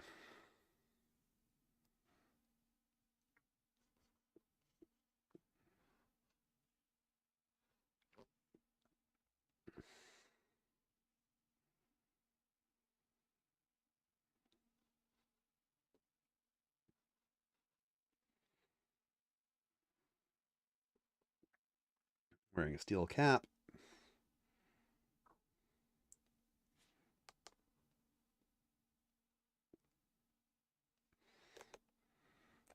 Stop giving the elf bimbo lips.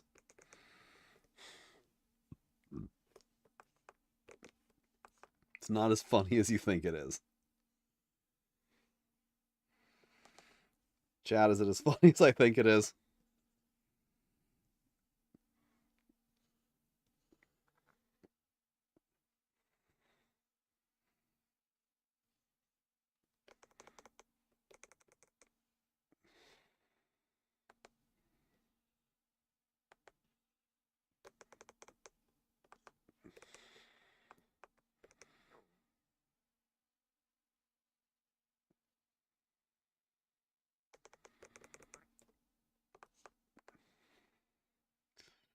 I don't like these eyes. Although I feel like that's very unelvenly. Like that would be good if it was like a human. But like elves have to be like super fancy.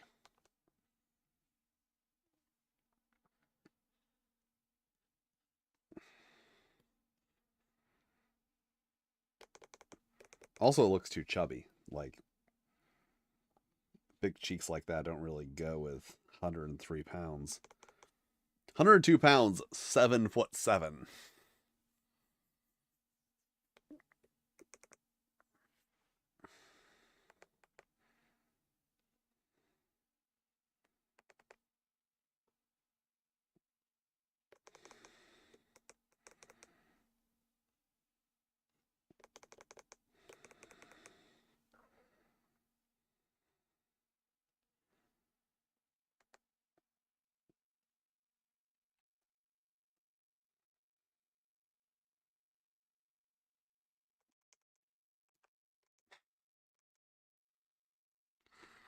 I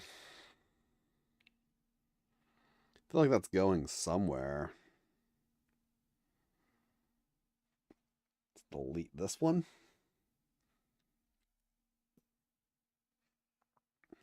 Delete your previous iterations. It's an art hack. That way you'll only see the newest ones. It'll just get better and better every time. Because you're working off of the most recent. Okay, maybe. We'll put like.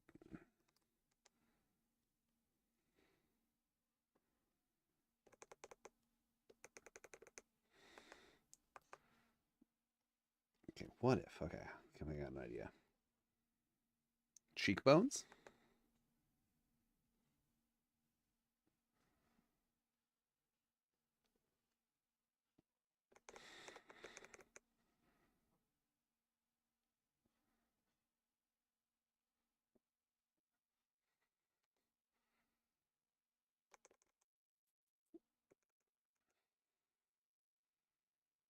No, I don't want to bother. Don't want to have noses.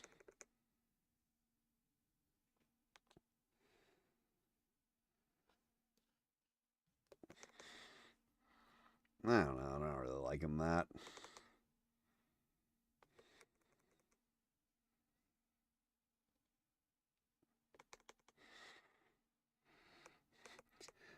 Why am I determined to make this character look as sad as possible? Make Faerith, yes, Nellis look very sad. All right, maybe make the character look like be like So like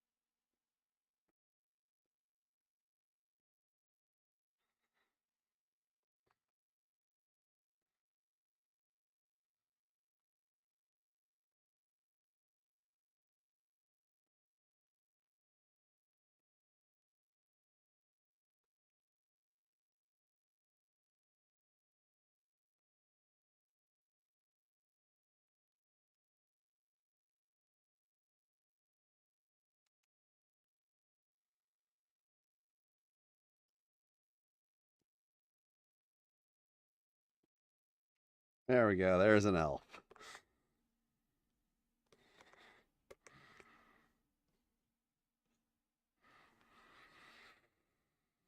I don't think that says 7 feet tall and 30 pounds.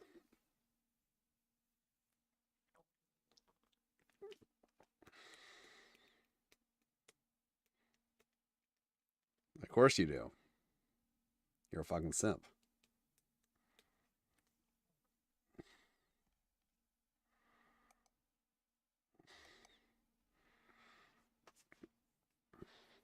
See, the problem is that being previously stated 7'7", 103 pounds, absolutely cannot make the character thick and curvy. I mean, I could, even if I adjusted the weights, it would still be like really tall, unless I like adjusted it ridiculously.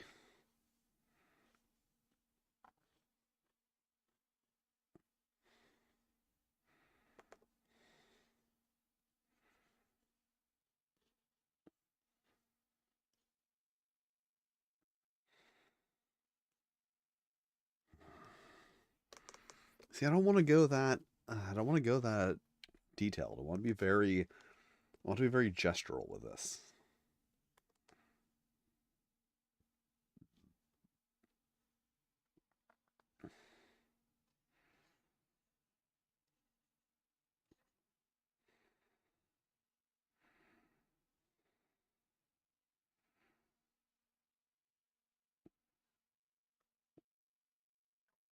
There we go. Maybe that's actually better.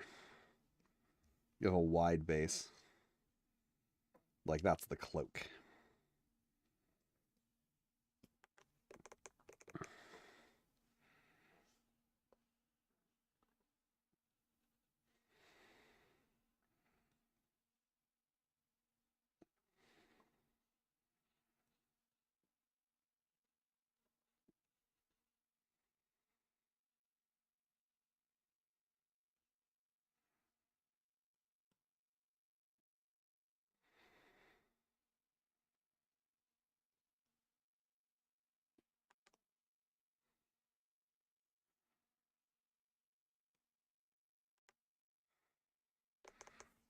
There we go. Yeah, that's. I think that's a better iteration.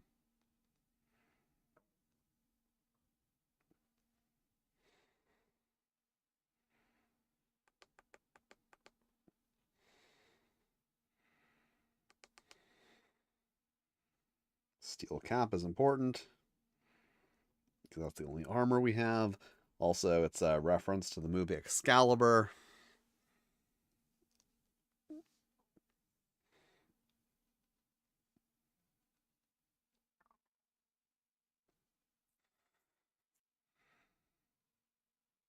Actually, you know, think what if I don't put a mouth? What if I just keep it like super simplified?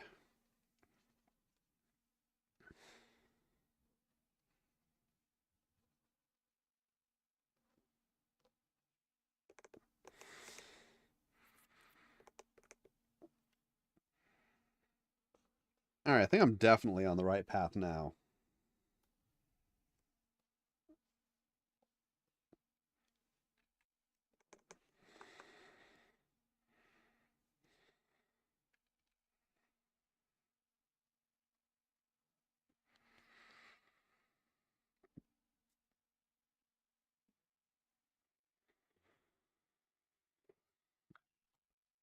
Yeah, definitely on the right path now.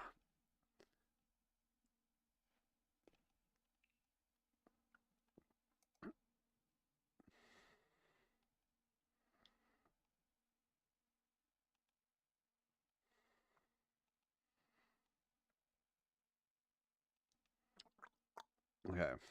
Twitchy, twitchy. And badoob doo. Okay. All right. All right. So this is going in the right direction. I'm liking this. So,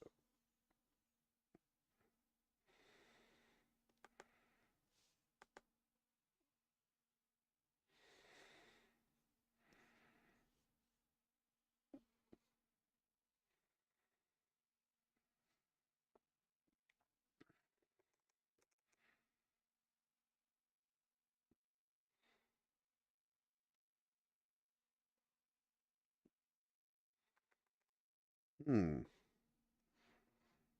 No, that's too sad.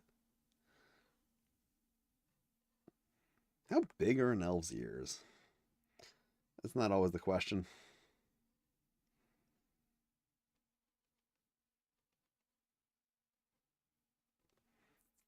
Tired looking.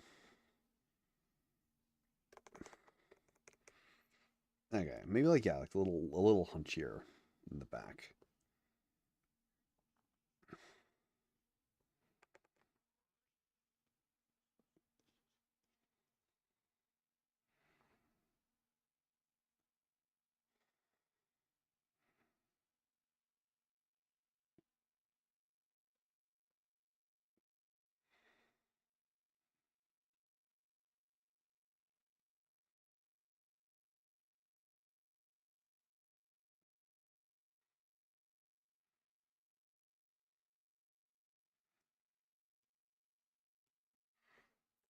I feel like having the second hand like that is a bit too. It's a bit too much. Kind of gets in the way. So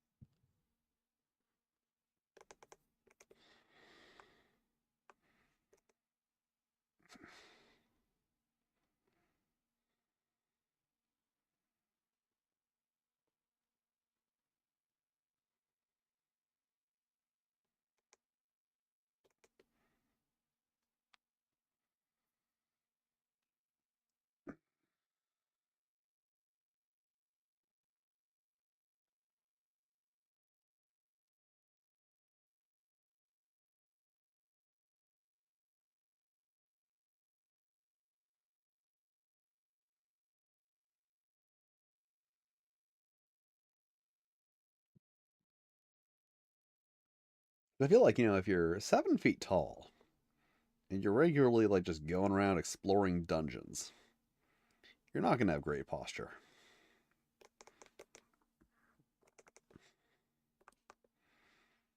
Ooh, what if? What if?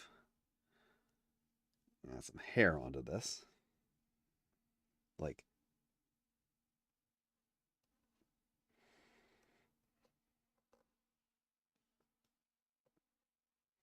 long stringy hair.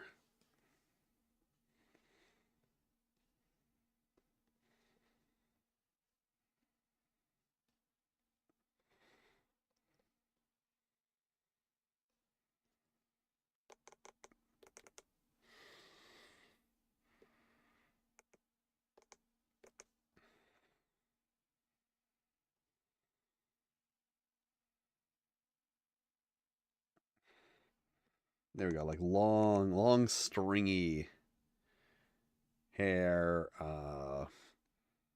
I think that works. I think that looks good. Now I have to actually draw it. Now that I've sketched it out, I have to draw it perfectly. It's a thing you do when you're an artist. You have to draw things perfectly. Well, yeah, as I said, this isn't the second doodle. It's like the sixth doodle. As I said, you always delete your previous iteration. So then I'm looking at this, and I'm not looking at the four before it. I'm just being like, yeah, this is how I'm like moving. This is the direction I'm moving it in. Ooh, see, I keep wanting to add details. Like, ooh, we'll put like a little jewel on the steel cap. Oh wait, the steel cap should probably.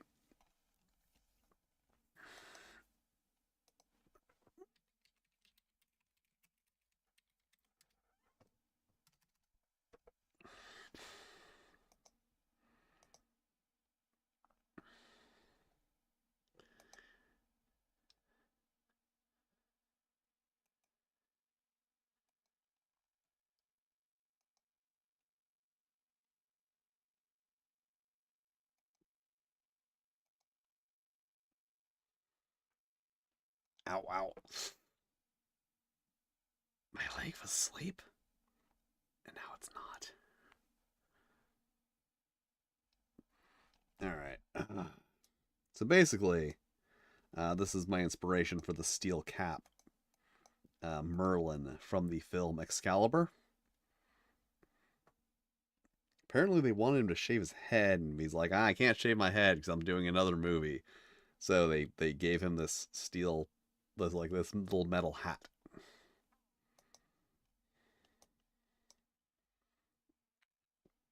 That's my inspiration for that. So the steel cap should actually extend a bit down, a little bit down in front of the ear, like that.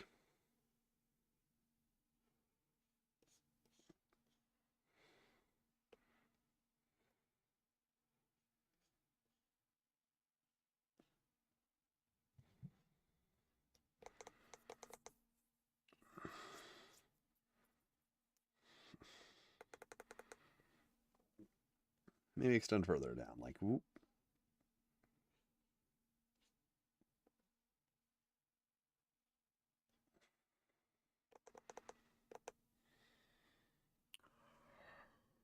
Oh.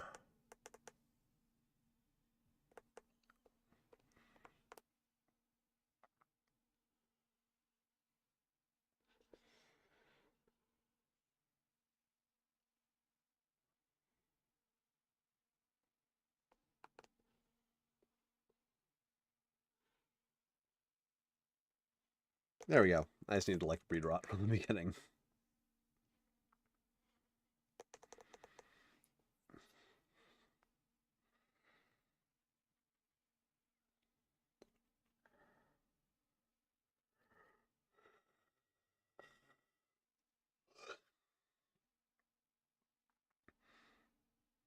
Because like yeah, if you're 7 foot, that's how you're fucking. That is how you're standing.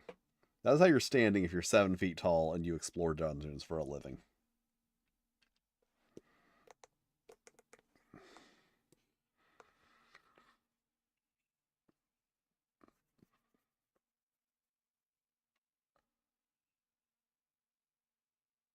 Ugh.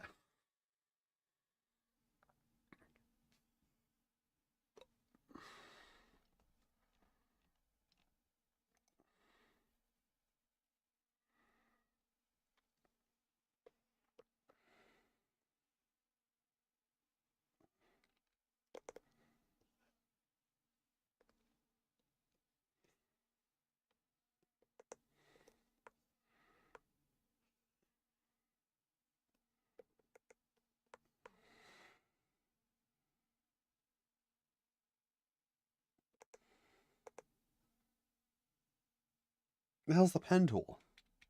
There it is.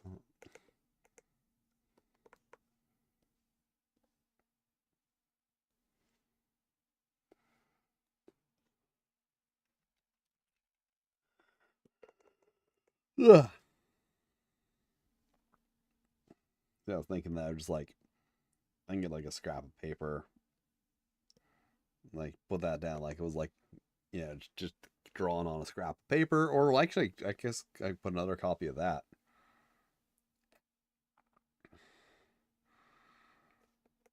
And then I was going to be like,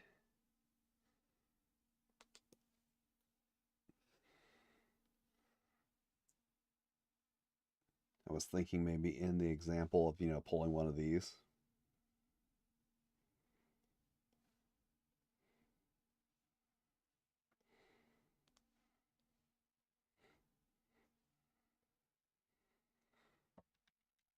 Yeah, make it look like they were like cut out and then have them like move around like their little cutouts of paper.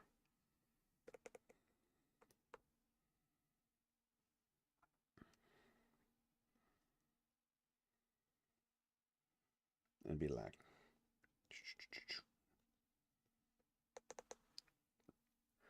yeah, I think there's potential in this.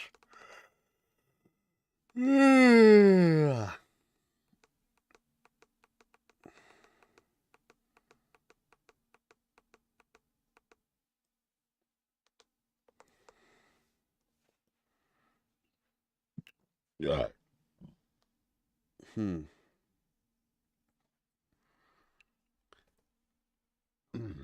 Ow. back hurt. How long has this been going on? 5 hours. What time is it? It's 12:30.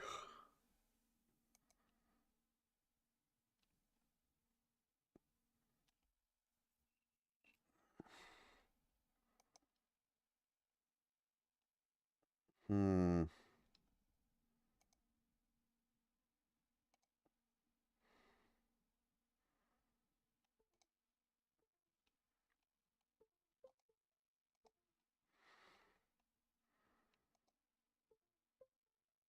All right.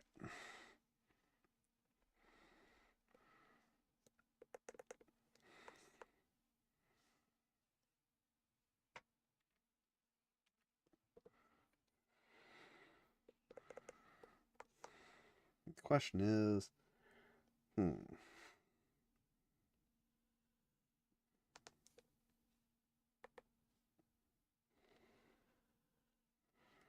Question is, do I want to use a bigger brush or make this smaller? See how this looks. And the size brush I usually use, actually.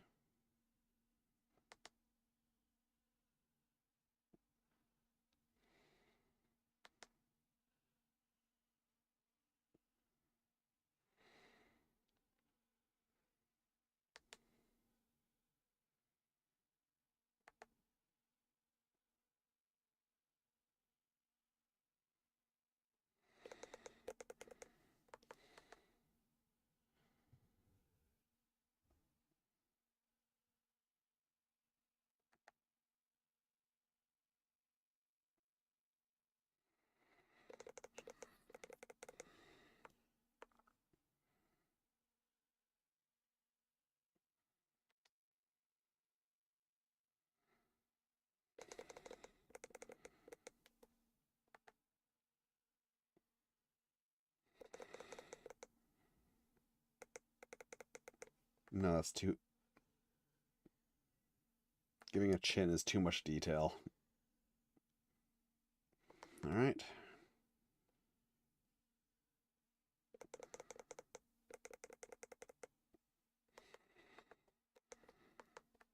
Trying to make this look like the Gobbins from Gobbin Problems.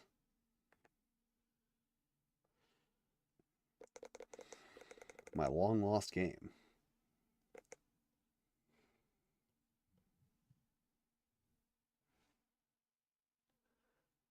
One of a few games that I published, but is no longer available. Most of my games are still available. Vast majority.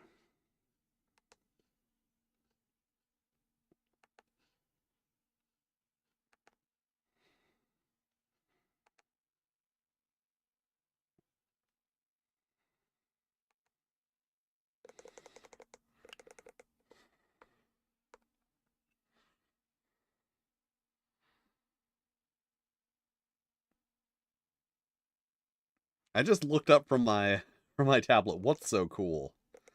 That I published the game Goblin Problems, but like wrote it in one evening, and it turned out so bad that I actually unpublished it. Only one game I've ever done that to. Okay, so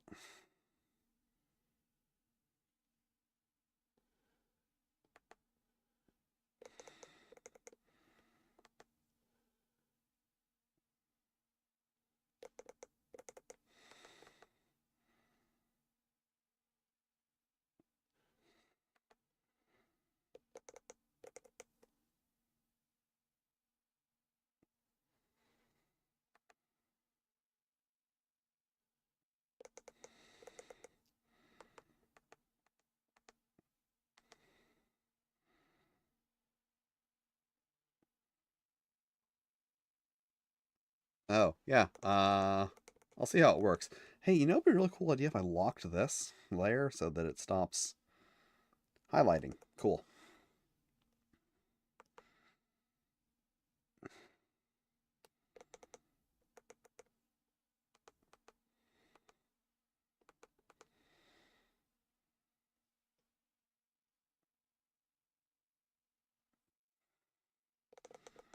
All right.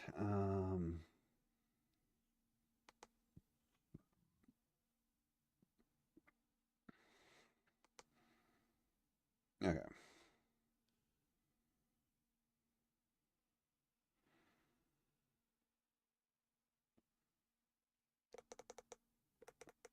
Oh wait, there's gonna be like I was gonna give him a hood.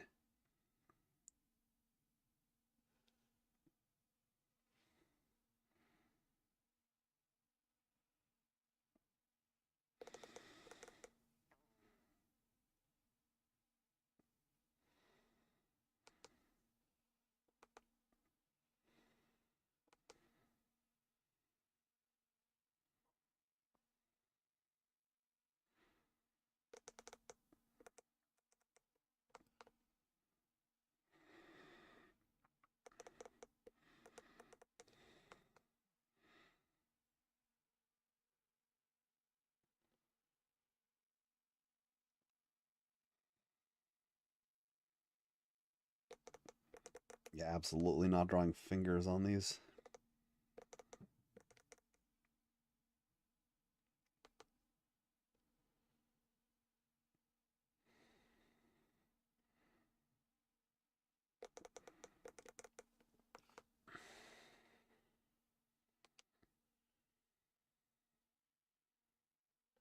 Man, look at that wizard sleeve.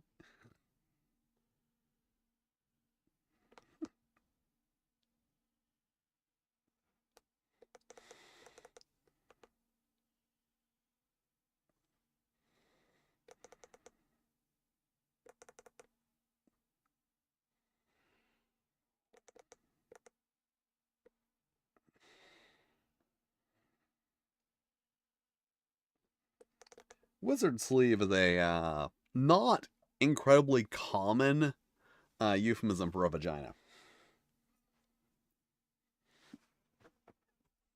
But one that's very important to know if you're playing D&D and there's a wizard in the party and he keeps saying, "Oh, I've got lots of tricks up my wizard sleeve."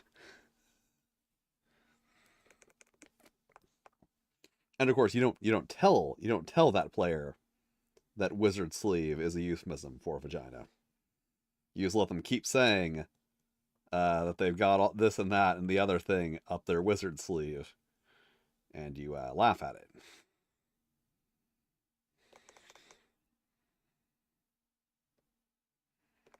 Screw it. It doesn't have to be perfect.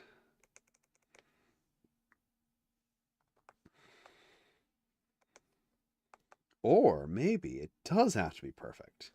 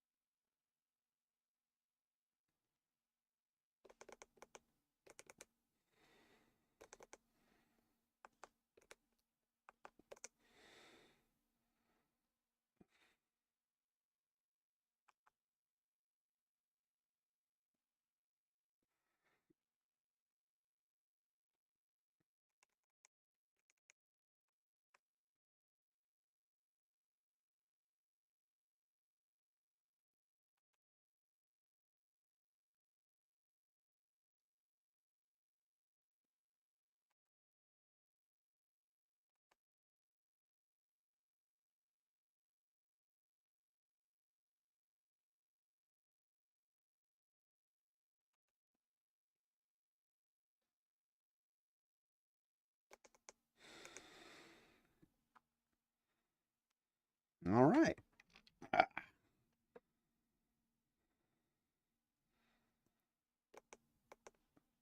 That actually looks about like I wanted it to.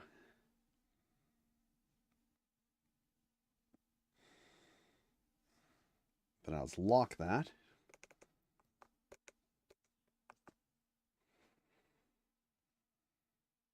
No, not that whole layer. Just that part. Okay.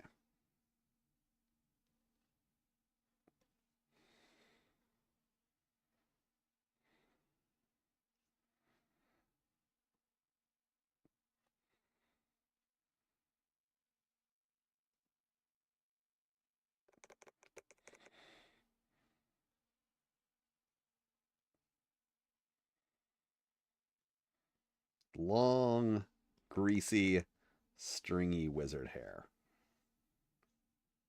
I assume wizards don't wash their hair very often.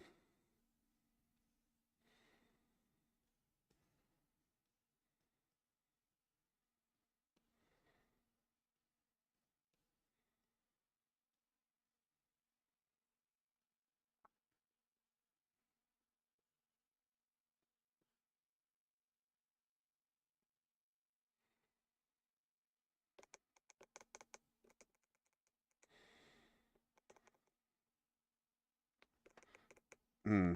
Okay, I like where this is going, just not the execution.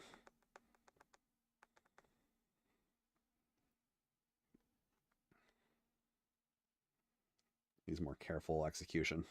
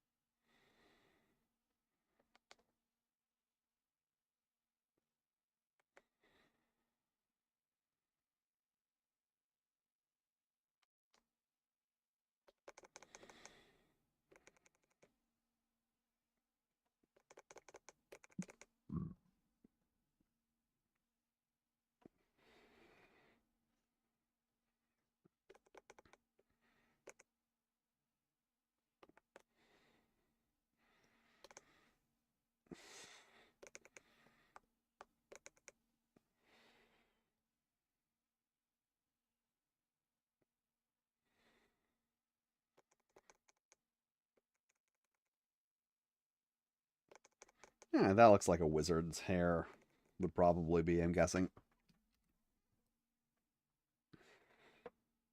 We lock that, and then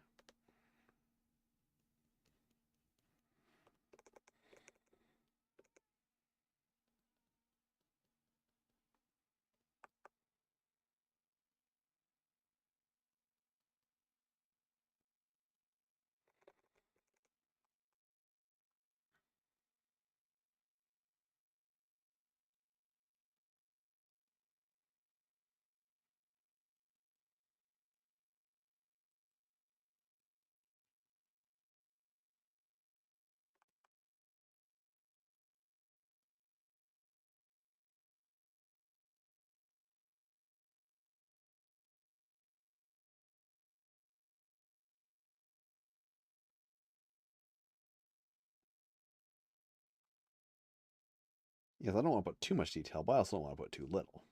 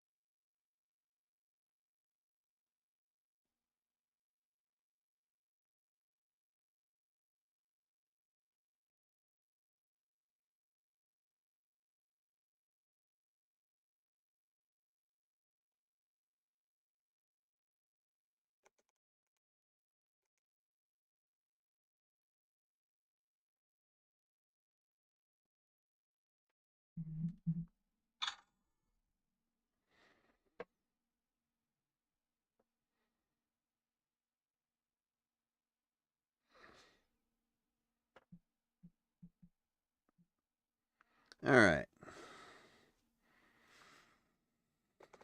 Hmm. How long is a quarterstaff? Probably should look that up before I draw it.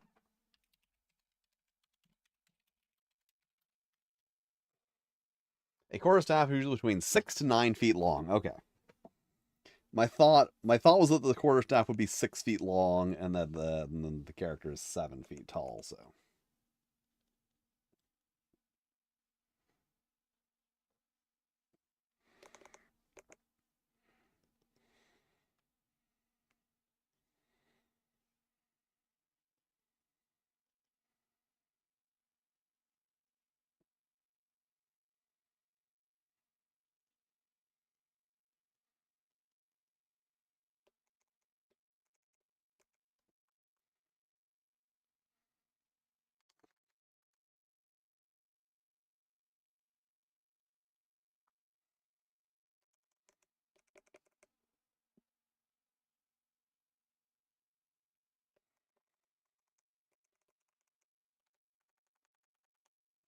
That looks like it's supposed to be a mouth.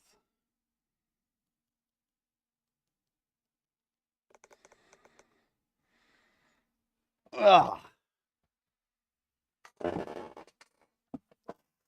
Mods, timeout, grim grinning ghosts.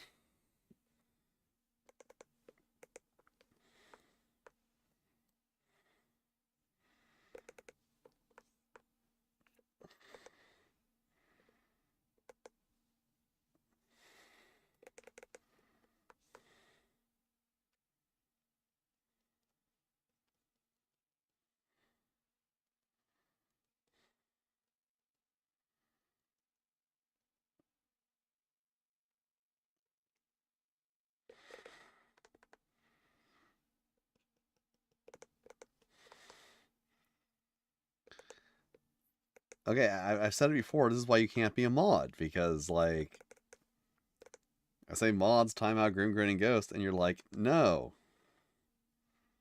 grim grinning ghost did nothing wrong.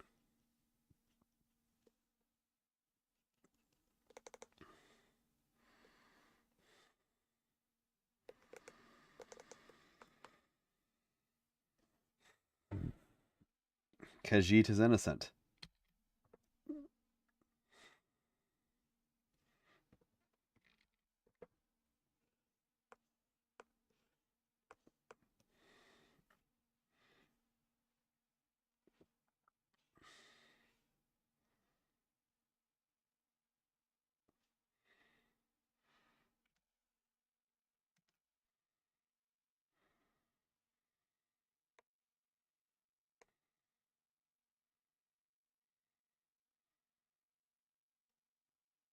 I thought was maybe like put that on like another index card.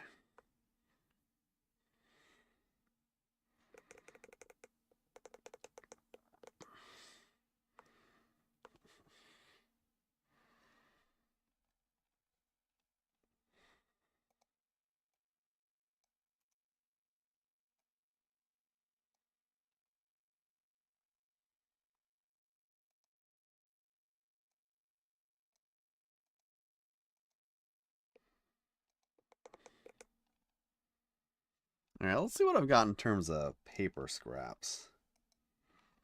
I have a lot of paper scraps left over from my carry on my wayward son. Wow, there's a name for that show. Supernatural video.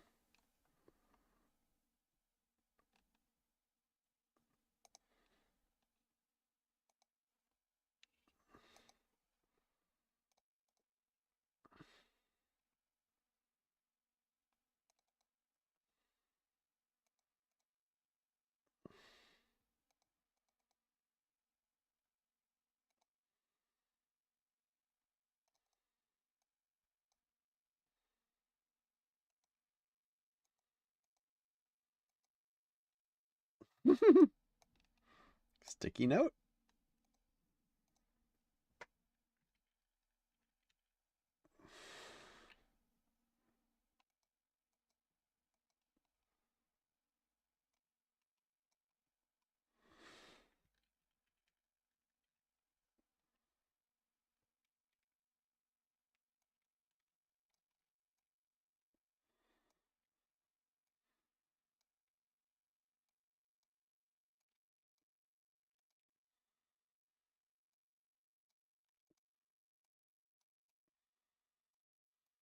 I think conceptually, I like the idea of the character being drawn on a sticky note, but I don't think it works out great non-conceptually.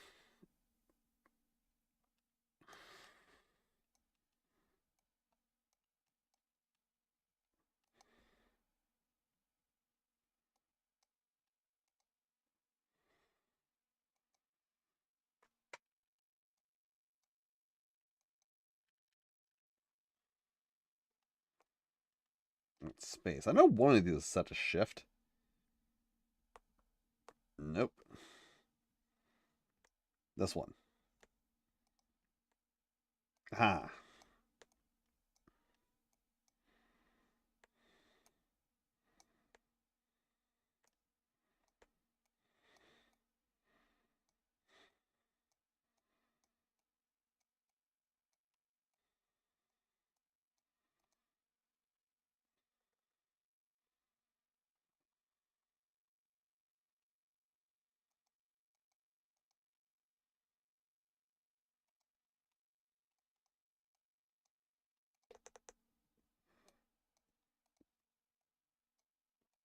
That kind of works.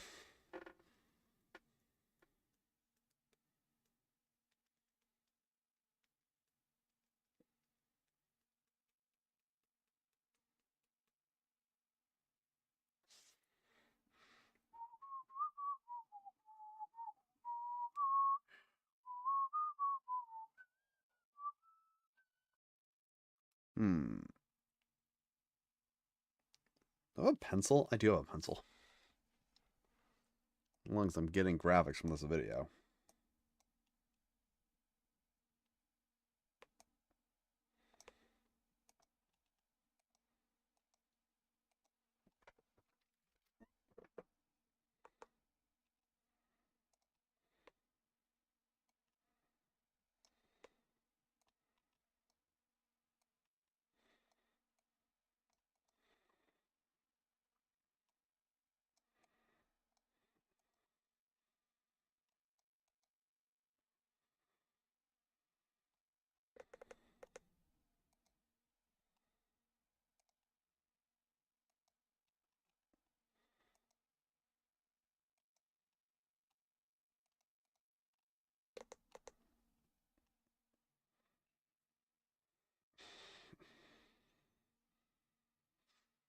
Okay, that's not the best paper scrap.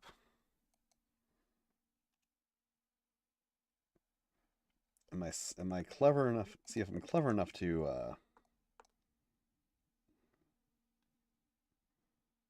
cut it off. Then anything like about this one is a coffee stain on it.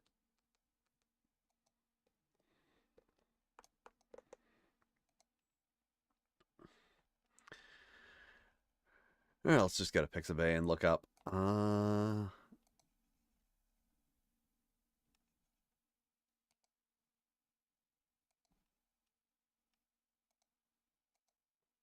Oh wow, I never fucking. I pulled this up and never finished looking it up. All right.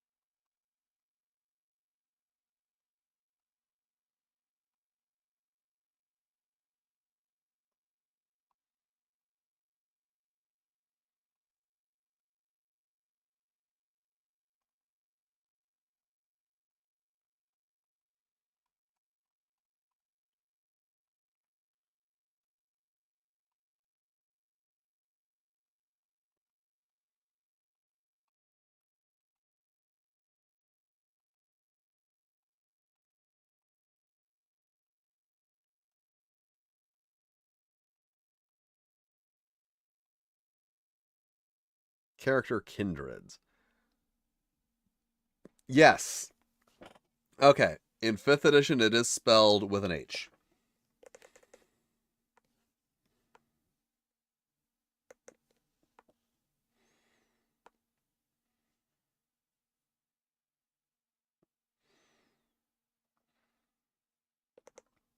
Trollish and Tunnelese.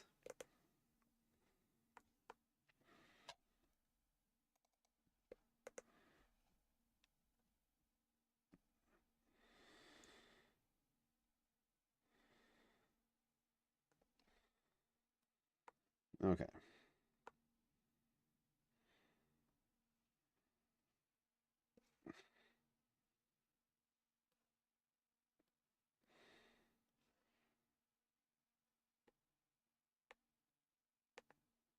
Let's put the Hobbit in there. Then put Fairy here. So give me room to add a letter right there. Leprechaun. So character speaks Common, Trollish, Tunnelese, Goblin, Leprechaun, Fairy, Hobbit, Dwarven, Elvish, Undead, Unicorn, Mermaid, and Uncommon.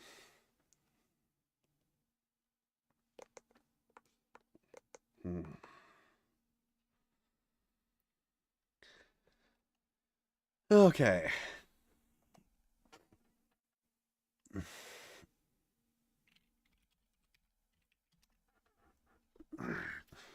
And I want paper scrap.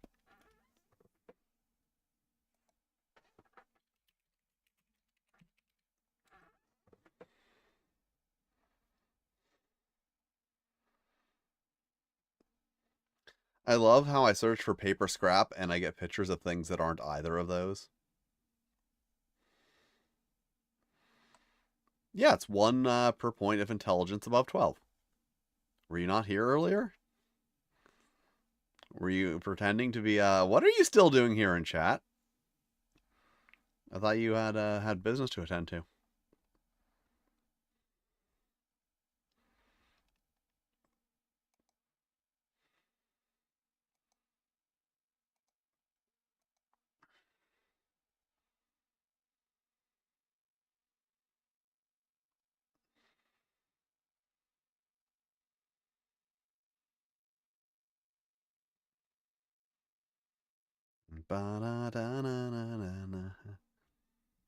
Okay, not finding anything good on the old. That might look good.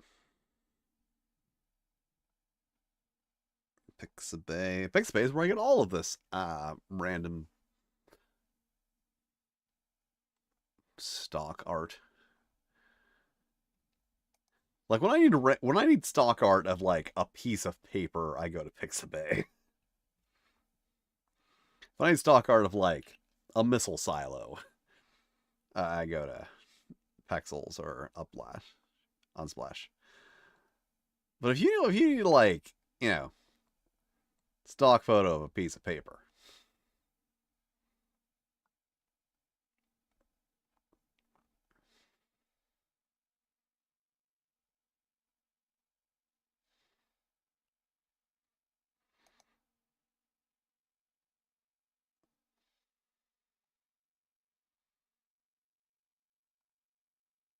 hmm.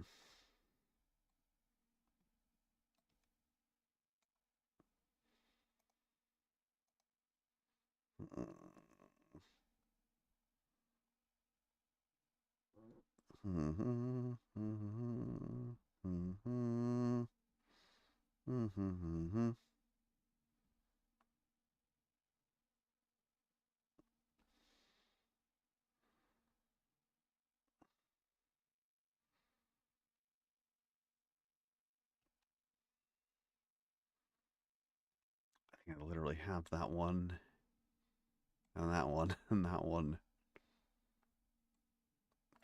Apparently, I already have every good stock image of a scrap of paper that this website has.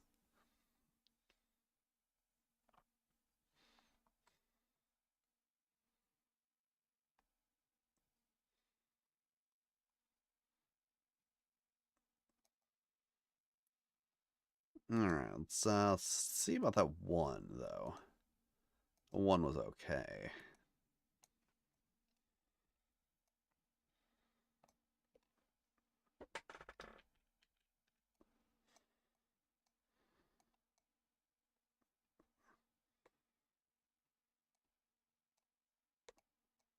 Yeah, one feels like it's too dark.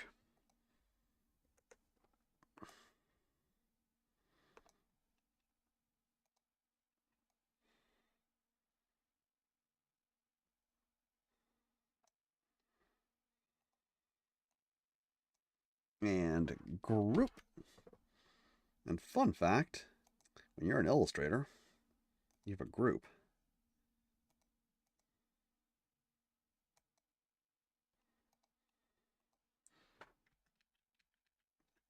You can give a group a layer mask.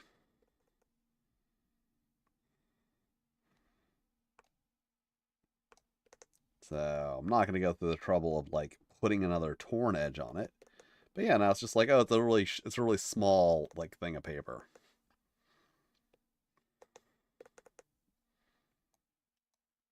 And I can even just turn it slightly.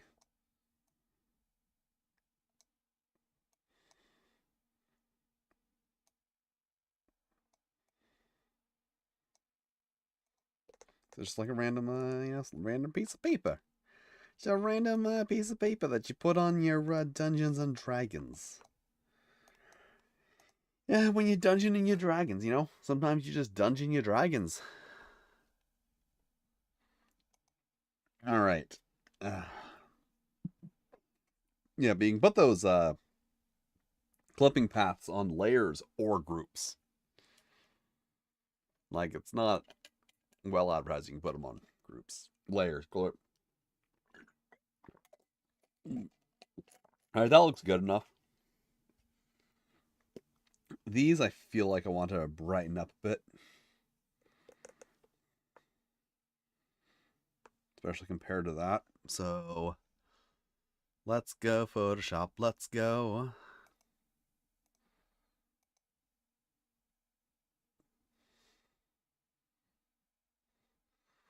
Remember when Let's Go Brandon was a thing because conservatives were like, yeah, we're edgy, but we're afraid to say fuck.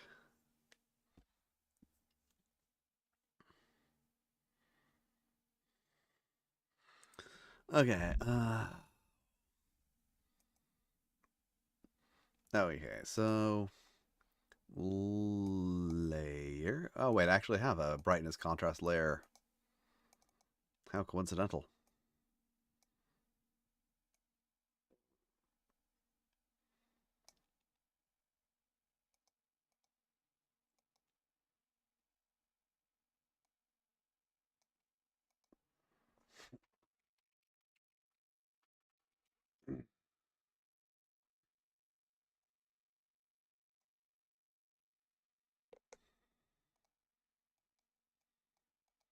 That is barely noticeable difference.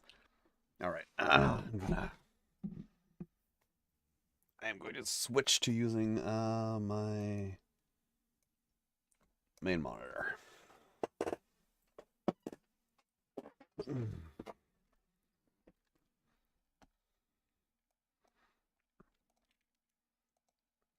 The tablet actually has. Yeah, it didn't look any different because it wasn't any different. Okay, wait. Maybe what I don't want is a brightness adjustment layer. What I want is a layer levels. I want a levels adjustment layer, not brightness.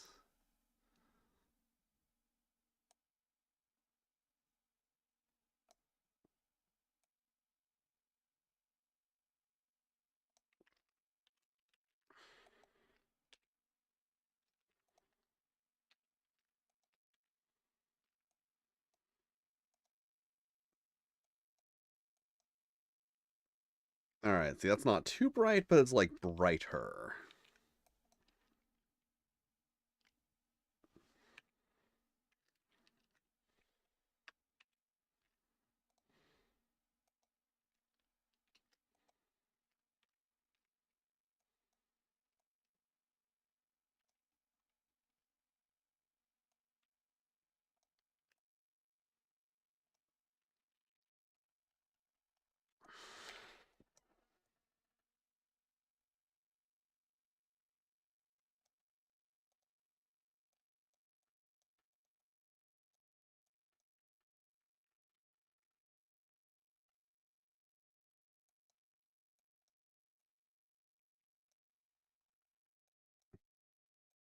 Illustrator's like, lol, what? You wanted to.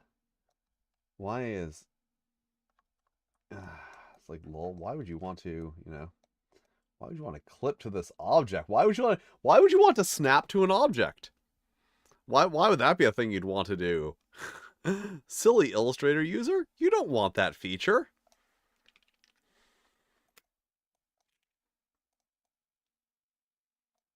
Oh wow. Okay, so this will clip to that. That's so weird. Oh, bizarre. Fucking.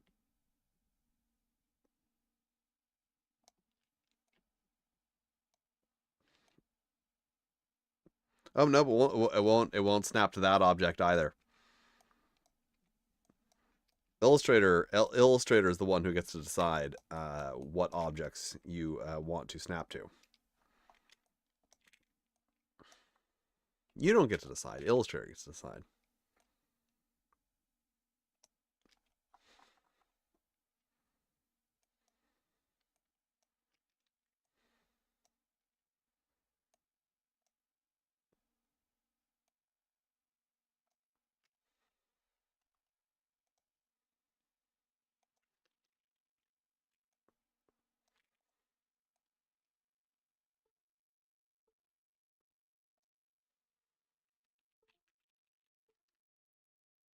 It's just fucking Christ. Okay, I'll turn it off.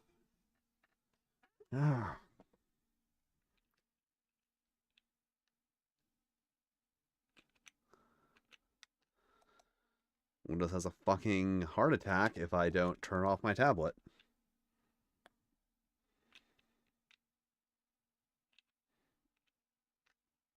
All right, now those are brighter. That looks nicer.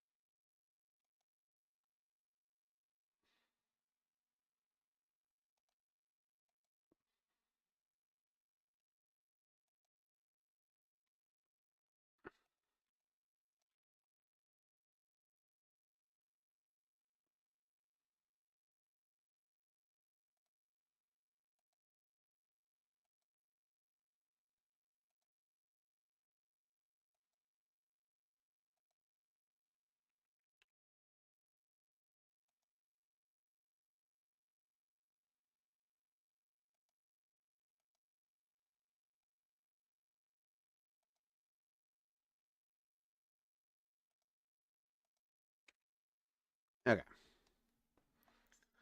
So now,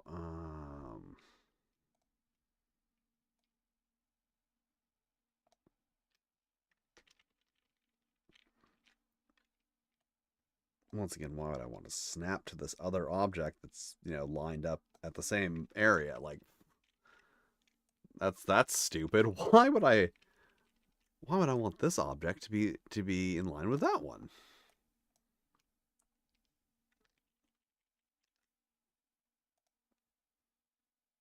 Did I accidentally delete the wrong one of these?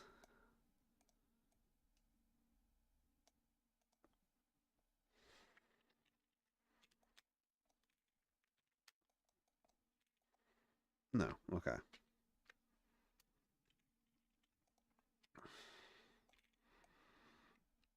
Your character card.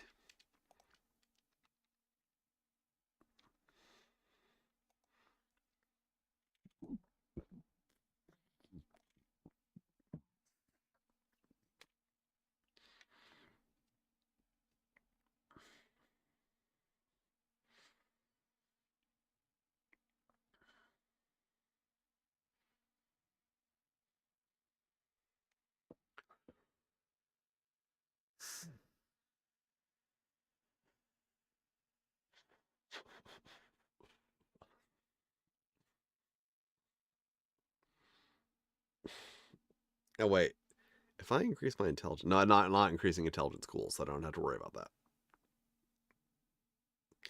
And this character is done.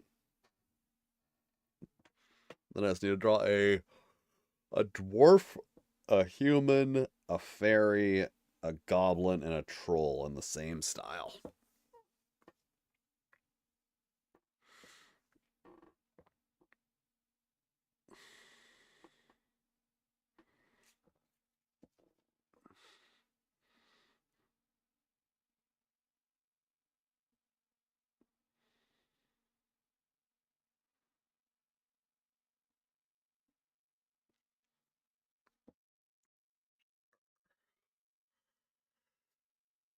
Yeah, I definitely want that to look better. I don't like the way this looks. It looks too nice.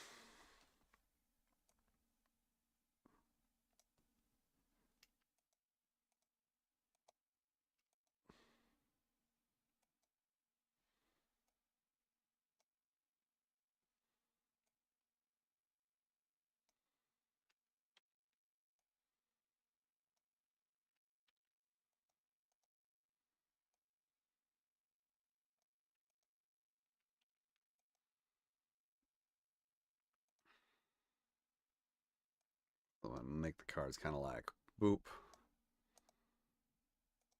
And then like this. No, let's get you further. Make this like that. See, that looks kind of neat.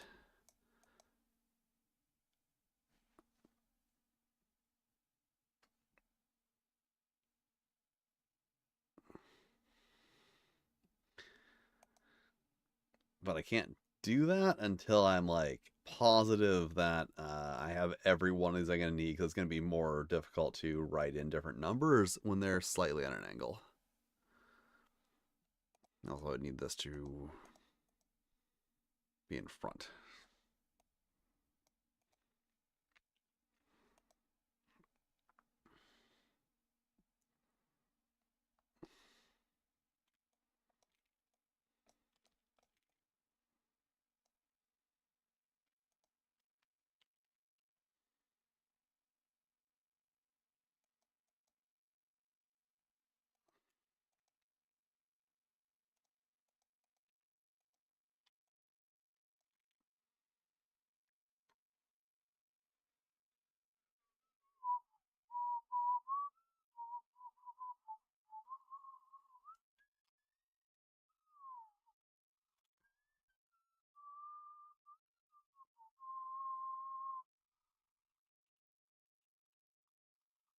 So I think strength and constitution are the only stats that I need to keep track of the characters while they're adventuring.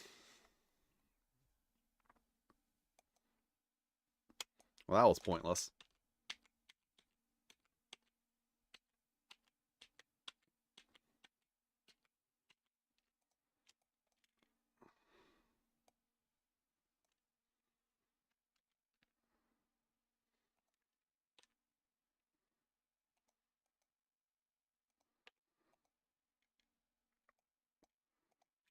All right. So it just kind of looks like garbage. This looks like garbage. It's way too like perfect and straight. So I just need to make sure that like all this stuff, nothing here needs to be shown at the same. That's the problem.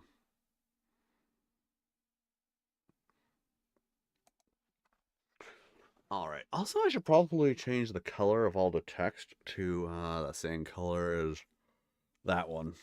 That's like, it's a dark gray, but not close to. These are fucking black. Belv. Language equipment. Belv. Spells are very important to your Dungeons or Dragons.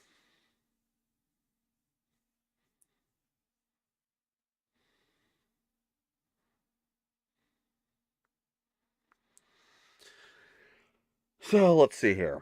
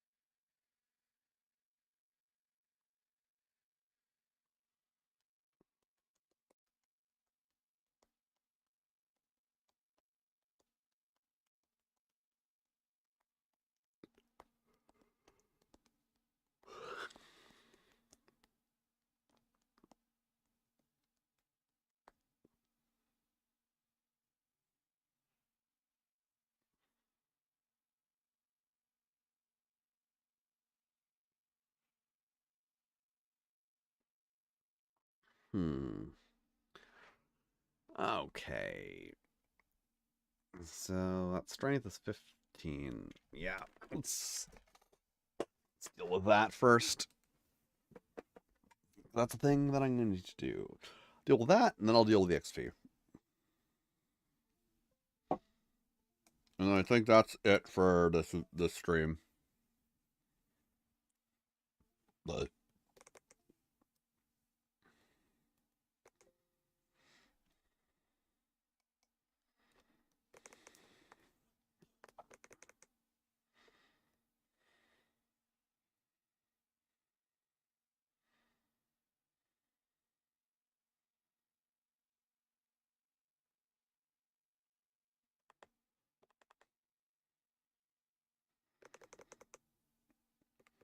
So it's going to be 5 out of 15 because I'm going to spend 5 points to cast a spell. Then cast another point to cast a spell, so that's going to be 4. And I'm going to try to keep doing the erasing thing.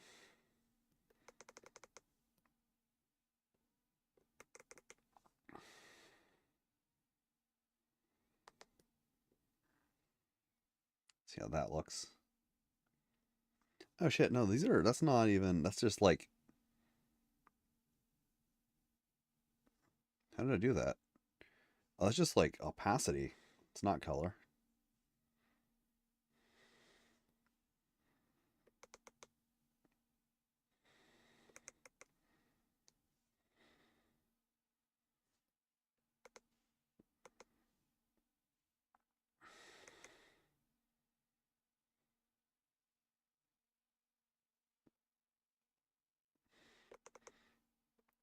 Okay, yeah, I like that. That looks enough like they're erased, but you can still see the number underneath it.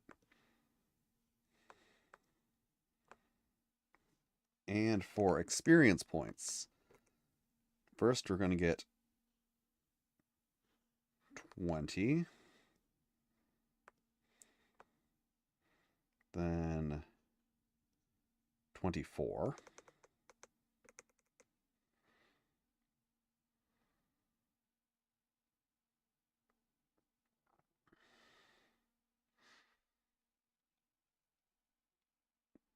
Then how many experience points? We're getting back to the surface.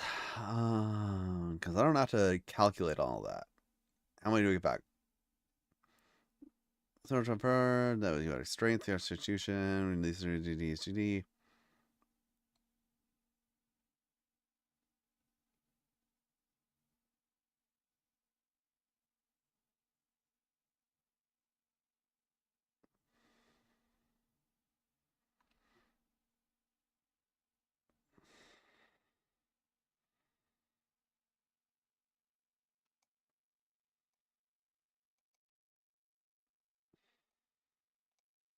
Okay, so 334 XP.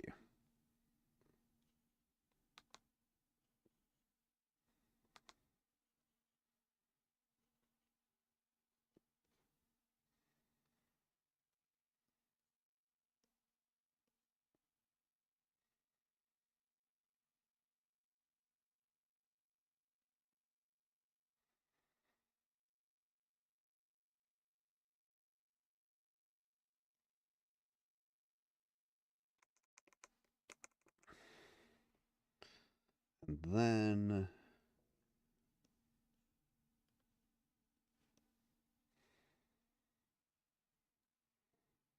1,000.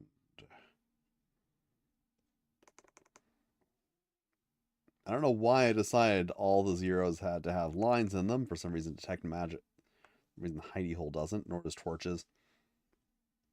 I feel like the correct answer here is to remove all of the lines from zeros.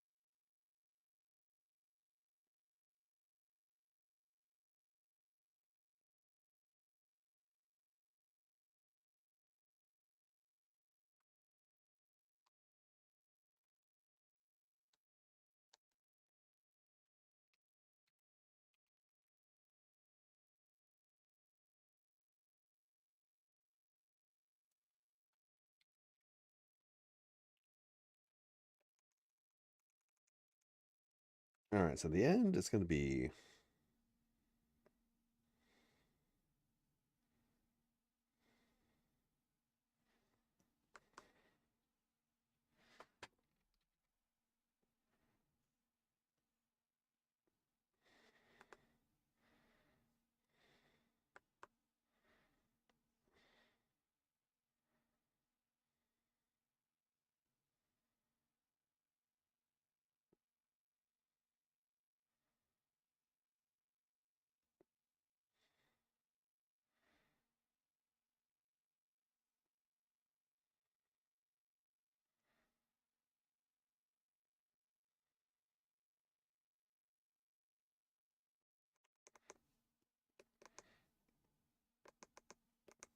Alright, and that's the experience points.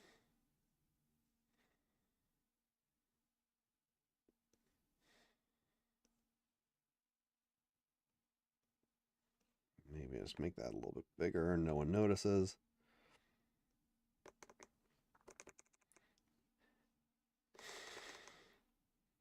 It's written over and over again. Alright.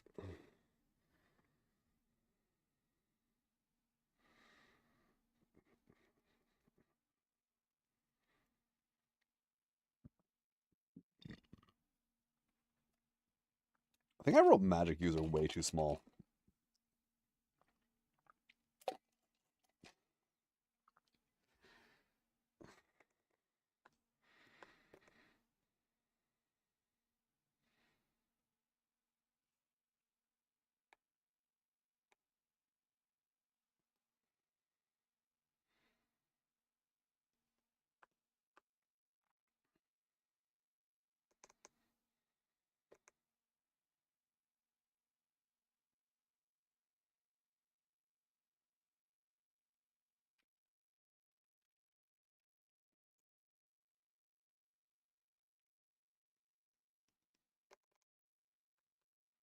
Oh, slash magic user. Luck. Alright.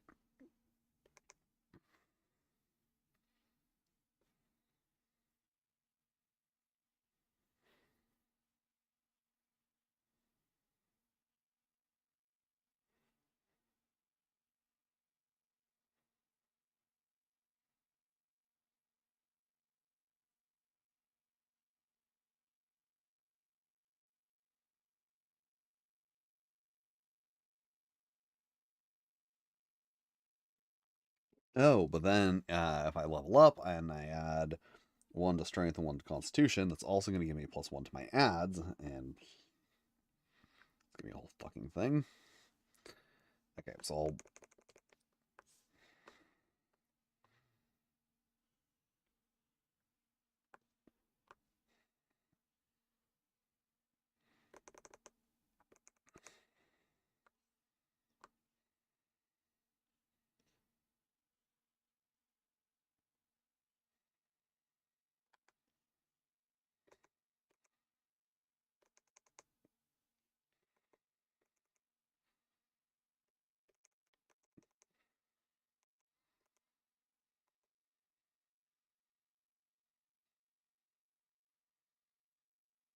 yes, that will work.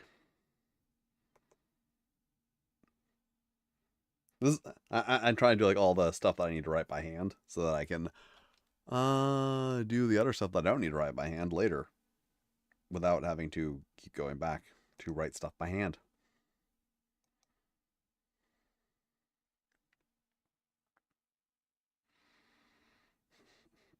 Oh yeah, need to fix that. I feel like I should maybe put like a line here and a line here.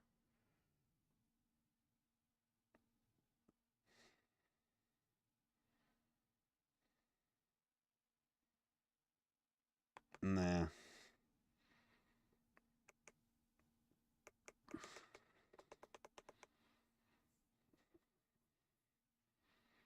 Is that all the numbers I'm going to need on this? I think that's all the numbers I'm going to need on this.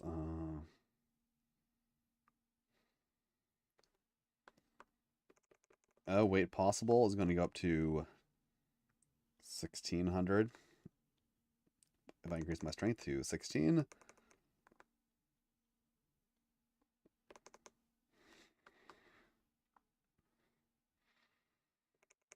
weight carried is going to go up to, how much gold do I find? 25. So it means, wait, 70, 82.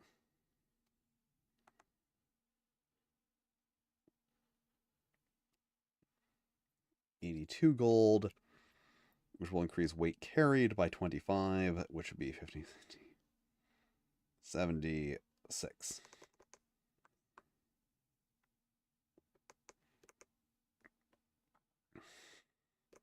This is an absurd thing I'm doing.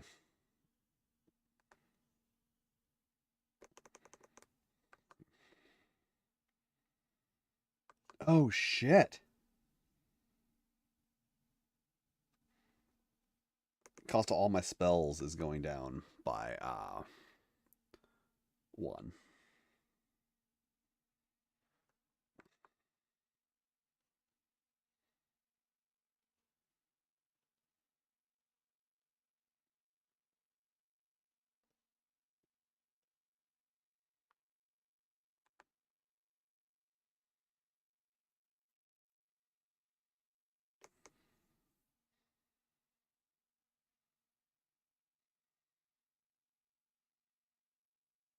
Or maybe...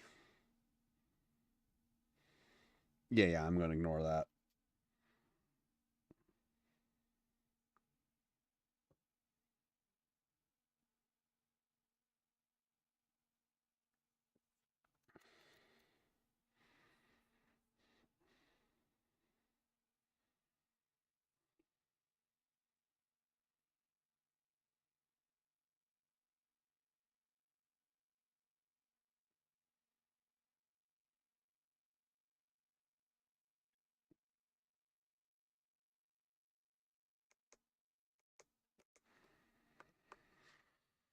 All right. Oh wait, my staff.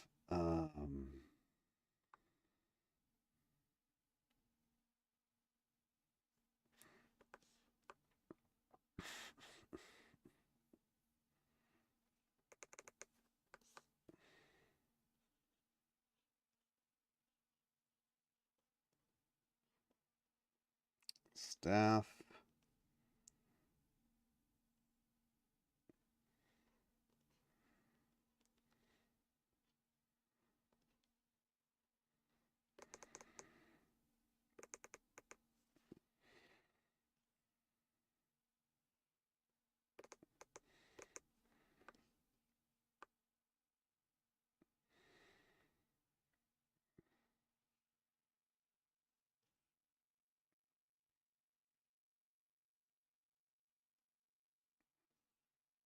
Staff 48 out of 48.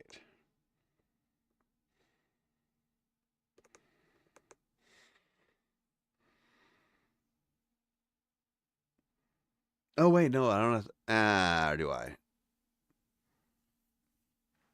No, because I do that last. Then I go down and I spend 14 points on spells.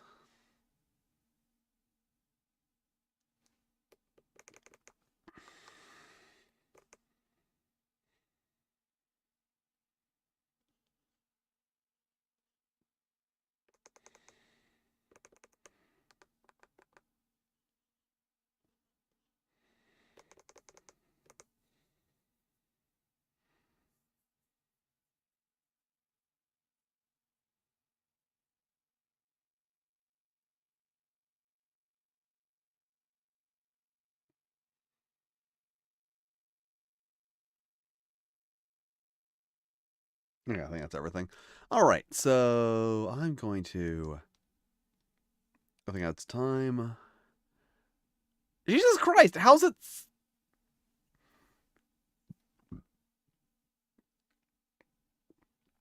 Like, I looked at the stream and I'm like, oh, it's been 5 hours. I'm like, I should probably end the stream because it's been 5 hours. Looked at the stream, I'm like, oh, I should probably end the stream because it's been 5 hours. And then I look down for a few minutes and I look back up and it's 6 hours. All right, so I should definitely end the stream now. So, thank you for joining me here on the internet while I worked on, worked on this. Hey, you can kind of see that. Usually, this is a bit too bright to actually be picked up on the camera. Yeah, thanks for joining me here on the internet while I worked on the Tunnels and Trolls videos. I'm probably gonna, I doubt I'm gonna do another assets video because I just need to do some backgrounds and then a bunch of exporting, and god, the exporting is so boring. That's why I don't do it on the stream, because it's really, really boring to watch. I'm probably gonna do another one with editing, as I often say, if you like watching me stream, follow me on twitch.tv. That is where I usually stream. I only stream on YouTube when I am working on a YouTube video, because I don't want to, like, bog down people's YouTube experience with a bunch of random streams. So if you want to enjoy my stuff, twitch.tv, you can watch me play Dead by Daylight a lot. Not a lot, like a few hours a week. If you want to watch me do stuff for my videos, you can continue watching me stream here. I should probably clean up that area behind me. That is a mess. Anyway, thank you for joining me, as I said, here on the internet, and I will see you next time.